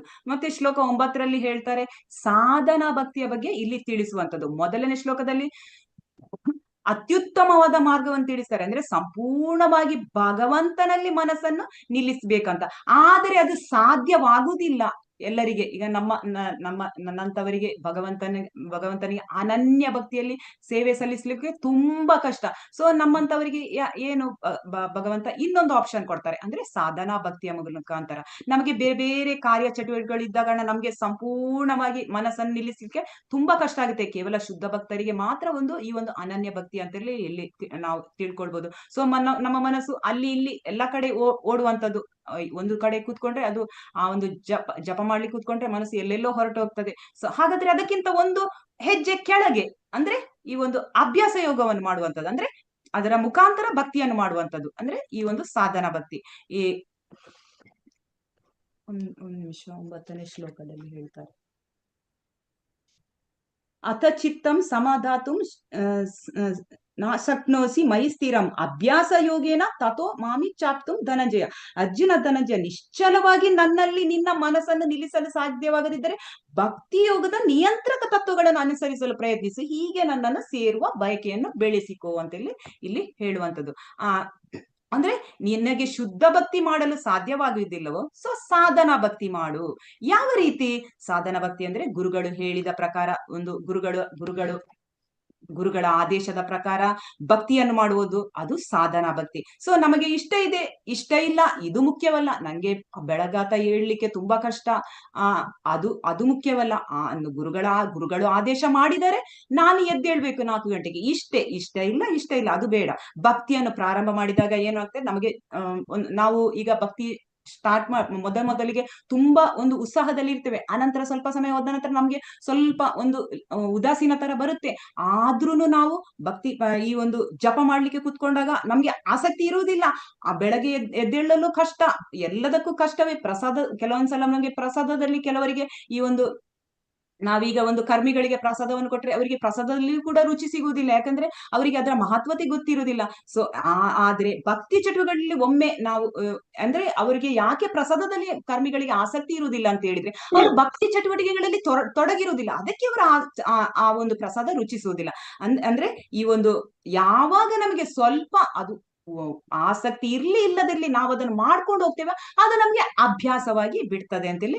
ಯಾಕೆಂದ್ರೆ ನಾವು ಯಾವ ರೀತಿ ಪಾಲಿಸ್ತೇವೆ ಅಂತಂದ್ರೆ, ನಮಗೆ ಗುರುಗಳ ಆದೇಶ ಆಗಿದೆ, ನಮ್ಗೆ ನಮ್ಮ ತರಗತಿಯಲ್ಲಿ ಹೇಳಿದರೆ, ಮತ್ತೆ ಈ ತರ ಕಡ್ಡಾಯವಾಗಿ ಮಂಗಳಾರತಿಯಲ್ಲಿ ನಾವು ಪಾಲ್ಗೊಳ್ಬೇಕಂತ ಕಡ್ಡಾಯವಾಗಿ ಹೇಳ್ತಾರೆ. ಸೊ ನಾವು ಬಂದೇ ಬರ್ತೇವೆ. ಇದು ಬಂದು ಅಭ್ಯಾಸ ಆಗಿ ಅದು ಮತ್ತೆ ರೂಢಿಯಾಗಿ ಬಿಡ್ತದೆ. ಇದಕ್ಕೆ ಹೇಳುವಂಥದ್ದು ಸಾಧನಾ ಭಕ್ತಿ ಅಂತೇಳಿ. ಸೊ ಎರಡೂ ಕೂಡ ಒಂದು ಇದಕ್ಕೆ ಇನ್ನೊಂದು ಉದಾಹರಣೆ ಕೊಡುದಾದ್ರೆ, ಚಿಕ್ಕ ಮಕ್ಕಳು ಮನೆಯಲ್ಲಿ ಇರ್ತಾರೆ, ಅವರಿಗೆ ಒಂದು ಶಾಲೆಗೆ ಸೇರಿಸುವ ಕೆಲವು ದಿನ ಅವರಿಗೆ ತುಂಬಾ ಅಳ್ಕೊಳ್ತಾರೆ, ಹತ್ತುಕೊಂಡು ಶಾಲೆಗೆ ಹೋಗ್ತಾರೆ. ಆದ್ರೆ ದಿನಾಲು ಹತ್ತುಕೊಂಡು ಹೋಗ್ತಾ ಕಡೆಗೆ ಅವರಿಗೆ ಶಾಲೆಗೆ ಹೋಗುವ ಅಭ್ಯಾಸ ಆಗಿಬಿಡ್ತಾರೆ. ಅಂದ್ರೆ ಇಷ್ಟ ಇಲ್ಲ ಅವರಿಗೆ ಶಾಲೆಗೆ ಹೋಗ್ಲಿಕ್ಕೆ, ಮನೆಯಲ್ಲಿ ಆಟ ಆಡೋಣ ಅಂತ ಅನಿಸ್ತದೆ. ಆದ್ರೂನು ಅವರು ಆ ಮನೆಯಲ್ಲಿ ತಂದೆ ತಾಯಿ ಒತ್ತಾಯ ಮಾಡ್ತಾರೆ ಎಂಬ ಇದ್ರಲ್ಲಿ ಅವರು ಕೊಂಡೋಗಿ ಬಿಡ್ತಾರೆ ಎಂಬ ಇದ್ರಲ್ಲಿ ಹಾಗೆ ಅವರು ಹೋಗಿ ಮತ್ತೆ ಅಭ್ಯಾಸ ಆಗುತ್ತೆ. ಹಾಗೇನೆ ಭಕ್ತಿಯ ಚಟುವಟಿಕೆಗಳು ಕೂಡ ಹಾಗೆ. ಸಾಧನಾ ಭಕ್ತಿಯಲ್ಲಿ ಆ ರೀತಿ ಅಂದ್ರೆ ನಮ್ಗೆ ಅಭ್ಯಾಸ ಆದ ನಂತರ ಅದು ನಮ್ಗೆ ಭಕ್ತಿ ಸೇವೆಯ ಕಡೆ ನಮ್ಗೆ ಭಕ್ತಿಯ ಒಂದು ಉನ್ನತ ಹಂತಕ್ಕೆ ಏರ್ಲಿಕ್ಕೆ ತುಂಬಾ ಸುಲಭ ಅಂತೇಳಿ ನಾವು ನೋಡ್ಕೊಳ್ಳುವುದು. ಇದಕ್ಕೆ ಹೇಳುವಂಥದ್ದು ಸಾಧನಾ ಭಕ್ತಿ. ಅಂದ್ರೆ ಸದಾ ನಾವು ಅಭ್ಯಾಸ ಮಾಡ್ತಾ ಇರ್ಬೇಕು. ಭಗವದ್ಗೀತೆ ಕೇಳುವಂಥದ್ದು, ಭಾಗವತ ಶ್ರವಣ ಮಾಡುವಂಥದ್ದು, ಭಕ್ತಿ ಮನೆಯಲ್ಲಿ ಪ್ರಸಾದವನ್ನು ತಯಾರಿಸುವಂಥದ್ದು, ಭಗವಂತನಿಗೆ ಇಡುವಂಥದ್ದು, ಇದೆಲ್ಲ ನಾವು ಅಭ್ಯಾಸ. 16 ಸುತ್ತು ಮಾಲೆ ಜಪ ಮಾಡುವಂಥದ್ದು, ಎಲ್ಲವೂ ಸಾಧನಾ ಒಂದು ಭಕ್ತಿಯಲ್ಲಿ ಬರುವಂಥದ್ದು. ಇದನ್ನ ನಾವು ರೂಢಿ ಮಾಡಬೇಕು ಅಂತ ಇಲ್ಲಿ ಹೇಳುವಂಥದ್ದು. ಇದಕ್ಕೆ ಸಾಧನಾ ಭಕ್ತಿ ಅಂತೇಳಿ ಹೇಳ್ತಾರೆ. ಶ್ಲೋಕ 10ರಲ್ಲಿ ಹೇಳ್ತಾರೆ, ಮತ್ ಕರ್ಮ ನನಗಾಗಿ ಕೆಲಸ ಮಾಡು ಅಂತೇಳಿ ಹೇಳುವಂಥದ್ದು. ಸೊ ಒಂದು ವೇಳೆ ಸಾಧನಾ ಭಕ್ತಿ ಮಾಡಲು ಆಗಲ್ಲ, ನನ್ಗೆ 16 ಸುತ್ತು ಮಾಡ್ಲಿಕ್ಕೆ ಆಗಲ್ಲ, ನನ್ಗೆ 4 ನಿಯಂತ್ರಕ ತತ್ವಗಳನ್ನು ಅದನ್ನು ಪಾಲಿಸ್ಲಿಕ್ಕೆ ಆಗಲ್ಲ, ನೀರುಳ್ಳಿ ಬೆಳ್ಳುಳ್ಳಿ ಇಲ್ಲದಿದ್ರೆ ನನ್ಗೆ ಊಟನೇ ಸೇರಲ್ಲ, ಹಂಗೆಲ್ಲ ಅಂದ್ರೆ ಈ ಒಂದು ಮತ್ಕರ್ಮಕೃತ್ ಅಂದ್ರೆ ಭಗವಂತನಿಗಾಗಿ ಕೆಲಸ ಮಾಡಿ ಅದೆಲ್ಲ ಈ 16 ಸುತ್ತು ಜಪ ಮಾಡ್ಲಿಕ್ಕೆ ಆಗಲ್ಲ, ಸಾಧನ ನಿಯಂತ್ರಕ ತತ್ವ ಪಾಲಿಸ್ಲಿಕ್ಕೆ ಆಗಲ್ಲ, ಇದೆಲ್ಲ ನನ್ಗೆ ಆಗಲ್ಲ ಎಂಬ ಉದ್ದೇಶಕ್ಕೆ ಭಗವಂತ ಇನ್ನೊಂದು ಸ್ಟೆಪ್ ಕೆಳಗೆ ಕೊಡ್ತಾನೆ, ಅಂದ್ರೆ ಹೆಜ್ಜೆ ಕೆಳಗೆ ಕೊಡ್ತಾನೆ, ನನಗಾಗಿ ಕೆಲಸ ಮಾಡು ಅಂತೇಳಿ ಹೇಳುವಂಥದ್ದು. ಸೊ ಇದರಿಂದ ಏನಾಗುತ್ತೆ, ನಿನಗೆ ಸಿದ್ಧಿ ದೊರೆಯುತ್ತದೆ, ಅಂದ್ರೆ ಪರಿಪೂರ್ಣ ಸ್ಥಿತಿಗೆ ಬರಲು ಬೇಕಾಗುವ ಒಂದು ದಾರಿ ಭಗವಂತ ಇಲ್ಲಿ ಅನುಕೂಲ ಮಾಡಿಕೊಡ್ತಾರೆ. ಭಗವಂತನ ಭಕ್ತಿ ಸೇವೆ ಈ ರೀತಿಯಲ್ಲಿ ಕೂಡ ಮಾಡಬಹುದು ಅಂತೇಳಿ. ಸೊ ಭಕ್ತಿ ಸೇವೆ ಮಾಡುವ ಅಥವಾ ಭಕ್ತರ ಸಂಘದಲ್ಲಿ ನಾವೀಗ ಯಾವಾಗ ಈ ರೀತಿ ಇದ್ದುಕೊಂಡು ನಾವು ಭಕ್ತರ ಸಂಘದಲ್ಲಿ ಇರ್ತೇವ, ಆಗ ನಾವು ಇಂಥ ಕಾರ್ಯಗಳನ್ನು ಮಾಡಿ ನಾವು ಭಕ್ತಿ ಸೇವೆಯನ್ನು ಪ್ರಾರಂಭಿಸಬಹುದು. ಇದಕ್ಕೆ ಹೇಳುವಂಥದ್ದು ಭಗವಂತ ಹೇಳುವಂಥದ್ದು, ನನಗೋಸ್ಕರ ಕರ್ಮವನ್ನು ಮಾಡು, ಭಗವಂತನಿಗೋಸ್ಕರ ಕರ್ಮವನ್ನು ಮಾಡುವುದು, ಇದು ಕರ್ಮಯೋಗ. ಅಂದ್ರೆ ಸಾಧನ ಭಕ್ತಿ, ಇದು ಈ ಒಂದು ಹಂತ ಸಾಧನ ಭಕ್ತಿಯ ಕೆಳಗೆ ಬರುವಂತದ್ದು ಅಂತೇಳಿ ಅದೇ ಕರ್ಮಯೋಗ ಅಂತೇಳಿ ನಾವಿಲ್ಲಿ ತಿಳ್ಕೊಳ್ಬೇಕು. ಸೊ ನಂತರ ಕರ್ಮಯೋಗ ಮಾಡ್ತಾ ಮಾಡ್ತಾ ವ್ಯಕ್ತಿಯು ಆ ಕರ್ಮಯೋಗ ಮಾಡ್ತಾ ಮಾಡ್ತಾ ಅವನಿಗೆ ಒಂದು ಜ್ಞಾನ ಬರ್ತದೆ. ಆಗ ಯಾವಾಗ ವ್ಯಕ್ತಿ ಬೇರೆ ಯಾವುದೇ ಆಸೆಯನ್ನಿಟ್ಟುಕೊಳ್ಳದೆ ನಿಷ್ಕಾಮ ಕರ್ಮವನ್ನು ಮಾಡುತ್ತಾನೋ, ಯಾವುದೇ ಕಾಮನೆಗಳನ್ನು ಇಟ್ಟುಕೊಳ್ಳದೆ ಆ ಭಗವಂತ ಕಾಮನೆಗಳನ್ನು ಇಟ್ಟುಕೊಳ್ಳದೆ ಭಗವಂತನ ಒಂದು ಕೆಲಸ ಕಾರ್ಯದಲ್ಲಿ ತೊಡಗುತ್ತಾನೆ, ಆಗ ಭಗವಂತ ಅವನಿಗೆ ಜ್ಞಾನವನ್ನು ಕೊಡ್ತಾನೆ. ಆ ಜ್ಞಾನ ಅಂದ್ರೆ ವ್ಯಕ್ತಿಗೆ ಯಾವ ಜ್ಞಾನ, ಭೌತಿಕ ಪ್ರಪಂಚಕ್ಕೂ ತನಗೂ ಇರುವ ವ್ಯತ್ಯಾಸವನ್ನು ಅವನಿಗೆ ಅಂತ ಜ್ಞಾನವನ್ನು ಕೊಡ್ತಾನೆ. ಈ ಭೌತಿಕ ಪ್ರಪಂಚದಲ್ಲಿರುವ ಸಮಸ್ಯೆಗಳೇನು, ತಾನು ಯಾಕೆ ಇಲ್ಲಿ ಬಂದಿದ್ದೇನೆ, ನಾನು ಈ ಭೌತಿಕ ಪ್ರಪಂಚದಲ್ಲಿ ಹೇಗೆ ಯಾತಕ್ಕೋಸ್ಕರ ಇಲ್ಲಿ ಬಂಧಿತನಾಗಿದ್ದೇನೆ, ಮತ್ತೆ ಇದೆಲ್ಲವನ್ನು ತಿಳಿಯುತ್ತಾ ಅವನಿಗೆ ಅಂತ ಜ್ಞಾನವನ್ನು ಕೊಡ್ತಾನೆ. ಸೊ ಇದು ಜ್ಞಾನಯುಗ. ನಾವು ಯಾವಾಗ ಭಗವಂತನ ಒಂದು ಜಪ ಮಾಡ್ತೇವೋ ಆಗ ತಾನಾಗಿಯೇ ಆತ್ಮಜ್ಞಾನ ನಮ್ಗೆ ಸಿಗ್ತದೆ. ಯಾವಾಗ ಇದು ಒಂದು ಕಾರ್ಯ ಮಾಡಿದರೆ ಅದರ ಫಲ ಹೇಗೆ ಪಡೆಯುವುದು ಅಂತೇಳಿ ಇಲ್ಲಿ ನಾವು ತಿಳಿಬಹುದು. ಅಂದ್ರೆ ಯಾವಾಗ ನಾವು ಜಪ ಮಾಡ್ತೇವೆ ನಮಗೆ ಒಳಗಿಂದೊಳಗೆ ಭಗವಂತ ಅದನ್ನು ನಮ್ಮ ಮನಸ್ಸಲ್ಲಿರುವ ಎಲ್ಲ ಕಲ್ಮಶವನ್ನು ಸ್ವಚ್ಛ ಮಾಡ್ತಾ ಬಿಡ್ತಾನೆ. ಆಗ ನಮ್ಗೆ ಈ ಒಂದು 16 ಸುತ್ತು ಜಪ ಮಾಡುವಾಗ ಆ ಒಂದು ನಮ್ಮ ಶರೀರದಲ್ಲಿ ಒಂದು ಬದಲಾವಣೆಯನ್ನು ನಾವು ಕಾಣ್ಬೋದು. ಅಂದ್ರೆ ಆ ಒಂದು ಭಕ್ತಿ ಯೋಗದ ಕಡೆಗೆ ಹೋಗುವಂತ ಒಂದು ಫಲವನ್ನು ಭಗವಂತ ನಮ್ಗೆ ಕೊಡ್ತಾನೆ, ಅಂತ ರೀತಿಯ ಜ್ಞಾನವನ್ನು ಭಗವಂತ ಕೊಡ್ತಾನೆ. ಸೊ ಈ ರೀತಿ ನಮಗೆ ಸಾಕ್ಷಾತ್ಕಾರ ಆಗುವಂಥದ್ದು ಯಾವಾಗ ನಾವು 16 ಸುತ್ತು ಜಪ ಮಾಡ್ತೇವೋ ಆಗ ನಮ್ಗೆ ಭಗವಂತನ ಒಂದು ಭಕ್ತಿ ಸೇವೆ ಮಾಡ್ಲಿಕ್ಕೆ ಅವನು ಅಲ್ಲಿಯೇ ಒಂದು ಸಾಕ್ಷಾತ್ಕಾರ ಕೊಡುವಂಥದ್ದು ಅಂತೇಳಿ ಇಲ್ಲಿ ನಾವು ತಿಳ್ಕೊಬಹುದು. ಅನಂತರ ನಮ್ಗೆ ಯಾವಾಗ ಈ ಜ್ಞಾನ ಅಂದ್ರೆ ಧ್ಯಾನಯೋಗ ಮಾಡಲು ಸಾಧ್ಯ ಆಗಿದ್ರೆ ಭಗವಂತ ಇನ್ನೊಂದು ಹೆಜ್ಜೆ ಕೆಳಗೆ ತರ್ತಾನೆ. ಯಾರಿಗೂ ಇದೆಲ್ಲ ಯಾವುದು ಸಾಧ್ಯವಾಗುವುದಿಲ್ಲವೋ ಇನ್ನೊಂದು ಹೆಜ್ಜೆ ಒಂದು ಆಪ್ಷನ್ ಕೊಡ್ತಾನೆ, ವ್ಯಕ್ತಿ ಕರ್ಮ ಫಲ ತ್ಯಾಗ ಮಾಡ್ಬೇಕು ಅಂತೇಳಿ. ಅಂದ್ರೆ ಕರ್ಮದ ಫಲ ಏನಿದೆ ಅದನ್ನು ಬಿಟ್ಟು ಬಿಡ್ಬೇಕು ಅಂತ ಹೇಳ್ತಾನೆ. ಯಾವುದಕ್ಕೋಸ್ಕರ ತ್ಯಾಗ ಮಾಡ್ಬೇಕು, ಆ ವ್ಯಕ್ತಿ ಒಂದು ಒಳ್ಳೆಯ ಕಾರ್ಯಕ್ಕೋಸ್ಕರ ಮಾತ್ರ ತ್ಯಾಗ ಮಾಡ್ಬೇಕು. ಅಂದ್ರೆ ತನ್ನ ಸ್ವಂತ ಇಂದ್ರಿಯ ತೃಪ್ತಿಗೋಸ್ಕರ ಅಲ್ಲ, ಆ ಒಂದು ಕರ್ಮದ ಫಲತ್ಯಾಗವನ್ನು ಯಾವುದಕ್ಕೆ, ತನ್ನ ಸ್ವಂತ ಇಂದ್ರಿಯ ಭೋಗಕ್ಕೆ ಬಳಸಬಾರ್ದು. ತಾನು ಏನು ಸಂಪಾದನೆ ಮಾಡಿದ್ದೇನೆ, ತಾನು ಏನು ಒಂದು ವ್ಯವಹಾರ ಮಾಡುವಾಗ ತಾನೇನು ಲಾಭ ಪಡೆದಿದ್ದೇನೆ ಅದನ್ನು ತನ್ನ ಕಾರ್ಯದಿಂದ ಆ ಒಂದು ಕಾರ್ಯವನ್ನು ಇಂದ್ರಿಯ ಭೋಗಕ್ಕೆ ಬಳಸುವ ಬದಲು, ಅಂದ್ರೆ ಲಾಭ ಏನು ಬರ್ತದೆ ಅದನ್ನು ಅವನ ಸ್ವಂತ ಇಂದ್ರಿಯ ಭೋಗಕ್ಕೆ ಬಳಸಬಾರ್ದು, ಅದನ್ನು ಉತ್ತಮ ಕಾರ್ಯಕ್ಕೆ. ಈಗ ಕೆಲವರು ಆ ಉತ್ತಮ ಕಾರ್ಯ ಅಂತ ಹೇಳಿದ್ರೆ ಎಲ್ಲಕ್ಕಿಂತ ಉತ್ತಮ ಕಾರ್ಯ ಯಾವುದಂದ್ರೆ ಭಗವಂತನ ಒಂದು ಭಕ್ತಿ ಸೇವೆಗೆ ಬಳಸುವಂಥದ್ದು. ಅದು ಅಲ್ಲದಿದ್ರೆ ಕನಿಷ್ಠ ಪಕ್ಷ ಯಾವುದಾದ್ರೂ ಒಂದು ಒಳ್ಳೆ ಕಾರ್ಯಕ್ಕೆ ತ್ಯಾಗ ಮಾಡ್ಬೇಕು ಅಂತ ಹೇಳಿ ಭಗವಂತ ಇಲ್ಲಿ ತಿಳಿಸ್ತಾರೆ. ಸೊ ಈ ರೀತಿ ಭಗವಂತ ಒಂದು ಭಕ್ತಿಯ ಬೇರೆ ಬೇರೆ ಹಂತಗಳನ್ನು ಇಲ್ಲಿ ಹೇಳುವಂಥದ್ದು. ಹೀಗೆ ವ್ಯಕ್ತಿ ಕರ್ಮ ಫಲ ತ್ಯಾಗ ಮಾಡ್ಬೇಕು. ಕರ್ಮ ಫಲ ತ್ಯಾಗ ಮಾಡುದು ಅಂದ್ರೆ ಭಗವಂತನ ಭಕ್ತಿ ಸೇವೆಗೆ ಅವನ ಫಲವನ್ನು ಕೊಡುದಾದ್ರೆ ಇನ್ನು ಉತ್ತಮವಾದ ಅದು ತ್ಯಾಗ ಅಂತ ಹೇಳ್ಬೋದು. ಆದ್ರೆ ಅದು ಅಲ್ಲದಿದ್ರೆ ಕೆಲವರು ಈ ಒಂದು ಸಮಾಜದ ಒಳಿತಿಗಾಗಿ ಅಥವಾ ಸಮಾಜದ ಏಳಿಗೆಗಾಗಿ ಅಥವಾ ಈಗ ಕೆಲವರು ವ್ಯಕ್ತಿ ದಾನ ಮಾಡುವಂಥದ್ದು, ಅಂದ್ರೆ ತಾನು ಸಮಾಜ ಸೇವೆಗೆ ಬಳಸಿಕೊಳ್ಳುವಂಥದ್ದು, ಸಮಾಜಕ್ಕೋಸ್ಕರ ತನ್ನ ಒಂದು ಶ್ರಮವನ್ನು ದಾನ ಮಾಡುವಂಥದ್ದು, ಹೀಗೆ ಇದಕ್ಕೆಲ್ಲ ವಿನಿಯೋಗಿಸುವಂಥದ್ದು. ಈ ಒಂದು ಹಂತ ಏನಂತ ಹೇಳಿದ್ರೆ ಅದು ತುಂಬಾ ಭಕ್ತಿಯ ಅತಿ ಕೆಳಮಟ್ಟದ ಒಂದು ಹಂತ ಅಂತೇಳಿ ಇಲ್ಲಿ ತಿಳ್ಕೊಳ್ಬಹುದು. ಇದು ಭಗವಂತನ ಭಕ್ತಿ ಅಂತ ಇದಕ್ಕೆ ನಾವು ಭಗವಂತನ ಅಂತ ಹೇಳಲಿಕ್ಕೆ ಸಾಧ್ಯ ಇಲ್ಲ. ಇದು ಪರೋಕ್ಷ ಭಕ್ತಿ ಆಗಿರ್ತದೆ.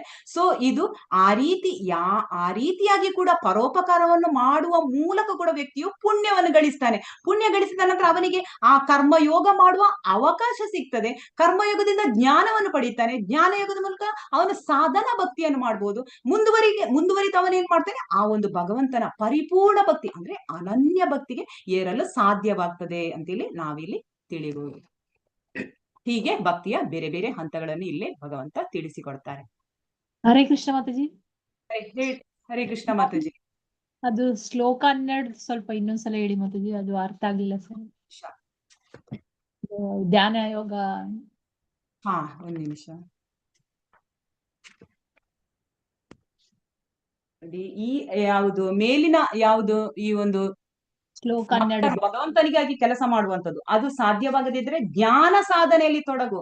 ಅಂದ್ರೆ ಭಗವಂತನ ಈ ಒಂದು ಜ್ಞಾನ ಸಾಧನೆ ಯಾವಾಗ ಬರ್ತದೆ ಅಂತ ಹೇಳಿದ್ರೆ ಅವನು ಈ ಒಂದು ಕರ್ಮ ಫಲ ತ್ಯಾಗ ಮಾಡ್ತಾನೆ. ಕರ್ಮಫಲ ತ್ಯಾಗ ಮಾಡುವಾಗ ಅಲ್ಲಿ ಅವನಿಗೆ ಗೊತ್ತಾಗುತ್ತದೆ ಯಾವುದು ನಾವು ಯಾವುದಕ್ಕೋಸ್ಕರ ನಾವು ಒಳ್ಳೆಯ ಕೆಲಸವನ್ನು ಈ ಫಲತ್ಯಾಗವನ್ನು ಯಾವುದಕ್ಕೋಸ್ಕರ ನಾವು ಮಾಡ್ಬೇಕು. ಒಳ್ಳೆಯ ಕೆಲಸ ಅಂತ ಹೇಳಿದ್ರೆ ಆ ಫಲವನ್ನು ಒಳ್ಳೆಯ ಕೆಲಸಕ್ಕೆ ಯೂಸ್ ಮಾಡೋದಂದ್ರೆ ಅತ್ಯುತ್ತಮವಾದ ಒಂದು ತ್ಯಾಗ ಅಂತ ಹೇಳಿದ್ರೆ ಭಗವಂತನ ಭಕ್ತಿ ಸೇವೆಗೆ ತೊಡಗಿಸುವುದು.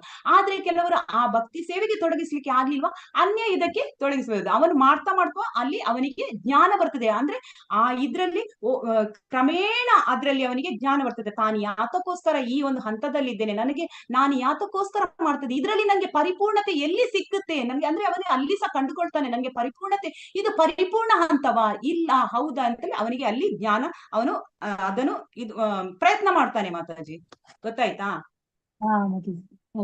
ಅಂದ್ರೆ ಅಲ್ಲಿ ಕೊಡ್ತಾರೆ ನೋಡಿ, ಇದು ಜ್ಞಾನಕ್ಕಿಂತ ಧ್ಯಾನ ಉತ್ತಮ, ಅಂದ್ರೆ ಧ್ಯಾನಕ್ಕಿಂತ ಕರ್ಮಫಲ ತ್ಯಾಗ ಉತ್ತಮ ಅಂತ. ಅಂದ್ರೆ ಯಾವಾಗ ನಾವು ಕರ್ಮಫಲ ತ್ಯಾಗ ಮಾಡಿದಾಗ ನಮ್ಗೆ ಅದೂ ಒಂದು ಭಕ್ತಿಯ ಅಂದ್ರೆ ಅದು ಭಕ್ತಿ ಸೇವೆ ಅಂತ ಹೇಳಲಿಕ್ಕೆ ಆಗಲ್ಲ, ಅದು ಪರೋಕ್ಷವಾದ ಭಕ್ತಿ, ಅದು ಭಕ್ತಿ ಸೇವೆ ಅಂತ ಹೇಳಲಿಕ್ಕೆ ಆಗಲ್ಲ. ಅದನ್ನು ಭಕ್ತಿಯ ಒಂದು ಹಂತಗಳು, ಅದು ಕೆಳಮಟ್ಟದ ಹಂತ ಅಂತೇಳಿ ನಾವಿಲ್ಲಿ ತಿಳ್ಕೊಳ್ಬೇಕು. ಮಾತಾಜಿ ಗೊತ್ತಾಯ್ತಾ ಮಾತಾಜಿ? ಹರೇ ಕೃಷ್ಣ. ಹಾ, ಗೊತ್ತಾಯ್ತು ಮಾತಾಜಿ. Thank you. ಹರೇ ಕೃಷ್ಣ ಮಾತಾಜಿ. ಓದೋಣ, ಮುಂದಕ್ಕೆ ಹೋಗೋಣ. ಓದಿ ಮಾತಾಜಿ ಯಾರಾದ್ರೂ. ಹರೇ ಕೃಷ್ಣ ಮಾತಾಜಿ. ಭಕ್ತಿಯ ಪ್ರಗತಿಶೀಲ ಹಂತಗಳು 12.8 ರಿಂದ 12. ಸಾರಾಂಶವೆಂದರೆ ಅತ್ಯುನ್ನತ ಗುರಿಯಾದ ದೇವೋತ್ತಮ ಪರಮ ಪುರುಷನನ್ನು ಸೇರಲು 2 ಪ್ರಕ್ರಿಯೆಗಳಿವೆ. ಒಂದು ಪ್ರಕ್ರಿಯೆ ಕ್ರಮವಾದ ಬೆಳವಣಿಗೆ, ಮತ್ತೊಂದು ನೇರವಾದದ್ದು. ಕೃಷ್ಣ ಪ್ರಜ್ಞೆಯಲ್ಲಿ ಭಕ್ತಿ ಸೇವೆಯನ್ನು ಮಾಡುವುದು ನೇರ ಮಾರ್ಗ. ಧನ್ಯವಾದ ಮಾತಾಜಿ. ಹರೇ ಕೃಷ್ಣ. ಹರೇ ಕೃಷ್ಣ ಮಾತಾಜಿ. ಇಲ್ಲಿ ಹೇಳ್ತಾ ಇದ್ದಾರೆ ಅಂದ್ರೆ ಇದು ಒಂದು ಈಗ ಇದು ಯಾವ ರೀತಿ ಅಂದ್ರೆ ಒಂದು ಕಟ್ಟಡವನ್ನು ನಾವು ಮೇಲಕ್ಕೆ ಇರಬೇಕು ಅಂದ್ರೆ ಹತ್ಬೇಕಾದ್ರೆ ಮೆಟ್ಟಿಲುಗಳ ಮುಖಾಂತರನೂ ಆಗುತ್ತೆ, ಅಥವಾ ಎಲಿವೇಟರ್ ಮುಖಾಂತರನೂ ಆಗುತ್ತೆ. ಆದ್ರೆ ಈ ಒಂದು ಕಷ್ಟಪಟ್ಟು ನಾವು ಆ ಮೆಟ್ಟಿಲುಗಳ ಮುಖಾಂತರ ಹೋಗುವಂತದ್ದು ಕಷ್ಟ, ಅದು ಎಲ್ಲರಿಗೂ ಸಾಧ್ಯವಾಗುವುದಿಲ್ಲ. ಮೇಲೆ ತುಂಬಾ ಒಂದು 30-40 ಮಹಡಿಗಳ ಇದ್ರೆ ಅಲ್ಲಿ ಕಷ್ಟ, ಅದು ಮೆಟ್ಟಿಲು ಹತ್ತಿಕೊಂಡು ಹೋಗುವಂಥದ್ದು, ಮತ್ತೆ ತುಂಬಾ ಅದು ತ್ರಾಸದಾಯಕವಾದದ್ದು. ಆದ್ರೆ ಎಲಿವೇಟರ್ ಮುಖಾಂತರ ಅತಿ ಸುಲಭ. ಅದನ್ನೇ ಇಲ್ಲಿ ಹೇಳುವಂಥದ್ದು. ಅಂದ್ರೆ ನಾವು ಅನೇಕ ರೀತಿಯ ಇಲ್ಲಿ ನೋಡಿದ್ವಿ, ನಾವು ಬೇರೆ ಬೇರೆ ರೀತಿಯ ಒಂದು ಯೋಗ ರೂಢ ಅಂದ್ರೆ ಯೋಗದ ಮೆಟ್ಟಿಲುಗಳನ್ನು ನೋಡಿದ್ವಿ. ಸೊ ಅದು ಕಷ್ಟಕರವಾದದ್ದು. ಅಷ್ಟಾಂಗ ಯೋಗ ಆಗ್ಲಿ ಮತ್ತೆ ಧ್ಯಾನ ಯೋಗ ಇದೆಲ್ಲವೂ ಕಷ್ಟಕರವಾದಂಥದ್ದು. ಆದ್ರೆ ಯಾವಾಗ ಈ ಒಂದು ಭಕ್ತಿ ಸೇವೆ ಭಕ್ತಿ ಯೋಗ ಇರುತ್ತೆ ಅದು ನೇರವಾದ ಪ್ರಕ್ರಿಯೆ ಅಂತೇಳಿ ಇಲ್ಲಿ ಹೇಳ್ತಾರೆ. ಅಂದ್ರೆ ಕೃಷ್ಣನ ಭಕ್ತಿ ಸೇವೆಯನ್ನು ನಾವು ನೇರವಾಗಿ ಮಾಡುವಂಥದ್ದು. ಯಾವ ಮುಖಾಂತರ? ಭಗವಂತನ ಈ ಒಂದು ಭಕ್ತಿ ಯೋಗದ ಮುಖಾಂತರ ಭಕ್ತಿ ಸೇವೆ ಮಾಡುವಂಥದ್ದು ಅಂತೇಳಿ ಇಲ್ಲಿ ತಿಳಿಸುವಂಥದ್ದು. ಸೊ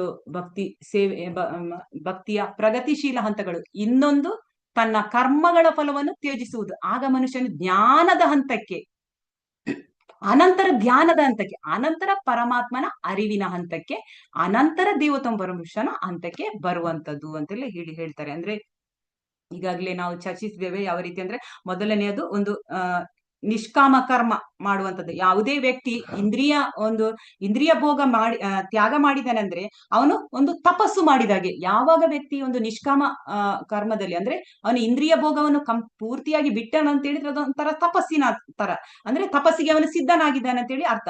ಸೊ ತಪಸ್ಸು ತುಂಬಾ ಕಷ್ಟ. ನಮ್ಗೆ ಅದು ಕಷ್ಟ ಅನಿಸಿದ್ರು ನಾವು ಅದನ್ನು ಬಿಟ್ಟು ಬಿಡ್ಲಿಕ್ಕಿಲ್ಲ. ಅಂದ್ರೆ ಅಂದ್ರೆ ಕಷ್ಟ, ಅದು ಅನಿಸ್ತದೆ ನಮ್ಗೆ ಕಷ್ಟ ಅಂತ, ಅದೊಂಥರ ತಪಸ್ಸಿನಾದ್ರಿ.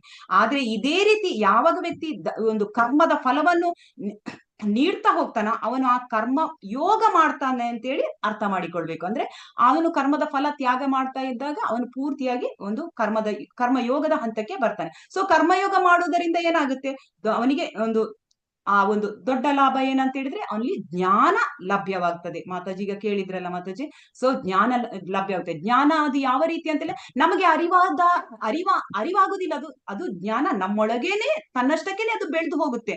ಈಗ ಒಬ್ಬ ವ್ಯಕ್ತಿಗೆ ನೀನು ದೇಹ ಅಲ್ಲ, ನಾವೀಗ ಯಾರಿಗಾದ್ರೂ ನೀನ್ ದೇಹ ಅಲ್ಲ, ನೀನು ಜೀವಾತ್ಮ ಅಂತ ಹೇಳಿದ್ರೆ ಅವರಿಗೆ ಅರ್ಥ ಆಗುತ್ತಾ? ಇಲ್ಲ, ಸಾಧ್ಯ ಆಗುದಿಲ್ಲ. ಯಾಕಂದ್ರೆ ಅವರು ಅದನ್ನು ಒಪ್ಪುದಿಲ್ಲ.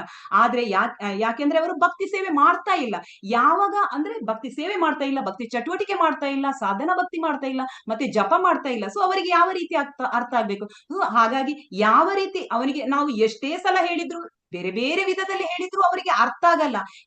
ಆದ್ರೆ ಯಾವಾಗ ಅವನೊಂದು ಭಕ್ತಿ ಸೇವೆಯ, ಅದು ಯಾವ ರೀತಿಯಲ್ಲಿ ಆಗ್ಲಿ, ಭಕ್ತಿ ಸೇವೆಯ ಚಟುವಟಿಕೆಯಲ್ಲಿ ಅವನು ತೊಡಗಿದ ಅಂತ ಹೇಳಿದ್ರೆ ಆಗ ಅವನಿಗೆ ಅರ್ಥ ಆಗ್ತದೆ, ಓ ನಾನು ದೇಹ ಅಲ್ಲ, ನಾನು ಒಂದು ಜೀವಾತ್ಮ ಅಂತೇಳಿ. ಅಂದ್ರೆ ಈಗ ಭಕ್ತಿ ಅಲ್ಲದವರಿಗೆ ಸಾಮಾನ್ಯ ಮನುಷ್ಯನಿಗೆ ಹೇಳಿದ್ರೆ ನೀನು ಜೀವಾತ್ಮ ಅಂತ ಹೇಳಿದ್ರೆ, ಹೌದು ನಾನು ಓದಿದ್ದೇನೆ, ಭಗವದ್ಗೀತೆ ಕ್ಲಾಸ್ ಅಲ್ಲಿ ಎಲ್ಲೋ ಕೇಳಿದ್ದೇನೆ ಜೀವಾತ್ಮ ಅಂತೇಳಿ, ತಿಳ್ಕೊಂಡಿದ್ದೇನೆ ಅಂತ ಹೇಳ್ತಾನೆ. ಆದ್ರೆ ಯಾರು ಭಕ್ತಿ ಸೇವೆ ಮಾಡ್ತಾರೆ, ಯಾರಿಗೆ ಆ ಒಂದು ಸಾಕ್ಷಾತ್ಕಾರ ಆಗಿರ್ತದೆ, ಆಗ ಅವನಿಗೆ ಎಲ್ಲವೂ ಅರಿವಾಗುತ್ತದೆ. ಅಂದ್ರೆ ಯಾವಾಗ ಅವನು ಕರ್ಮಯೋಗದಲ್ಲಿ ಕರ್ಮಯೋಗದಲ್ಲಿ ಸಹ ನಿಷ್ಕಾಮ ಕರ್ಮಯೋಗದಲ್ಲಿ ತೊಡಗುತ್ತಾನೋ, ಭಗವಂತನಿಗೆ ಆಗಿ ತನ್ನ ಕರ್ಮದ ಫಲವನ್ನು ಅರ್ಪಿಸುತ್ತಾನೆ, ಆಗ ಆ ಜ್ಞಾನ ಎಂಬುದು ಅವನಿಗೆ ಲಭ್ಯ ಆಗುತ್ತದೆ.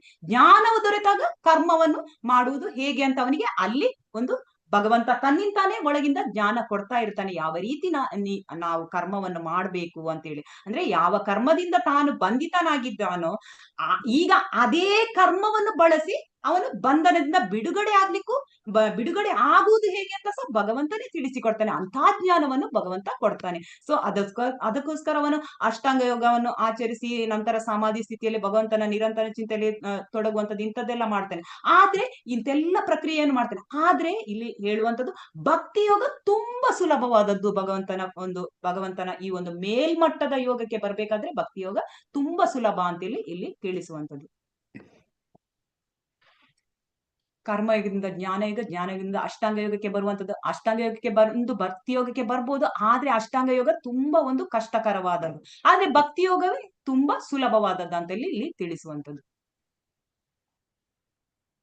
ಭಕ್ತಿಯ ಪ್ರಗತಿಶೀಲ ಹಂತಗಳು 12, 10 ಮತ್ತು 11ರ ಶ್ಲೋಕಗಳನ್ನು ಮತ್ತು ಭಾವಾರ್ಥಗಳನ್ನು ಓದಿ ಕೃಷ್ಣ ಪ್ರಜ್ಞೆಯನ್ನು ಕೃಷ್ಣ ಮಾತಾಜಿ. ಹೇಳಿ ಮಾತಾಜಿ. ಮಾತಾಜಿ 12ನೇ ಶ್ಲೋಕದ ಅನುವಾದ ಮಾತಾಜಿ ಒಮ್ಮೆ ಹೇಳ್ತೇನೆ ಮಾತಾಜಿ, ಸ್ವಲ್ಪ ಕನ್ಫ್ಯೂಸ್ ಆಯ್ತು ಮಾತಾಜಿ. ಈ ಅಭ್ಯಾಸವು ನಿನಗೆ ಸಾಧ್ಯವಾಗದೆ ಹೋದರೆ ಜ್ಞಾನ ಸಾಧನೆಯಲ್ಲಿ ತೊಡಗು, ಆದರೆ ಜ್ಞಾನಕ್ಕಿಂತ ಧ್ಯಾನವು ಉತ್ತಮ, ಧ್ಯಾನಕ್ಕಿಂತ ಕರ್ಮ ಫಲತ್ಯಾಗವೂ ಉತ್ತಮ, ಏಕೆಂದರೆ ಇಂತಹ ತ್ಯಾಗದಿಂದ ಮನಃಶಾಂತಿ ಪಡೆಯಬಹುದು. ಅಂದ್ರೆ ಧ್ಯಾನಕ್ಕಿಂತ ಕರ್ಮ ಫಲತ್ಯಾಗ ಉತ್ತಮ ಅಂತ ಹೇಳಿದಾರಲ್ವಾ? ಇಲ್ಲಿ ಹೇಳ್ತಾರೆ ಅಂದ್ರೆ ಧ್ಯಾನಕ್ಕಿಂತ ಇದು ಯಾವುದು, ಜ್ಞಾನಕ್ಕಿಂತ ಧ್ಯಾನ ಉತ್ತಮ ಅಂತ ಹೇಳಿ. ಧ್ಯಾನಕ್ಕಿಂತ ಇದು ಯಾಕೆ ಗೊತ್ತು ನಮ್ಮ ಮಾತಾಜಿ ಈ ತರ ತಿಂಕ್ ಮಾಡಿದ್ರೆ, ನೀವು ಧ್ಯಾನ ಅಂದ್ರೆ ಅಷ್ಟಾಂಗ ಉತ್ತಮ ಯಾಕೆ ಹೇಳ್ತಾರೆ ಅಂತ ಹೇಳಿ, ಈ ಕರ್ಮಫಲ ತ್ಯಾಗ ಮಾಡುವಂತದ್ದು ತುಂಬಾ ಅದಕ್ಕಿಂತ ಉತ್ತಮ ಸುಲಭ ರೀತಿಯಲ್ಲಿ ಹೇಳ್ತಾ ಇದ್ದಾರೆ ಇಲ್ಲಿ. ಕೃಷ್ಣ ಮಾತಾಜಿ ವಾಯ್ಸ್ ಕೇಳ್ತಿಲ್ಲ. ಮಾತಾಜಿ ಕೇಳಿಸ್ತಾ ಇಲ್ಲ? ಮಾತಾಜಿ ಇವಾಗ ಕೇಳ್ತಾ ಇದೆ ಮಾತಾಜಿ. ಕೇಳಿಸ್ತಾ ಇಲ್ಲ? ಇಲ್ಲಿ ಹೇಳ್ತಾ ಇದ್ದಾರೆ ಏನ್ ಗೊತ್ತುಂಟಾ, ಇವಾಗ ಕೇಳ್ತಾ ಇದೆ. ಕಟ್ ಆಗ್ತದಾ? ಕೇಳಿಸ್ತಾ ಇಲ್ವಾ? ಹರೇ ಕೃಷ್ಣ. ಕೇಳಿಸ್ತಾ ಇದೆ ಮಾತಾಜಿ, ಕೇಳಿಸ್ತಾ ಇದೆ. ಗೊತ್ತಾಯ್ತಾ ಮಾತಾಜಿ? ನೀವು ಹೇಳುವಾಗ ಬ್ರೇಕ್ ಆಯ್ತು ಮಾತಾಜಿ, ವಾಯ್ಸ್ ಬ್ರೇಕ್ ಆಯ್ತು. ಈ ಹೇಳ್ತಾ ಇದ್ದೇನೆ ನೋಡಿ, ಇಲ್ಲಿ ಜ್ಞಾನಕ್ಕಿಂತ ಧ್ಯಾನ ಉತ್ತಮ, ಧ್ಯಾನಕ್ಕಿಂತ ಕರ್ಮಫಲ ತ್ಯಾಗವು ಉತ್ತಮ ಅಂತ ಹೇಳ್ತಾರೆ. ಯಾಕೆ ಉತ್ತಮ? ಈಗ ಧ್ಯಾನ ಮಾಡುವುದು ತುಂಬಾ ಕ್ಲೇಶಕರ, ಅಲ್ಲಿ ಗೊತ್ತಾಯ್ತದ್ದು ಬೇರೆ ಬೇರೆ ತುಂಬಾ ಕಷ್ಟ ಇದೆ. ಆದ್ರೆ ಕರ್ಮಫಲ ತ್ಯಾಗ ಉತ್ತಮ ಅಂತ ಯಾಕೆ ಅಂದ್ರೆ ಅದು ತುಂಬಾ ಒಂದು ಸುಲಭವಾದ ಸಾಧನ ಕರ್ಮಫಲ ತ್ಯಾಗ ಮಾಡುವಂತದ್ದು. ಗೊತ್ತಾಯ್ತಾ ಮಾತಾಜಿ? ಅದಕ್ಕೆ ಇಲ್ಲಿ ಗೊತ್ತಾಯ್ತಾ ಮಾತಾಜಿ? ಸುಲಭದ ರೀತಿಯಲ್ಲಿ ಅಲ್ವಾ ಮಾತಾಜಿ? ತುಂಬಾ ಹೌದು. ಯಾಕೆಂದ್ರೆ ನಮ್ಮಂತವರಿಗೆ ಧ್ಯಾನ ಮಾಡುದು, ಆದ್ರೆ ಹೆಚ್ಚಿನವರನ್ನು ನೀವು ಕರ್ಮ ಫಲತ್ಯಾಗ ಮಾಡ್ಲಿಕ್ಕೆ ಅವರು ರೆಡಿ ಇರ್ತಾರೆ. ಯಾಕಂದ್ರೆ ನಾವು ನೋಡ್ತೀವಿ ಅನೇಕ ಮಂದಿ ಒಂದು ಸಮಾಜ ಸೇವೆ ಸೇವೆ ಮಾಡುವಂತವ್ರು ಅಥವಾ ಈ ಒಂದು ದಾನ ಧರ್ಮ ಮಾಡುವಂತ ಅವರಿಗೆ ನೀವು ದಾನ ಮಾಡಿ ಅಂತ ಹೇಳಿದ್ರೆ ಫಸ್ಟ್ ಆಫ್ ಆಲ್ ಧ್ಯಾನ ಈ ಯುಗಕ್ಕೆ ಹೇಳಿದ್ದಂತದ್ದಲ್ಲ, ಆದ್ರೂ ಅದು ಹೌದು. ಕಷ್ಟ. ಆದ್ರೆ ಕರ್ಮಫಲ ತ್ಯಾಗ ಮಾಡ್ಲಿಕ್ಕೆ ಇದೆ, ಅದಕ್ಕೆ ಭಗವಂತ ಈ ರೀತಿ ಹೇಳುವಂತದ್ದು. ಅದನ್ನು ಈ ರೀತಿ ಇಲ್ಲಿ ಓಕೆ ನಾವು ತಿಳಿದ್ರೆ ಮಾತಾಜಿ. ಏನಾಗುತ್ತೆ ಅಂತ ಓಕೆ. ಹೇಳಿದ್ರೆ ಅವನಿಗೆ ಮನಃಶಾಂತಿ ಸಿಗುತ್ತೆ. ಮನಃಶಾಂತಿ ಕರ್ಮಫಲ ತ್ಯಾಗ ಮಾಡಿ ಮಾಡಿ ಅಲ್ಲಿ ಅವನಿಗೆ ಒಂದು ಜ್ಞಾನ ಕೊಡ್ತಾರೆ. ಯಾರು ಕೊಡುವಂತದ್ದು ಆ ಜ್ಞಾನ? ಅವನ ಒಳಗಿಂದಲೇ ಭಗವಂತ ಆ ಜ್ಞಾನವನ್ನು ತನ್ನಿಂತಾನೇ ಕೊಡುವಂತದ್ದು ಅಂತೇಳಿ ನಾವಿಲ್ಲಿ ಅರ್ಥ ಮಾಡಿಕೊಳ್ಳಿ. ಗೊತ್ತಾಯ್ತಾ ಹರೇ ಮಾತಾಜಿ? ಕೃಷ್ಣ ಮಾತಾಜಿ, ಅರ್ಥ ಆಯ್ತು ಮಾತಾಜಿ. ಹರೇ ಕೃಷ್ಣ ಅಂತ. ಇಲ್ಲಿ ಒಂದು ಚಟುವಟಿಕೆ ಇದೆ ನೋಡಿ, ಇದು ಎಲ್ಲರೂ ಒಂದು ಎರಡೆರಡು ಸೆಂಟೆನ್ಸ್ ಹೇಳಿದ್ರೆ ಸಾಕು, ಯಾಕಂದ್ರೆ ತುಂಬಾ ಮುಖ್ಯವಾದದ್ದು. 12:10 ವರೆಗೆ ಶ್ಲೋಕವನ್ನು ಮತ್ತು ಭಾವಾರ್ಥಗಳನ್ನು ಓದಿ ಕೃಷ್ಣ ಪ್ರಜ್ಞೆಯನ್ನು ಹರಡಲು ಇಸ್ಕಾನಿನ ತಂತ್ರಗಳಿಗೆ ಸಂಬಂಧಿಸಿದಂತೆ ಈ ಶ್ಲೋಕಗಳ ಪ್ರಸ್ತುತಿ ಒಂದು 3 ನಿಮಿಷ ಓದಿ, ಯಾಕಂದ್ರೆ ಟೈಮ್ ಆಗ್ತಾ ಬರ್ತದೆ. ಇದು ತುಂಬಾ ಇಂಪಾರ್ಟೆಂಟ್ ಆದ ಕಾರಣ ಲೆಂತಿ ಇನ್ನೊಂದು ಸ್ವಲ್ಪ ಇರುವಂತದ್ದು. ಸೊ ಅಂದ್ರೆ ಇಲ್ಲಿ ಹೇಳುವಂತದ್ದು, ಯಾಕಂದ್ರೆ ಈ ಒಂದು ಭಗವಂತನ ಒಂದು ದಿವ್ಯ ಸಂದೇಶವನ್ನು ಹರಡುವುದಕ್ಕಾಗಿ ಇಲ್ಲಿ ಈ ಒಂದು ಭಕ್ತಿ ಸೇವೆ ಜನರಿಗೆ ತಿಳಿಸಿಕೊಡುವುದಕ್ಕಾಗಿ ನಾವು ಯಾವ ರೀತಿಯಾಗಿ 10 ಮತ್ತು 11ನೇ ಶ್ಲೋಕವನ್ನು ಓದಿ ಅಲ್ಲಿರುವ ಹೇಳಿರುವ ವಿಚಾರಗಳು ನಮ್ಗೆ ಇದಕ್ಕೆ ಸಹಾಯ ಮಾಡ್ತದೆ ಅಂತೇಳಿ ಇಲ್ಲಿ ತಿಳಿಸ್ಬೇಕು. ಸೊ ಇಲ್ಲಿ ಇಲ್ಲದಿದ್ರೆ ಹೀಗೇನೆ ಓದ್ತೀರಾ ಮಾತಾಜಿ? ಎಲ್ಲ ಗ್ರೂಪ್ ಮಾಡ್ಬೇಕಾ? ಟೈಮ್ ಆಗ್ತಾ ಬಂತು ತುಂಬಾ. ಇದು ಶ್ಲೋಕಗಳು ಕಮ್ಮಿ ಇದ್ರು ವಿಷಯಗಳು ಜಾಸ್ತಿ ಇದೆ. ಗ್ರೂಪ್ ಏನ್ ಬೇಡ ಹೇಳ್ರಿ ಮಾತಾಜಿ, ಗ್ರೂಪ್ ಏನ್ ಬೇಡ ಮಾತಾಜಿ.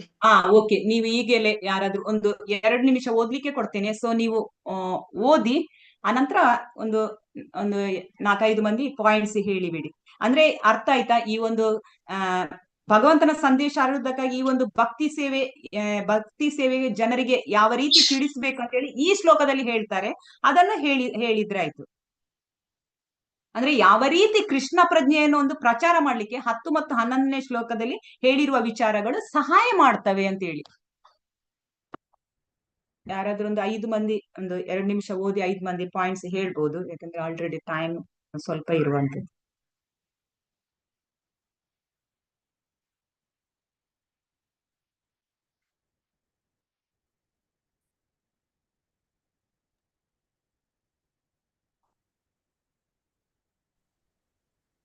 ಹರೇ ಕೃಷ್ಣ ಮಾತಾಜಿ, ಇದ್ರೊಳಗೆ ಏನ್ ಹೇಳಿದ್ದಾರೆ ಅಂದ್ರೆ ಪರಮಾರ್ಥಕ್ಕೆ ಹೆಚ್ಚು ಅತ್ಯುತ್ತಮವನ್ನು ಕೊಟ್ಟಿದ್ದಾರೆ. ಅಂದ್ರೆ ಅದಕ್ಕೆ ಜಾಸ್ತಿ ಇದನ್ನು ಒತ್ತನ್ನು ಕೊಟ್ಟಿದ್ದಾರೆ. ಪರಮಾರ್ಥ ಅಂದ್ರೆ ಭಗವಂತನನ್ನ ಅರ್ಥ ಮಾಡಿಕೊಳ್ಳುವುದು ಹೇಗೆ, ಅವನ ಜ್ಞಾನವನ್ನು ಹೇಗೆ ಪಡೆದುಕೊಳ್ಳುವುದು ಅಂತ. ಅಂದ್ರೆ ಅದ್ರೊಳಗೆ ಭಕ್ತಿಯ 3 ಹಂತ ಇದೆ. ಅದ್ರಲ್ಲಿ ಏನು ಅಂದ್ರೆ ಒಂದನೇದಾಗಿ ಅಭ್ಯಾಸ ಮಾಡುದು ಅಂದ್ರೆ ಒಬ್ಬ ಭಕ್ತನನ್ನಾಗಿ ಹೇಗೆ ಮಾಡುವಂತಹದ್ದು, ಅಂದ್ರೆ ಅವನನ್ನು ಆ ಭಕ್ತನಾಗಿ ಹೇಗೆ ಪರಿವರ್ತಿಸುವುದು, ಒಂದು ಭಕ್ತ ಮತ್ತೊಬ್ಬ ಭಕ್ತನಾಗಿ ಹೇಗೆ ಅಂದ್ರೆ ಆ ಭಕ್ತನ ಗುಣಗಳನ್ನು ಹೇಗೆ ನಾವು ಅಳವಡಿಸಿಕೊಳ್ಳಬಹುದು. ಅಂದ್ರೆ ಅಭ್ಯಾಸೇಪಿ ಅಸಮರ್ಥೇಸಿ ಅಭ್ಯಾಸಂ ಅಂದ್ರೆ ಅಭ್ಯಾಸದಲ್ಲಿ ಇನ್ನು ಅಸಮರ್ಥನಾದರೆ ಏನ್ ಮಾಡ್ಬೇಕು ಅಂದ್ರೆ ಕರ್ಮ ಅಂದ್ರೆ ನನಗಾಗಿ ಕರ್ಮವನ್ನು ಮಾಡು. ಅಂದ್ರೆ ಅಭ್ಯಾಸದಲ್ಲಿ ನಿಮ್ಗೆ ಅಭ್ಯಾಸ ಮಾಡ್ಲಿಕ್ಕೆ ಆಗಲ್ಲ ಅಂದ್ರೆ ನೀನು ನನಗಾಗಿ ಕರ್ಮವನ್ನು ಮಾಡು. ಅಂದ್ರೆ ಆ ಕರ್ಮವನ್ನು ಮಾಡಿದ್ರೆ ಅದರ ಫಲವನ್ನು ನನಗೆ ಬಿಡು. ಅಂದ್ರೆ ಹಾಗೆ ಅಂದ್ರೆ ಹಾಗೆ ಹೇಳಿದ್ದಾರೆ.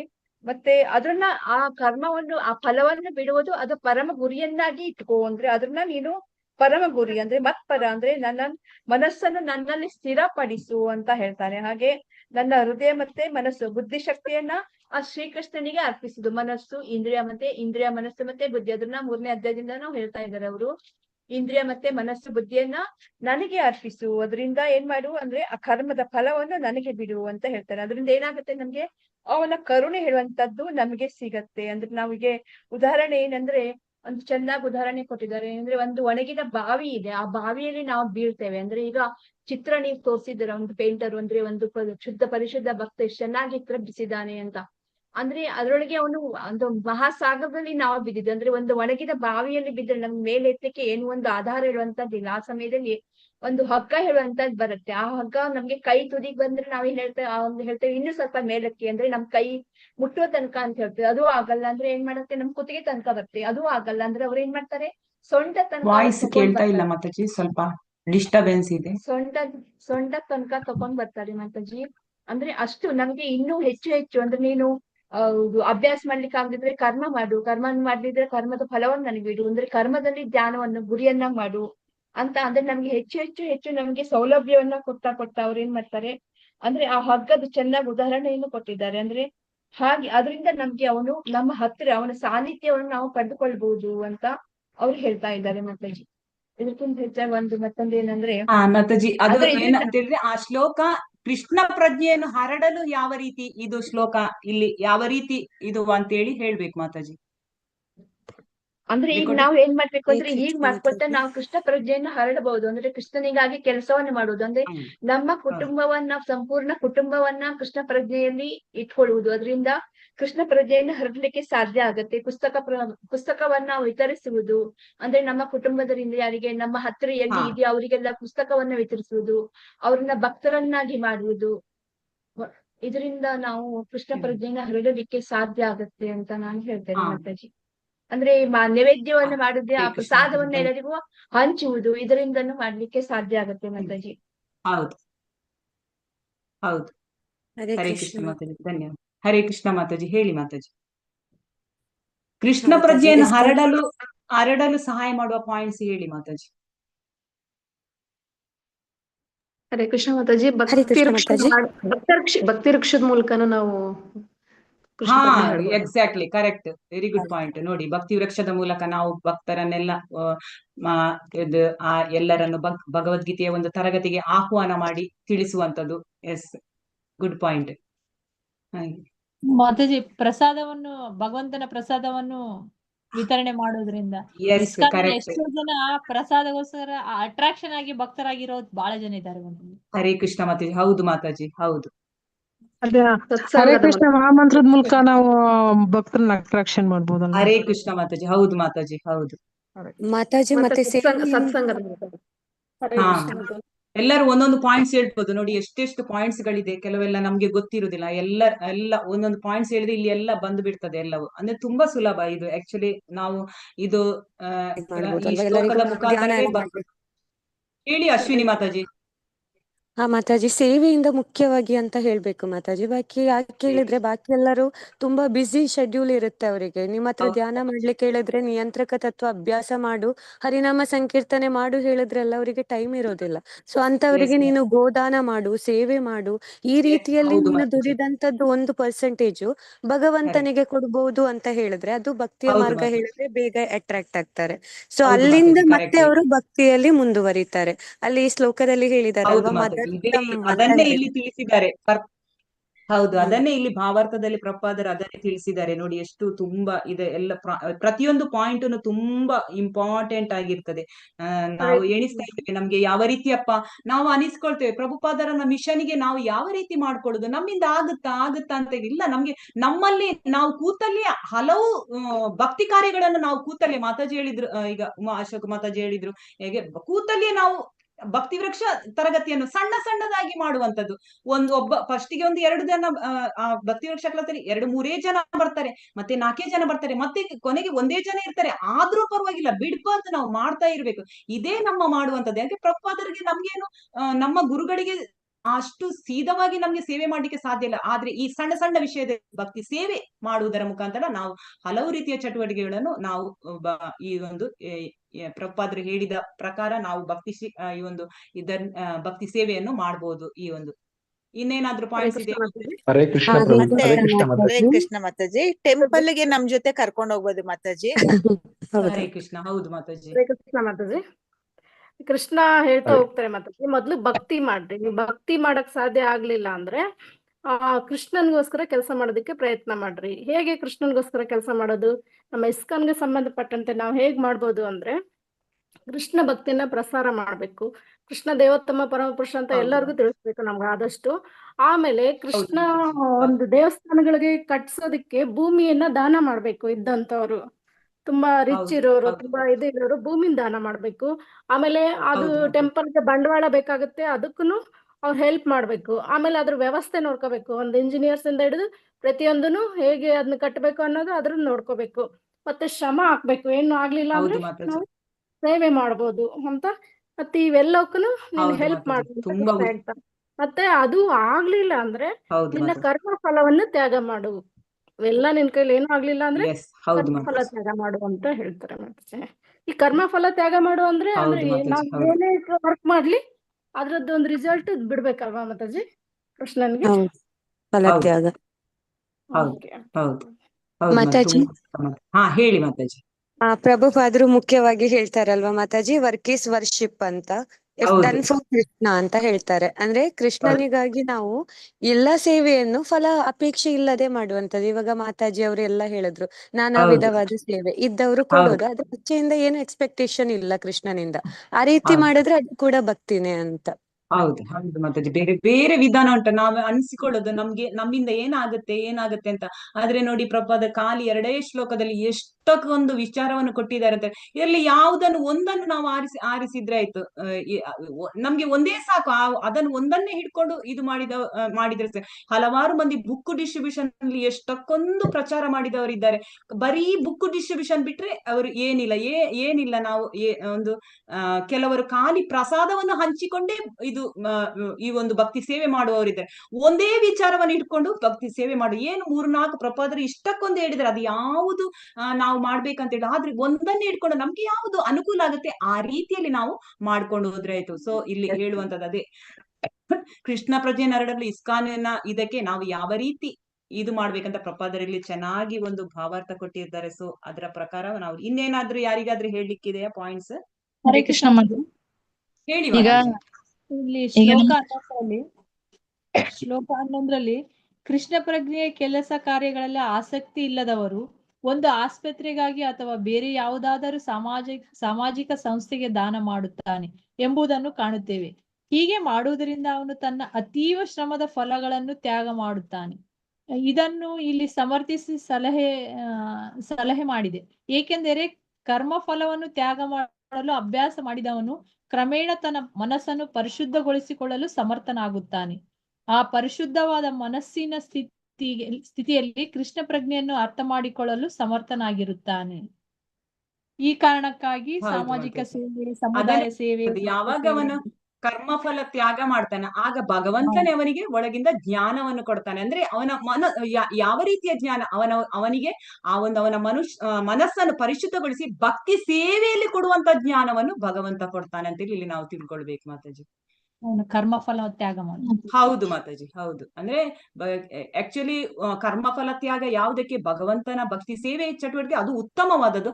ಆದ್ರೂ ಕೆಲವರು ಹೌದಾ ದೇವಸ್ಥಾನಕ್ಕೆ ಬೇಡ, ನಾನು ಈ ತರ ಅಂತ ಹೇಳಿದ ಅದೂನು ಭಕ್ತಿ ಸೇವೆ ಅಲ್ಲದಿದ್ರು ಕ್ರಮೇಣ ಅದು ಭಕ್ತಿ ಸೇವೆ ಹಂತಕ್ಕೆ ತಲುಪಿಸ್ತದೆ ಮಾತಾಜಿ.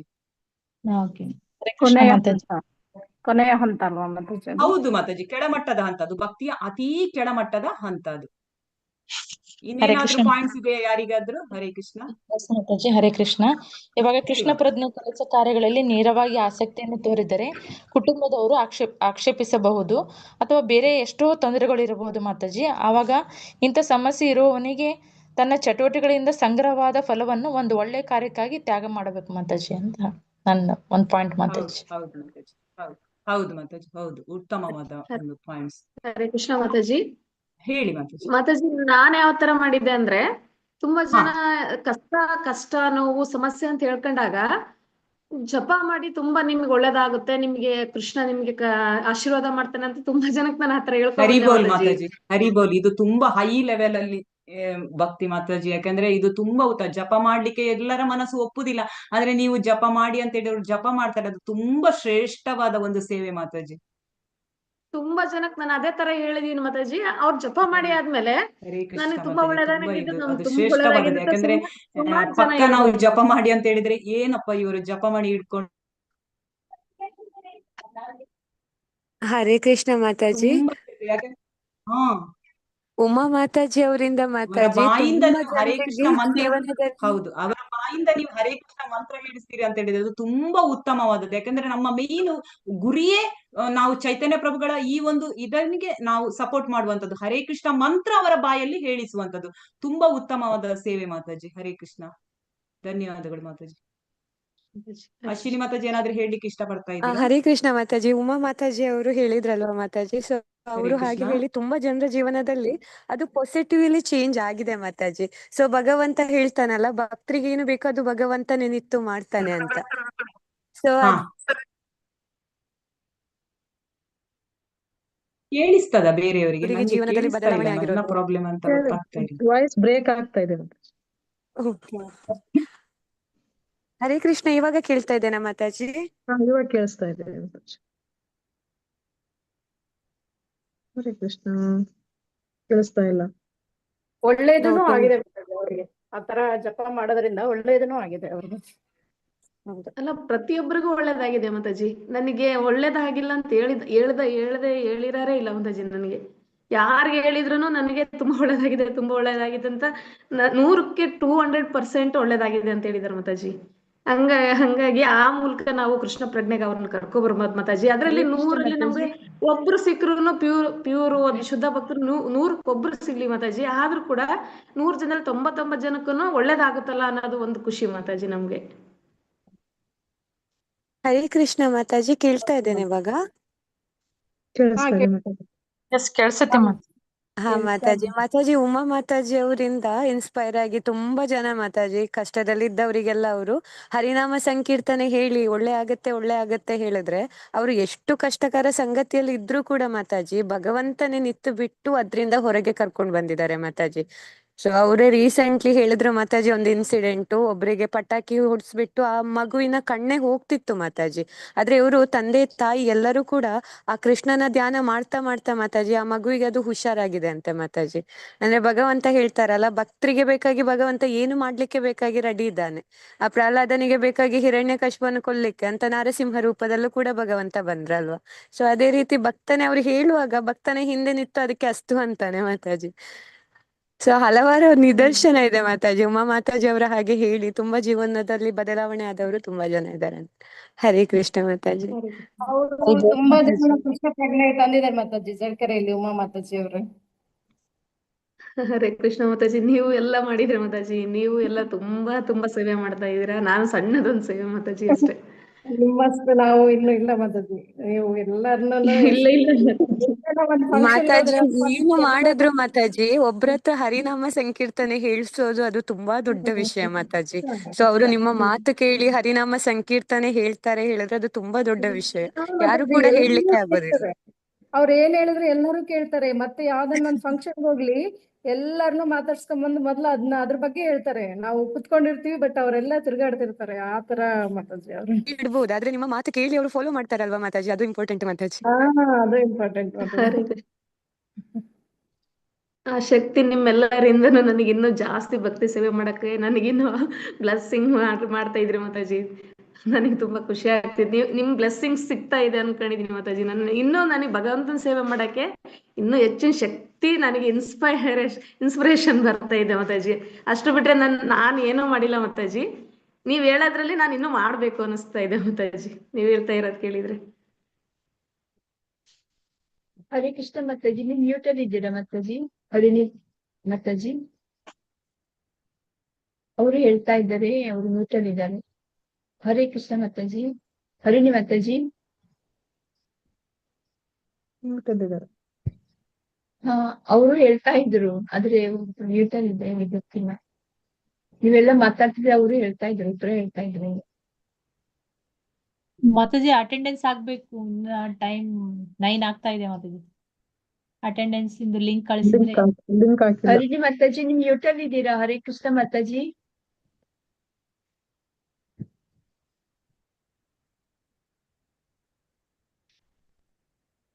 ನೀವೆಲ್ಲ ಮಾತಾಡ್ತಾ ಇದ್ರಿ, ಅವಾಗ ಅವರು ಹೇಳ್ತಾ ಇದ್ದಾರೆ, ಮ್ಯೂಟ್ ಅಲ್ಲಿ ಇದ್ದಾರೆ ಇನ್ನು.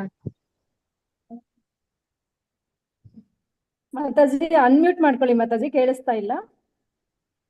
ಬಂದು ಮಾಡ್ತೇನೆ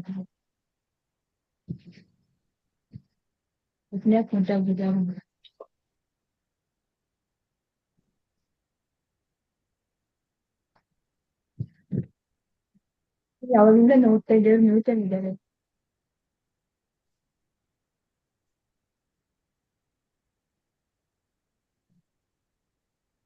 ಅವ್ರು ಲೆಫ್ಟ್ ಆದ್ರು. ನಂತರ ದೀಪಮ್ಮ ನೀವು ಆಗದಿಂದ ಸ್ವಲ್ಪ ಡಿಸ್ಕನೆಕ್ಟ್ ಆಯ್ತು.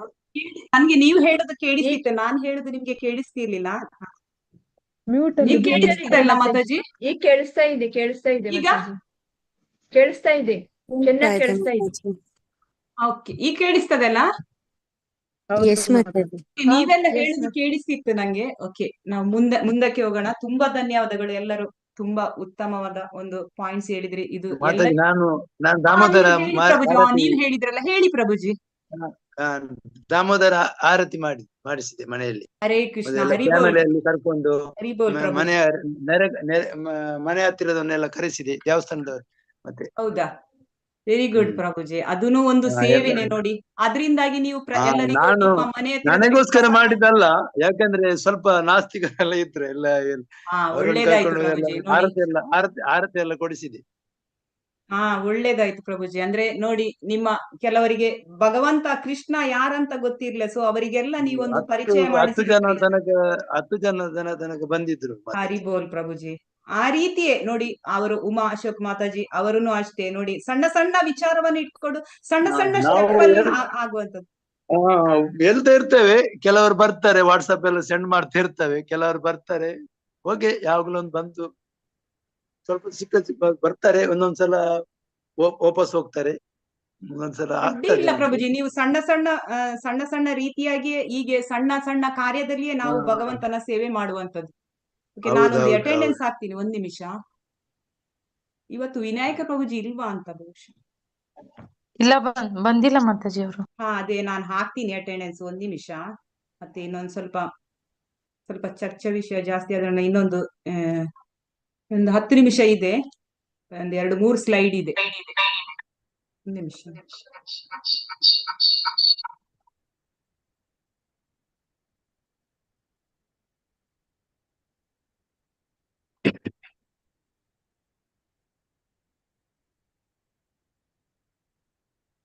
ಇದನ್ನು ಓದಿ ಯಾರಾದ್ರೂ.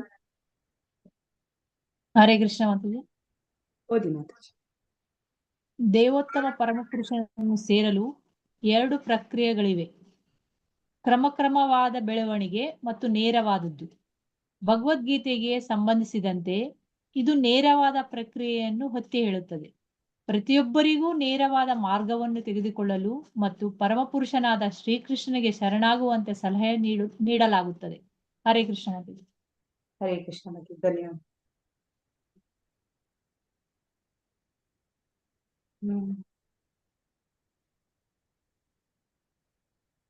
ವಿನಾಯಕ್ ಪ್ರಭುಜಿ ಕಳಿಸಿ.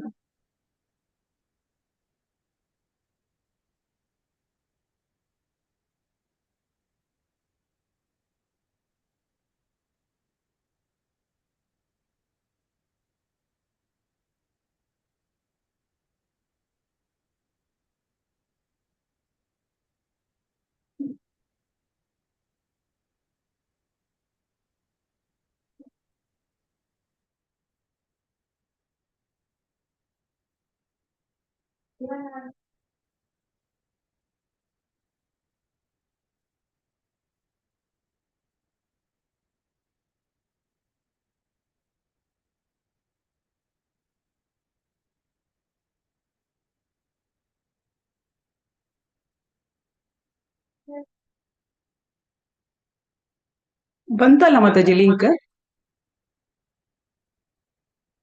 ಎಸ್ ಮಾತಾಜಿ, ಬಂತು ಮಾತಾಜಿ. ದೇವೋತ್ತಮ ಪರಮೇಶ್ವರನ್ನು ಸೇರಲು 2 ಪ್ರಕ್ರಿಯೆಗಳಿವೆ. 1 ನಿಮಿಷ. ಕ್ರಮವಾದ ಬೆಳವಣಿಗೆ ಅಂದ್ರೆ ಈ ಒಂದು ಭಕ್ತಿಯೋಗ ಎಂಬುದು ನೇರವಾದ ಮಾರ್ಗ, ಮತ್ತೆ ಯೋಗ ಲ್ಯಾಡರ್ ಏನಂತ ನಾವು ನೋಡಿದ್ವಿ, ಅದು ಕ್ರಮವಾಗಿ ಏರಿ ಭಗವಂತನನ್ನು ತಲುಪುವಂಥದ್ದು. ಸೊ ಮುಂದಿನ ಹೋಗೋಣ. ಭಕ್ತನೆಂದು ಗುರುತಿಸಲ್ಪಡಬೇಕೆಂದು ಬಯಸುವವನು ಒಳ್ಳೆಯ ಅರ್ಹತೆಗಳನ್ನು ಬೆಳೆಸಿಕೊಳ್ಳಬೇಕು. ಈ ಅರ್ಹತೆಗಳನ್ನು ಗಳಿಸಿಕೊಳ್ಳಲು ಅವನು ಪ್ರತ್ಯೇಕವಾಗಿ ಶ್ರಮಿಸುವುದಿಲ್ಲ.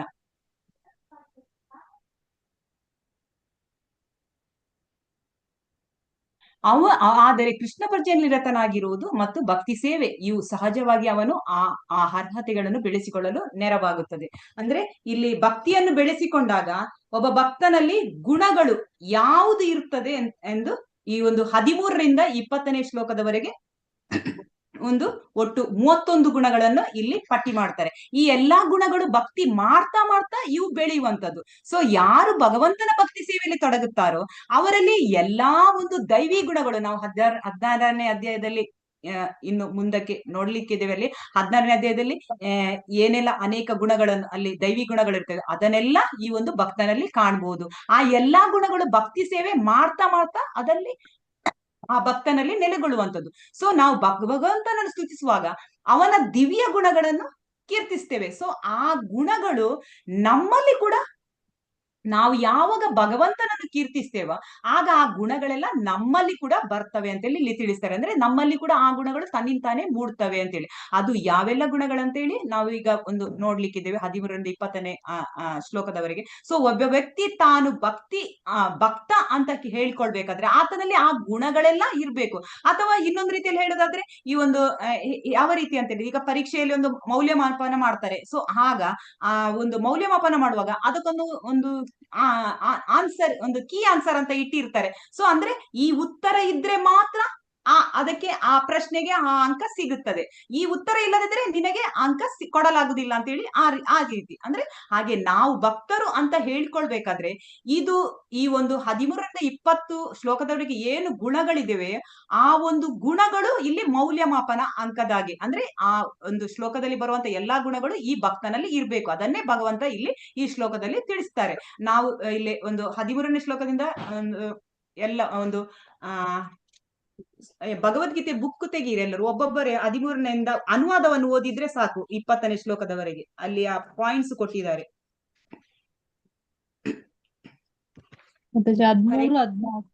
13ರಿಂದ ಸ್ಟಾರ್ಟ್ ಆಗಿ ಒಬ್ಬೊಬ್ಬರೇ ಒಂದು ಅನುವಾದ ಓದಿದ್ರೆ ಸಾಕು, ಶ್ಲೋಕ ಬೇಡ. 13-14 ಶ್ಲೋಕ 13-14 ಓದಿ ಮಾತಾಜಿ.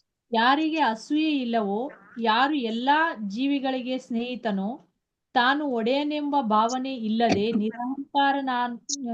ನಿರಹಂಕಾರನೋ, ಸುಖ ದುಃಖಗಳಲ್ಲಿ ಸಮಚಿತ್ತನೋ, ಕ್ಷಮಾಶೀಲನೋ, ಸದಾ ತೃಪ್ತನೋ, ಸಂತುಷ್ಟನೋ, ಆತ್ಮ ಸಂಯಮಿಯೋ, ದೃಢಚಿತ್ತದಿಂದ ಭಕ್ತಿ ಸೇವೆಯಲ್ಲಿ ನಿರತನೋ, ತನ್ನ ಮನಸ್ಸನ್ನು ಬುದ್ಧಿಯನ್ನು ನನ್ನಲ್ಲಿ ನಿಲ್ಲಿಸಿದವನೋ ಅಂತಹ ಭಕ್ತನು ನನಗೆ ಬಹಳ ಪ್ರಿಯನಾದವನು. ಹರೇ ಕೃಷ್ಣ. ಹರೇ ಕೃಷ್ಣ ಮಾತಾಜಿ. ಇದು ಭಗವಂತನ ಭಕ್ತನಲ್ಲಿರುವ ಗುಣಗಳನ್ನು ಇದು ಹೇಳ್ತಾರೆ. ಅಲ್ಲಿ ಏನ್ ಹೇಳ್ತಾರೆ ಅಂದ್ರೆ ಪ್ರತಿ ಶ್ಲೋಕದಲ್ಲಿ ಅವರು ಹೇಳ್ತಾರೆ ಈ ಒಂದು ಎಲ್ಲಾ ಈ ಗುಣಗಳನ್ನು ಹೇಳುವಂತದ್ದು. ಮತ್ತೆ ಮುಂದಿನ ಶ್ಲೋಕದಲ್ಲಿ ಹೇಳ್ತಾರೆ ಈ ಸಾಚಾ ಮೇ ಪ್ರಿಯ, ಅಂತ ಭಕ್ತನು ನನಗೆ ತುಂಬಾ ಪ್ರಿಯನಾದವನು ಅಂತೇಳಿ ಭಗವಂತ ಹೇಳುವಂತದ್ದು. ಮುಂದಿನ ಅನುವಾದ ಓದಿ ಮಾತಾಜಿ, ಯಾರಾದ್ರೂ ಬೇರೆಯವರು. ಹರೇ ಕೃಷ್ಣ ಮಾತಾಜಿ. ಹರೇ ಕೃಷ್ಣ. ಓದಿ ಮಾತಾಜಿ. ಯಾವ ವ್ಯಕ್ತಿಯಿಂದ ಯಾರು ಉದ್ವೇಗವನ್ನು ಪಡುವುದಿಲ್ಲವೋ ಮತ್ತು ಆ ವ್ಯಕ್ತಿಯು ಯಾರಿಂದಲೂ ಉದ್ವೇಗವನ್ನು ಅನುಭವಿಸುವುದಿಲ್ಲವೋ, ಸುಖ ಮತ್ತು ದುಃಖಗಳಲ್ಲಿ, ಭಯ ಮತ್ತು ಆತಂಕಗಳಲ್ಲಿ ಸಮಚಿತ್ತನಾಗಿರುತ್ತಾನೋ ಆತನು ನನಗೆ ಬಹು ಪ್ರಿಯನಾಗಿರುತ್ತಾನೆ. ಹರೇ ಕೃಷ್ಣ ಮಾತಾಜಿ. ಎಲ್ಲ ಕಡೆ ಬಹು ಪ್ರಿಯ ಅಂತ ಹೇಳಿ ಹೇಳ್ತಾರೆ ಪ್ರಭುಪಾದರು. 16ನೇ ಅನುವಾದ ಓದಿ. ಹರೇ ಕೃಷ್ಣ ಮಾತಾಜಿ. ಚಟುವಟಿಕೆಗಳ ಸಾಮಾನ್ಯ ನಡೆಯನ್ನು ಅವಲಂಬಿಸದಿರುವ, ಪರಿಶುದ್ಧನಾದ, ದಕ್ಷನಾದ, ಚಿಂತೆ ಇಲ್ಲದ, ಎಲ್ಲಾ ನೋವುಗಳಿಂದ ಮುಕ್ತನಾದ, ಯಾವ ಫಲಕ್ಕಾಗಿಯೂ ಶ್ರಮ ಪಡದ ಭಕ್ತನು ನನಗೆ ಬಹು ಪ್ರಿಯನಾದವನು. ಈ ಒಂದು ಕಡೆ ನನಗೆ ಸಾಮೇ ಪ್ರಿಯ ಅಂತ ಹೇಳಿ ಹೇಳ್ತಾರೆ ನೋಡಿ ಪ್ರತಿಯೊಂದು ಶ್ಲೋಕದಲ್ಲಿ ಭಗವಂತ. ನೆಕ್ಸ್ಟ್ 17ನೇ ಅನುವಾದ ಓದಿ ಮಾತಾಜಿ. ಹರೇ ಕೃಷ್ಣ ಮಾತಾಜಿ. ಯಾರು ಹರ್ಷ ಪಡುವುದಿಲ್ಲವೋ, ದುಃಖ ಪಡುವುದಿಲ್ಲವೋ, ಯಾರು ಸೋಕಿಸುವುದಿಲ್ಲವೋ, ಬಯಸುವುದಿಲ್ಲವೋ, ಯಾರು ಶುಭಗಳನ್ನು ಪರಿತ್ಯಾಗ ಮಾಡುತ್ತಾರೆಯೋ ಅಂತಹ ಭಕ್ತನು ನನಗೆ ಬಹು ಪ್ರಿಯನಾದವನು. ಹರೇ ಕೃಷ್ಣ ಮಾತಾಜಿ. ಹರೇ ಕೃಷ್ಣ. ಇಲ್ಲಿ ಹೇಳ್ತಾರೆ ಹರ್ಷ ಪಡುವುದಿಲ್ಲ, ದುಃಖ ಪಡುವುದು. ನಾವು ಇಲ್ಲಿ ಪ್ರಹ್ಲಾದನನ್ನು ನಾವು ನೆನಪಿಸಬಹುದು ಈ ಒಂದು ಶ್ಲೋಕದ ಇದಕ್ಕೆ. 18 ಮುಂದಿನ ಅನುವಾದ ಓದಿ. ಮಿತ್ರರು ಶತ್ರುಗಳು ವಿಷಯದಲ್ಲಿ ಸಾಮಾನ್ಯವಾಗಿ ಇರುವವನು, ಮನಗಳಲ್ಲಿ ಶ್ರೇತುಷ್ಟಗಳಲ್ಲಿ,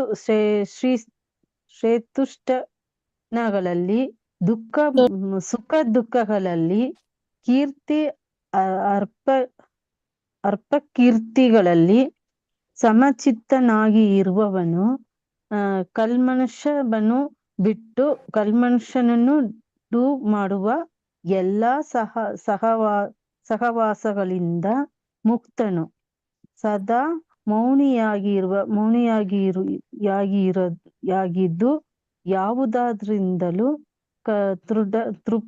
ತೃಪ್ತಿ. ಇದೇನ್ ಮಾತಾಜಿ? ಸದಾ ಮೌನಿಯಾಗಿದ್ದು ಅಲ್ಪ ತೃಪ್ತನು, ವಾಸ ಸ್ಥಳದಲ್ಲಿ ಆಸಕ್ತಿ ಇಲ್ಲದವನು. ಅಂದ್ರೆ ಇದು ಹಳೆ ಬುಕ್, ನಿಮ್ಮ ಹೊಸ ಬುಕ್ಕಲ್ಲಿ ಹೇಗೆ ಅಂತ ಗೊತ್ತಿಲ್ಲ. ತೃಪ್ತನು, ಯಾವ ವಾಸಸ್ಥಳದಲ್ಲಿ ಆಸಕ್ತಿ ಇಲ್ಲದವನು, ಜ್ಞಾನದಲ್ಲಿ ಸಿರಿ ಸಿರಿ ಸ್ಥಿರನಾದವನು ಸ್ಥಿರನಾದವನು ಭಕ್ತಿ ಸೇವೆಯಲ್ಲಿ ನಿರತನು ನಿರತನು ಆದವನು ನನಗೆ ಬಹು ಪ್ರಿಯನಾದವನು. ಹರೇ ಕೃಷ್ಣ ಮಾತಾಜಿ. 20ನೇ ಅನುವಾದ ಓದಿ. ಯಾರು ಭಕ್ತಿ ಸೇವೆಯ ಈ ಯಾರು ಭಕ್ತಿ ಸೇವೆಯ ಈ ಅಮೃತ ಮಾರ್ಗವನ್ನು ಹಿಡಿದು ನನ್ನನ್ನೇ ಪರಮ ಗುರಿಯನ್ನಾಗಿ ಮಾಡಿಕೊಂಡು ಶ್ರದ್ಧೆಯಿಂದ ತಮ್ಮನ್ನು ತಾವೇ ಸಂಪೂರ್ಣವಾಗಿ ತೊಡಗಿಸಿಕೊಳ್ಳುತ್ತಾರೋ ಅವರು ನನಗೆ ಬಹು ಬಹು ಪ್ರಿಯರು. ಹರೇ ಕೃಷ್ಣ ಮಾತಾಜಿ. ಧನ್ಯವಾದ. ಕೃಷ್ಣ ಮಾತಾಜಿ ಧನ್ಯವಾದಗಳು. ಇಲ್ಲಿ ನೋಡಿ, ಪ್ರತಿಯೊಂದು ಇದರಲ್ಲಿ ಶ್ಲೋಕದಲ್ಲಿ ಭಗವಂತ ಹೇಳ್ತಾನೆ ನನಗೆ, ಪ್ರಪಾದರು ಹೇಳ್ತಾರೆ ಇಲ್ಲಿ ಅನುವಾದದಲ್ಲಿ, ಬಹು ಪ್ರಿಯರು ಭಗವಂತ ಅಂದ್ರೆ ಭಗವಂತ ಮೇ ಪ್ರಿಯ ಸ ಮೇ ಪ್ರಿಯ ಅಂತೆಲ್ಲ ಹೇಳುವಂಥದ್ದು. ಸೊ ಇದರಲ್ಲಿ 31 ಗುಣಗಳಿವೆ. ಇದು ಭಕ್ತನಲ್ಲಿ ಇರುವಂತದ್ದು. ಅಂದ್ರೆ ಆ ಭಕ್ತ ಅಂತ ಈಗ ನಾವೇನಾದ್ರೂ ಭಕ್ತ ಅಂತೇಳಿ ನಮ್ಮ ಬಾಯಲ್ಲಿ ನಾವು ಹೇಳುದಂತೇಳಿ ನಮ್ಗೆ ಈ ಎಲ್ಲಾ ಗುಣಗಳು ಇದೆವಾ ಅಂತೇಳಿ ಇಲ್ಲಿ ನಾವು ತಿಳಿಬೇಕು. ಸೊ ಈ ಗುಣಗಳನ್ನು ಬೆಳೆಸಿಕೊಳ್ಬೇಕು ಅಂತೇಳಿ ಇಲ್ಲಿ ಹೇಳ್ತಾ ಇದ್ದಾರೆ.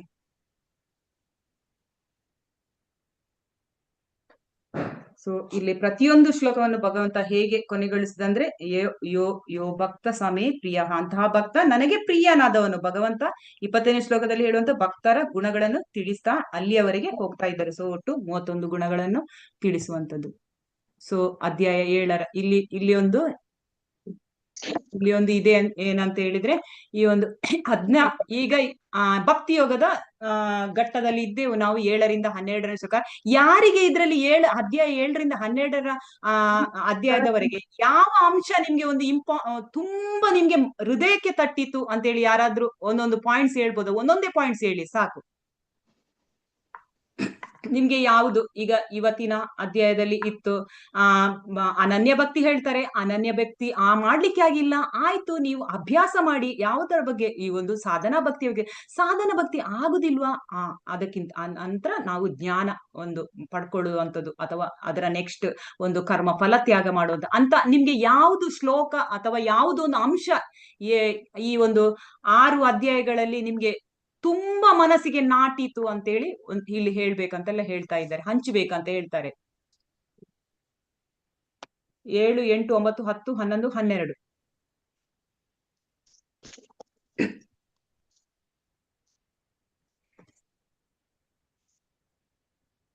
ನನಗನ್ಸಿದ್ದು ಮಾತಾಜಿ, ಎಷ್ಟೇ ಮನೆಯಲ್ಲಿ ತೊಂದರೆ ಇದ್ರೂ ಪರವಾಗಿಲ್ಲ, ಡೈಲಿ ಮಾತ್ರ 16 ರೌಂಡ್ಸ್ ಮಾಡ್ಬೇಕಂತ ನಾನು ನಿರ್ಧಾರ ಮಾಡಿದ್ದೆ ಮಾತಾಜಿ. ಮಾಡ್ತಾನೆ ಅಂದ್ರೆ ಇದ್ದೆ. ಅದು ಸಾಧನಾ ಭಕ್ತಿಯಲ್ಲಿ ಬರ್ತದೆ. ಸೊ ನಿಮ್ಗೆ ಅದು ತುಂಬಾ ಪ್ರಭುಪಾದರ ಆ ಒಂದು ಭಗವಂತನ ಆ ಒಂದು ಆದೇಶ. ಅನನ್ಯ ಭಕ್ತಿ ಮಾಡ್ಲಿಕ್ಕೆ ಆಗಲ್ಲ, ಆದ್ರೆ ಸಾಧನಾ ಭಕ್ತಿಯನ್ನ ನಾನು ಮಾಡ್ಬೇಕೆಂಬ ನಿಮ್ಮ ಆ ಒಂದು ನಿಮ್ಗೆ ತುಂಬಾ ಖುಷಿ ಅಂತೇನೆ. ಹಾಗೆ ಹಲವು ರೀತಿಯ ಬೇರೆ ಯಾರಾದ್ರೂ ಪಾಯಿಂಟ್ಸ್ ಹೇಳಿ, ಒಂದೊಂದು ಪಾಯಿಂಟ್ಸ್ ಹೇಳಿದ್ರೆ ಸಾಕು ಒಬ್ಬೊಬ್ಬರು.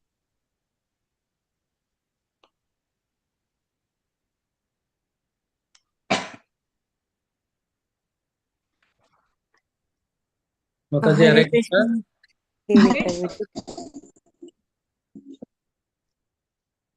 ಮಾತಾಜಿ ಹೇಳಿ. ಮಾತಾಜಿ ಅಶ್ವಿನಿ ಮಾತಾಜಿ ಹೇಳಿ. ಹರೇ ಕೃಷ್ಣ. 6ರಿಂದ 12ನೇಯ ಅಧ್ಯಾಯದ ತನಕ ಎಲ್ಲವೂ ಕೂಡ ಭಕ್ತಿ ಯೋಗದ ಅಧ್ಯಾಯವೇ. ಭಗವಂತ ಎಲ್ಲವನ್ನು ವಿವರಿಸ್ತಾರೆ. ಆದ್ರೆ 12ನೇ ಅಧ್ಯಾಯದ ವಿಶೇಷತೆ ಅಂತ ಹೇಳಿದ್ರೆ ಭಗವಂತನೇ ಭಕ್ತರ ಬಗ್ಗೆ ಹಾಡಿ ಹೊಗಳುವಂತಹ ಅಧ್ಯಾಯ. ಆ ಕೊನೆಯ ಶ್ಲೋಕಗಳಲ್ಲಿ ಭಗವಂತ ಹೇಳ್ತಾನೆ, ಅದನ್ನು ನಾವು ಪ್ರಿಯಾಷ್ಟಕಂ ಅಂತಾನೆ ಹೇಳ್ಬೇಕಲ್ವಾ, ಭಕ್ತರ ಪ್ರಿಯಾಷ್ಟಕಂ ಅಂತ ಶ್ಲೋಕವನ್ನು ಹೇಳಿ ಭಗವಂತ ಹೇಳ್ತಾನೆ, ಇಂತಹ ಭಕ್ತ ನಂಗೆ ಪ್ರಿಯ ಅಂತ. ಸೊ ಅದು ತುಂಬಾ ಖುಷಿ ಕೊಡುತ್ತೆ ಆ ಪ್ರಿಯ ಅಂತ ಶ್ಲೋಕ ಕೇಳುವಾಗ. ಎಲ್ಲವೂ ನಾವು ಕಲ್ತ್ಕೊಂಡ್ವಿ. ಇಲ್ಲಿ ಭಗವಂತ ಎಷ್ಟು ಭಕ್ತ ವತ್ಸಲ ಹೇಳಿದ್ರೆ, ನನ್ನ ಭಕ್ತ, ಇಂಥ ಗುಣ ಇದ್ದ ನನ್ನ ಭಕ್ತ ನಂಗೆ ಪ್ರಿಯ ಅಂತ ಅವನೇ ಭಕ್ತರನ್ನು ಹೊಗಳಿತಂತ ಶ್ಲೋಕ ಅದು. ಸೊ ಅದು ಪ್ರಿಯಾಷ್ಟಕಂ ಅನ್ನೋದು. ಅದು ನಂಗೆ ತುಂಬಾ ಇಷ್ಟ ಮಾತಾಜಿ. ಪ್ರತಿ ಎಲ್ಲ ಅಧ್ಯಾಯದಲ್ಲಿ ನಮ್ಗೆ ಒಂದೊಂದು ಅಧ್ಯಾಯದಲ್ಲಿ ಕೆಲವೊಂದು ಪಾಯಿಂಟ್ಸ್ ನನ್ಗೆ ಅಂದ್ರೆ ನಾವು ಪಾಠ ಕೇಳುವಾಗ ಇದು ನನ್ಗೆ ಒಂದೊಂದು ಪಾಯಿಂಟ್ಸ್ ಅನ್ನು ತುಂಬಾ ಗಮನ ಇಟ್ಟು ಕೇಳ್ತೇವೆ ನಾವು. ಇದು ನಂಗೆ ತುಂಬಾ ಇವತ್ತಿನ ಅಧ್ಯಾಯದ ಇದು ಪಾಠದಲ್ಲಿ ತುಂಬಾ ಇಷ್ಟ ಆಯ್ತು ಅಂತ ಹೇಳಿ. ಹಾಗೆ ಅಂತದನ್ನೇ ಇಲ್ಲಿ ಪ್ರಪಾದರ ಅದನ್ನೇ ಇಲ್ಲಿ ಹೇಳ್ತಾ ಇದ್ದಾರೆ. ಅಂತದ್ದು ಯಾವ್ದು ಅಂಶ ಇಷ್ಟ ಅಂತ ಹೇಳಿ ಕೇಳುವಂಥದ್ದು. ಹಾಗೆ ಹಲವರಿಗೆ ಅದೇ ಪಾಯಿಂಟ್ಸ್ ಬೇರೆಯವರಿಗೆ ಇಷ್ಟ ಅಲ್ಲ, ಒಬ್ಬೊಬ್ಬರಿಗೆ ಒಂದೊಂದು ತರ ಪಾಯಿಂಟ್. ಕೆಲವರಿಗೆ ಈಗ ನನ್ಗೆ ಸಾಮಾನ್ಯವಾಗಿ ಆ ಒಂದು 10ನೇ ಅದು ವಿಭೂತಿ ಯೋಗ.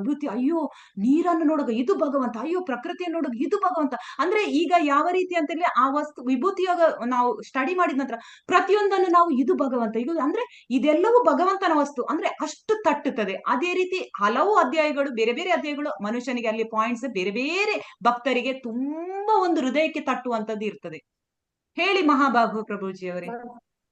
ಮಾತಾಜಿ ಇಲ್ಲಿ ಎಲ್ಲ 7ರಿಂದ 12 ಅಧ್ಯಾಯದವರೆಗೂ ವಿಶ್ವರೂಪದ ಬಗ್ಗೆ ಅರ್ಜುನನಿಗೆ ಎಲ್ಲಾ ಗೊಂದಲಗಳೇ ಇರ್ತಾವ ಮಾತಾಜಿ. ಹೌದು ವಿಶ್ವರೂಪವನ್ನು ನೋಡಿದ ಮೇಲೂ ಅವನಿಗೆ ಗೊಂದಲ ಇರ್ತತೆ. ಹೌದು ತದನಂತರ 12 ಅಧ್ಯಾಯಕ್ಕೆ ಬಂದಾದ್ಮೇಲೆ ಭಗವಂತ ನಿರಾಕಾರ ರೂಪದ ಬಗ್ಗೆ ಮತ್ತೆ ಸಕಾರ ರೂಪದ ಬಗ್ಗೆ ಎಲ್ಲವನ್ನು ವಿವರವಾಗಿ ಹೇಳಿದಾಗ ಅವಾಗ ಅರ್ಥ ಆಗುತ್ತೆ ಅರ್ಜುನನಿಗೆ, ನಾನು ಪೂರ್ಣ ಶರಣಾಗತನಾಗ್ಬೇಕು, ನಾನು ಭಕ್ತನಾಗ್ಬೇಕು ಅಂತಂದು ಹೇಳ್ಬಿಟ್ಟು ಅಲ್ಲಿ ಯಾವ ರೀತಿ ಭಕ್ತನಾಗ್ತಾನೋ, ನಾವು ಹರೇ ಕೃಷ್ಣ ಮಹಾಮಂತ್ರವನ್ನು ಹೇಳಲಿಕ್ಕೆ ನಮ್ಮ ಪ್ರಭುಪಾದರು ಯಾರು ನನ್ನ ಭಗವಂತನ ಹರಿನಾಮವನ್ನು ಮಾಡ್ತಾರೋ ಅವರ ನಾಲಿಗೆ ಮೇಲೆ ಹರಿನಾಮ ಕುಣಿಯುತ್ತೆ, ನಾಟ್ಯ ಮಾಡುತ್ತೆ ಅಂತ ಒಂದು ಆ ಸನ್ನಿವೇಶ ನನಗೆ ಬಹಳ ಪ್ರಿಯವಾಗಿ ಕಾಣ್ತಾ ಇದೆ ಮಾತಾಜಿ. ಖಂಡಿತವಾಗಿ ಪ್ರಭು, ಅದು ತುಂಬಾ ಇದು ಅಂದ್ರೆ ನಮ್ಗೆ ಪ್ರತಿ ಸಲ ಅದು ನಿಮ್ಗೆ ಯಾವ ರೀತಿ ಅಂತ ಹೇಳಿದ್ರೆ, ನಾವು ಜಪ ಮಾಡುವಾಗ ಅನಿಸ್ತದೆ ನಾನು ಚೆನ್ನಾಗಿ ಜಪ ಮಾಡ್ಬೇಕು, ಯಾಕಂದ್ರೆ ಕೃಷ್ಣ ಒಳಗೆ ನಲಿತಾ ಇದ್ದಾನೆ ಅಂತ ಆ ಭಾವನೆ ಬಂದು ಬಿಡ್ತದೆ ಅಲ್ವಾ ಪ್ರಭುಜಿ? ಹೌದು ಮಾತಾಜಿ, ಅದು ಬಹಳ ಯಾರು ಆ ರೀತಿ ಮಾಡ್ತಾರೋ ಕೃಷ್ಣನಿಗೆ ಅರ್ಜುನ ಎಷ್ಟು ಪ್ರಿಯವಾಗ್ತಾನೋ ಹಾಗೆ ನಾವು ಕೂಡ ಬಹಳಷ್ಟು ಪ್ರಿಯವಾಗ್ತೀವಿ ಅಂತಂದ ಹೇಳಿ ನನ್ನ ಒಂದು ಉದ್ದೇಶ ಮಾತಾಜಿ. ಹೌದು ಪ್ರಭುಜಿ, ಹೌದು. ಹರೇ ಕೃಷ್ಣ ಹೇಳಿ ಮಾತಾಜಿ. ಹರೇ ಕೃಷ್ಣ ಮಾತಾಜಿ. ಇಲ್ಲಿ ಕೃಷ್ಣ ಒಂದ್ ಚಾಯ್ಸ್ ಕೊಡ್ತಾ ಹೋಗ್ತಾರಲ್ಲ ಮಾತಾಜಿ, ಅದು ತುಂಬಾ ಖುಷಿ ಆಗುತ್ತೆ. ಹೌದು ಮಾತಾಜಿ. ಫಸ್ಟ್ ಭಕ್ತಿ ಯೋಗ ಮಾಡಿ ಅಂತಾರೆ, ಅದು ನಿಮ್ಗೆ ಆಗ್ಲಿಲ್ವಾ, ಇನ್ನೊಂದ್ ಮಾಡಿ ಅಂತಾರೆ. ಮತ್ತೆ ಅಭ್ಯಾಸ ಯೋಗ, ಸಾಧನ ಯೋಗ ಮಾಡ್ರಿ ಅಂತಾರೆ, ಅದು ಆಗ್ಲಿಲ್ಲ ಜ್ಞಾನ ಯೋಗ ಮಾಡ್ರಿ, ಅದು ಆಗ್ಲಿಲ್ಲ ಕರ್ಮಫಲ ತ್ಯಾಗ ಮಾಡಿ. ಇವೆಲ್ಲಾ ನಿಮ್ಗೆ ಆಗ್ಲಿಲ್ವಾ, ಅಟ್ಲೀಸ್ಟ್ ನನ್ಗೋಸ್ಕರನಾದ್ರೂ ಕೆಲಸ ಮಾಡಿ ಅಂತ. ಎಷ್ಟು ಒಂದು ಮರ್ಸಿ ಅನ್ಸುತ್ತೆ ಒಂದು ಚಾಯ್ಸ್ ಹೀಗೆ ಎಲ್ಲಿನೂ ಚಾಯ್ಸ್ ಕೊಡಲ್ಲ ಅಲ್ಲ ಮಾತಾಜಿ?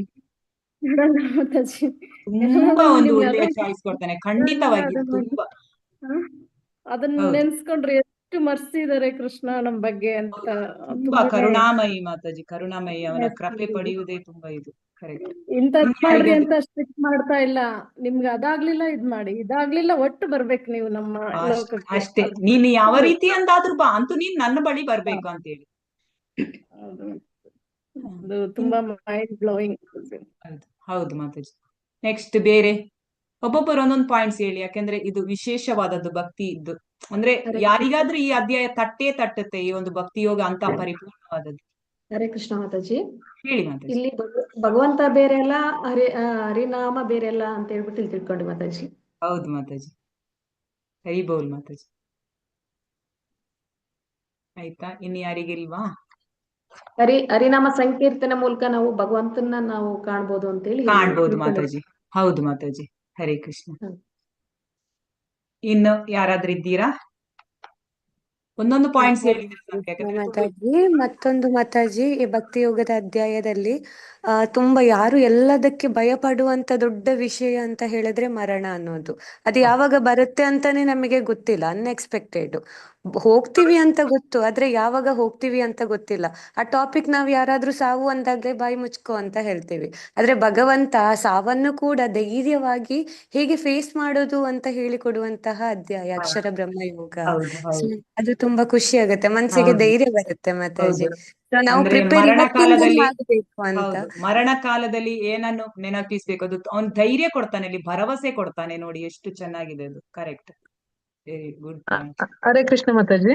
ಹೇಳಿ ನಾವು ಪ್ರತಿನಿತ್ಯ ನಾವು ಈ ಪ್ರಸಾದದ ರೂಪದಲ್ಲಿ ನಾವು ಮಾಡಿರೋ ಅಡಿಗೆನೆಲ್ಲ ಭಗವಂತನಿಗೆ ನೈವೇದ್ಯ ಮಾಡಿ ನಾವು ಸೇವಿಸಿದಾಗ ನಮಗೆ ಅದ್ರಲ್ಲಿ ತುಂಬಾ ತೃಪ್ತಿ ಸಿಗುತ್ತೆ ಮಾತಾಜಿ. ಅದ್ರಲ್ಲಿ ಹೌದು, ಅಲ್ಲಿ ಭಗವಂತ ಹೇಳ್ತಾನೆಲ್ಲ, ನೀನ್ ನನಗೋಸ್ಕರ ಫಲ ಪುಷ್ಪ ಅದು ನನ್ಗೆ ಇಡ್ಬೇಕು, ಅದು ಸಣ್ಣ ಒಂದಿಷ್ಟು ನೀರನ್ನು, ಒಂದಿಷ್ಟು ಹಣ್ಣು, ಒಂದಿಷ್ಟು ಎಲೆ, ಒಂದು ಎಲೆ ಇಟ್ರೆ ಸಾಕು ಅಂತೇಳಿ ನನಗೆ ಅಷ್ಟು ಅಂದ್ರೆ ಅವನ್ ನೋಡಿ ಮರ್ಸಿ ನನಗೆ ಒಂದಿಷ್ಟು ಇಡ ಅಂತ ಹೇಳಿದ್ರೆ, ತುಂಬಾ ಇಡ ಅಂತ ಹೇಳಲ್ಲ, ಆದ್ರೆ ನಾವು ಒಂದಿಷ್ಟು ಇಡಲ್ಲ, ಅವನಿಗೆ ತುಂಬಾನೇ ಇಡ್ತೀವಿ ನಾವು. ಆದ್ರೆ ಅವನಿಗೆ ಸಾಕು ಒಂದಿಷ್ಟು, ಎಷ್ಟೊಂದು ಅವನು ಅದನ್ನು ಪ್ರಸಾದ ರೂಪವಾಗಿ ನಮ್ಗೆ ವಾಪಸ್ ಕೊಟ್ಟೆ ಕೊಡ್ತಾನೆ ಅವನು, ಅದು ಪೂರ್ಣವಾಗಿ ಕೊಡ್ತಾನೆ ಅಂತೇಳಿ. ತುಂಬಾ ಧನ್ಯವಾದಗಳು ಮಾತಾಜಿ. ಹರೇ ಕೃಷ್ಣ ಮಾತಾಜಿ. ಹೇಳಿ ಮಾತಾಜಿ. ಅನನ್ಯ ಚಿಂತೆ ಅಂತ ಆಶ್ಚರ್ಯ ನನಗೆ ಅಂದ್ರೆ ನಮ್ಮಲ್ಲಿ ಹೌದು ಅದು ನಮ್ಮಲ್ಲಿ ಏನಿಲ್ಲವೋ ಅದನ್ನ ಕೊಡ್ತಾನೆ, ಏನಿದೆಯೋ ಅದನ್ನ ಕಾಪಾಡ್ತಾನೆ. ನನ್ಗೆ ಆ ಭಗವದ್ಗೀತೆಯ ಇದು ಹೇಳ್ಬೇಕಾದ್ರೆ ನನ್ನ ಹತ್ರ ಎಷ್ಟು ಜ್ಞಾನ ಇರ್ಲಿಲ್ಲ. ಆ ಸಮಯದಲ್ಲಿ ಅವನೇ ಬಂದು ಕುತ್ಕೊಂಡು ಅದನ್ನ ಅಂದ್ರೆ ಅದರದ್ದು ಅನುಭವ ಆಗಿದೆ. ಅಷ್ಟು ಸರಿ ಜ್ಞಾನ ನನ್ನಲ್ಲಿ ಇಲ್ಲ, ಹೌದು ಅದರದ್ದು ಅನುಭವ ಆ ಸಮಯದಲ್ಲಿ ಆಗಿದೆ. ಹೌದು ಅದನ್ನ ಹೇಳ್ಲಿಕ್ಕೆ ಹೌದು ಇಷ್ಟಪಡ್ತೇನೆ ಅಂತ ಹೇಳಿ. ಹೌದು ಮಾತಾಜಿ. ಹರೇ ಕೃಷ್ಣ. ಪ್ರಭುಪಾದಿಗೂ ಕೃಷ್ಣನೇ ಜ್ಞಾನೋದಯಾಗಿನೇ ಬರ್ಸಿದಂತೆ ಮಾತಾಜಿ ಅದನ್ನ ಹೌದು ಹೌದು ನೋಡಿ ಹೌದು ಹೇಳ್ದಂಗೆ ಬಿದ್ದಿದ್ದಾರೆ ಹೌದು ಅಂತ. ಹೌದು ಮಾತಾಜಿ. ಹರೇ ಕೃಷ್ಣ. ಇನ್ಯಾರಿಗಾದ್ರೂ ಉಂಟಾ ಪಾಯಿಂಟ್ಸ್? ಹರೇ ಕೃಷ್ಣ ಮಾತಾಜಿ. ಹೇಳಿ ಮಾತಾಜಿ. ಅಧ್ಯಾಯ 10ರಲ್ಲಿ ವಿಭೂತಿ ಯೋಗ ಮಾತಾಜಿ. ಹರೇ ಕೃಷ್ಣ. ಶ್ಲೋಕ 10 ತೇಷಾಂ ಸತತಯುಕ್ತಾನಾಂ ಭಜತಾಂ ಪ್ರೀತಿಪೂರ್ವಕಂ ದದಾಮಿ ಬುದ್ಧಿ ಯೋಗಂ ತಂ ಏನ ಮಾಮುಪಯಾಂತಿ ತೇ. ಅಂದ್ರೆ ಭಗವಂತ ಹೇಳ್ತಾರೆ, ನನ್ನ ಪ್ರೀತಿಪೂರ್ವಕ ಸೇವೆಗೆ ಸದಾ ಮುಡಿಪಾಗಿರುವವರಿಗೆ, ಅವರು ನನ್ನ ಬಳಿಗೆ ಬರುವುದಕ್ಕೆ ನಾನು ಅವರಿಗೆ ಅಗತ್ಯವಾದ ಬುದ್ಧಿಯನ್ನು ಕೊಡುತ್ತೇನಂತೆ ಇಲ್ಲಿ ಭಗವಂತ ಹೇಳ್ತಾರೆ. ಅದು ಇಷ್ಟ ಆಗಿದೆ ಮಾತಾಜಿ ನನಗೆ. ಹರೇ ಹಾ ಕೃಷ್ಣ. ಹೌದು ನೋಡಿ, ಅಂದ್ರೆ ಅದು ತುಂಬಾ ಇಂಪಾರ್ಟೆಂಟ್ ಶ್ಲೋಕನೂ ಕೂಡ, ತುಂಬಾ ಇಂಪಾರ್ಟೆಂಟ್. ಹರೇ ಕೃಷ್ಣ ಇನ್ಯಾರಾದ್ರೂ ಇದ್ದೀರಾ? ಹರೇ ಹರೇ ಕೃಷ್ಣ. ಕೃಷ್ಣ ಮಾತಾಜಿ.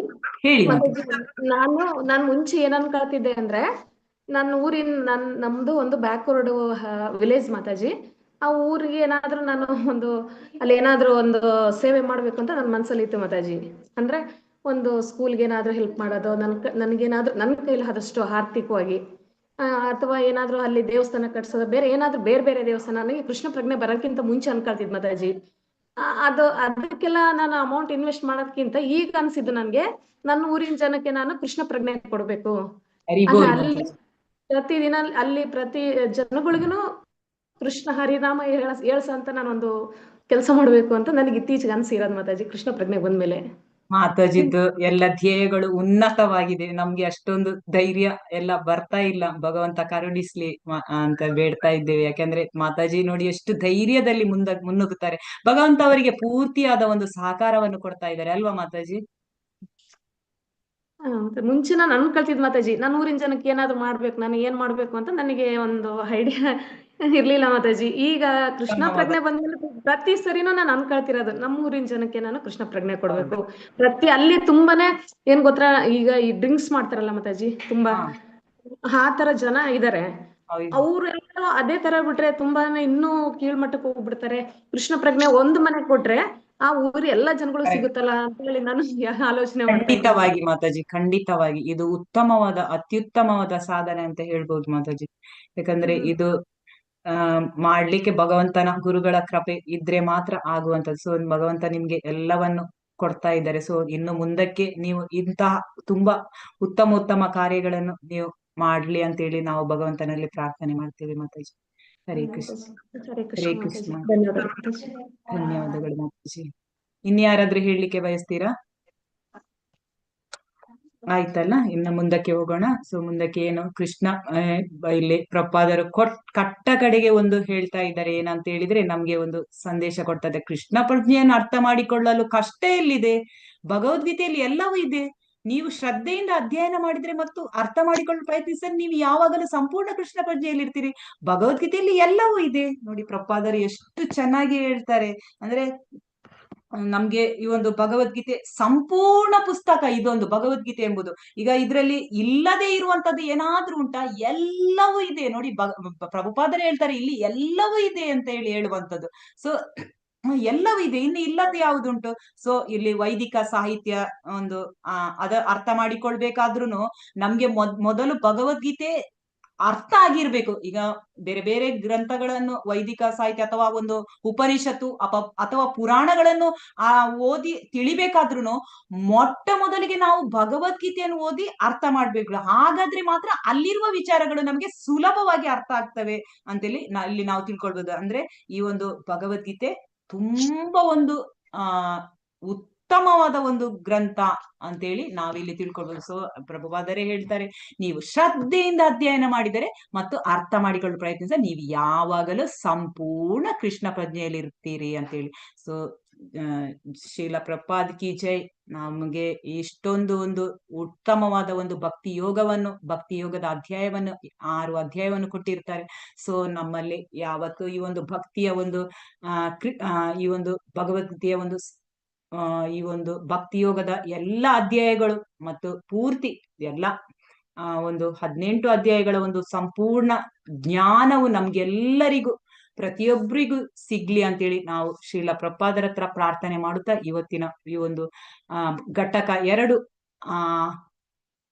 ಪಾಠವನ್ನು ನಾವು ಇಂದಿನ ಒಂದು ಇದಕ್ಕೆ ಮುಕ್ತಾಯಗೊಳಿಸಲಿದ್ದೇವೆ. ಸೊ ವಾಂಛಾ ಕಲ್ಪತರುಭ್ಯಶ್ಚ ಕೃಪಾ ಸಿಂಧುಭ್ಯ ಏವ ಚ ಪತಿತಾನಾಂ ಪಾವನೇಭ್ಯೋ ವೈಷ್ಣವೇಭ್ಯೋ ನಮೋ ನಮಃ. ಅನಂತ ಕೋಟಿ ವೈಷ್ಣವ ವೃಂದ ಕಿ ಜೈ. ನಮಾಚಾರ್ಯ ಶ್ರೀ ಹರಿದಾಸ್ ಠಾಕೂರ್ ಕಿ ಜೈ. ಜಗದ್ಗುರು ಶ್ರೀಲ ಪ್ರಭುಪಾದ್ ಕಿ ಜೈ. ಹಾಗೂ ಇಲ್ಲಿರುವ ಎಲ್ಲ ಭಕ್ತಾದಿಗಳಿಗೂ, ಮಾತಾಜಿಯವರು, ಪ್ರಭುಜಿಯವರಿಗೂ ಎಲ್ಲರಿಗೂ ನನ್ನ ವಂದನೆಗಳನ್ನು ಸಲ್ಲಿಸ್ತಾ ಇದ್ದೇನೆ. ನನಗೆ ಈ ಒಂದು 6 ಅಧ್ಯಾಯ ಹೇಳಿಕೊಡಲು ನನಗೆ ರಾಧಾ ಗೋವಿಂದ ಮಂದಿರದವರು ಅವಕಾಶ ಕೊಟ್ಟಿರುತ್ತಾರೆ. ಅವರಿಗೂ ನಾನು ನನ್ನ ವಂದನೆಗಳನ್ನು ಸಲ್ಲಿಸ್ತಾ ಇದ್ದೇನೆ. ಹಾಗೂ ನಾನೇನಾದ್ರೂ ಇಲ್ಲಿ ಹೇಳಿದ್ದೇನೆ ಅಂತ ಹೇಳಿದ್ರೆ ಅದು ಪ್ರಭುಪಾದರ ಮತ್ತು ಭಗವದ್ಗೀತೆಯ ವಾಣಿಯಿಂದಲೇ ಹೇಳಿರುವಂತದ್ದು. ಸೊ ನನ್ನಿಂದ ಏನಾದ್ರೂ ತಪ್ಪಿದ್ರೆ ದಯವಿಟ್ಟು ನನ್ನನ್ನು ಖಂಡಿತವಾಗಿ ನೀವೆಲ್ಲರೂ ಕ್ಷಮೆ ಮಾಡಬೇಕು. ನನ್ನಲ್ಲಿ ಈ ಬಾಯಿಂದ ಏನು ಬಂದಿದೆ ಭಗವಂತನ ವಾಣಿ ಹೇಳಲು ನನ್ನಿಂದ ಆದಷ್ಟು ನಾನು ಪ್ರಯತ್ನ ಮಾಡಿದ್ದೇನೆ. ಸೊ ನಾನು ದಯವಿಟ್ಟು ನನ್ಗೆ ಏನಾದ್ರೂ ತಪ್ಪು, ಒಂದೊಂದು ವರ್ಡ್ ಏನಾದ್ರೂ ತಪ್ಪು ಅಥವಾ ನಾನೇನಾದ್ರೂ ವೇಗವಾಗಿ ಹೇಳಿದ್ದೇನೆ ಅಂತ ಹೇಳಿ ದಯವಿಟ್ಟು ನನ್ನನ್ನು ಕ್ಷಮಿಸ್ಬೇಕಂತ ತಮ್ಮಲ್ಲಿ ನಾನು ವಿನಯಪೂರ್ವಕವಾಗಿ ಕೇಳ್ತಾ ಇದ್ದೇನೆ. ಹಾಗೂ ನಿಮಗೆಲ್ಲರಿಗೂ ನನ್ನ ಅನಂತ ಧನ್ಯವಾದಗಳು. ಹರೇ ಕೃಷ್ಣ. ಹರೇ ಕೃಷ್ಣ ಮಾತಾಜಿ. ಹರೇ ಕೃಷ್ಣ ಮಾತಾಜಿ. ಯಾರಿಗಾದ್ರೂ ಕೇಳಲಿಕ್ಕಿದ್ರೆ ದಯವಿಟ್ಟು ಕೇಳ್ಬಹುದು. ಹರೇ ಕೃಷ್ಣ. ಹರೇ ಕೃಷ್ಣ ಮಾತಾಜಿ. ಹರೇ ಕೃಷ್ಣ ಮಾತಾಜಿ. ವಾಯ್ಸ್ ಕೇಳಿಸ್ತಾ ಇದೆ. ಅವ್ರು ಮ್ಯೂಟ್ ಆಗಿದ್ದಾರೆ ಮಾತಾಜಿ, ಮ್ಯೂಟ್ ಆಗಿದ್ದಾರೆ ನೋಡಿ ಮಾತಾಜಿ. ವರದಾ ಮಾತಾಜಿ. ಹರೇ ಕೃಷ್ಣ ಹೇಳಿ ಮಾತಾಜಿ. ಮಾತಾಜಿ ಅರಣ್ಯ ಕೇಳೋಣ, ಅದು ಅಷ್ಟೊಂದು ಕ್ವಶನ್ಸ್ ಇದಾವಲ್ಲ, ಏನಾದ್ರು ಕಡಿಮೆ ಮಾಡ್ಬೋದಾ ಅಂತೇಳಿ ಕೇಳಿ ನೋಡಿ. ನೀವು ಅದು ಕೊಡುತ್ತಾ 15 ಕ್ವಶನ್ ಮಾತಾಜಿ, 15 ಕ್ವಶನ್ ಕೊಡ್ತಾರೆ ಅವರು. ಕೊಡೋದು 15 ಮಾತಾಜಿ, ಓದ್ಬೇಕಲ್ಲ 120. ನೋಡಿ ಕೇಳಿ ನೋಡಿ ಕೇಳೋಣ ಅಂತೇಳಿ.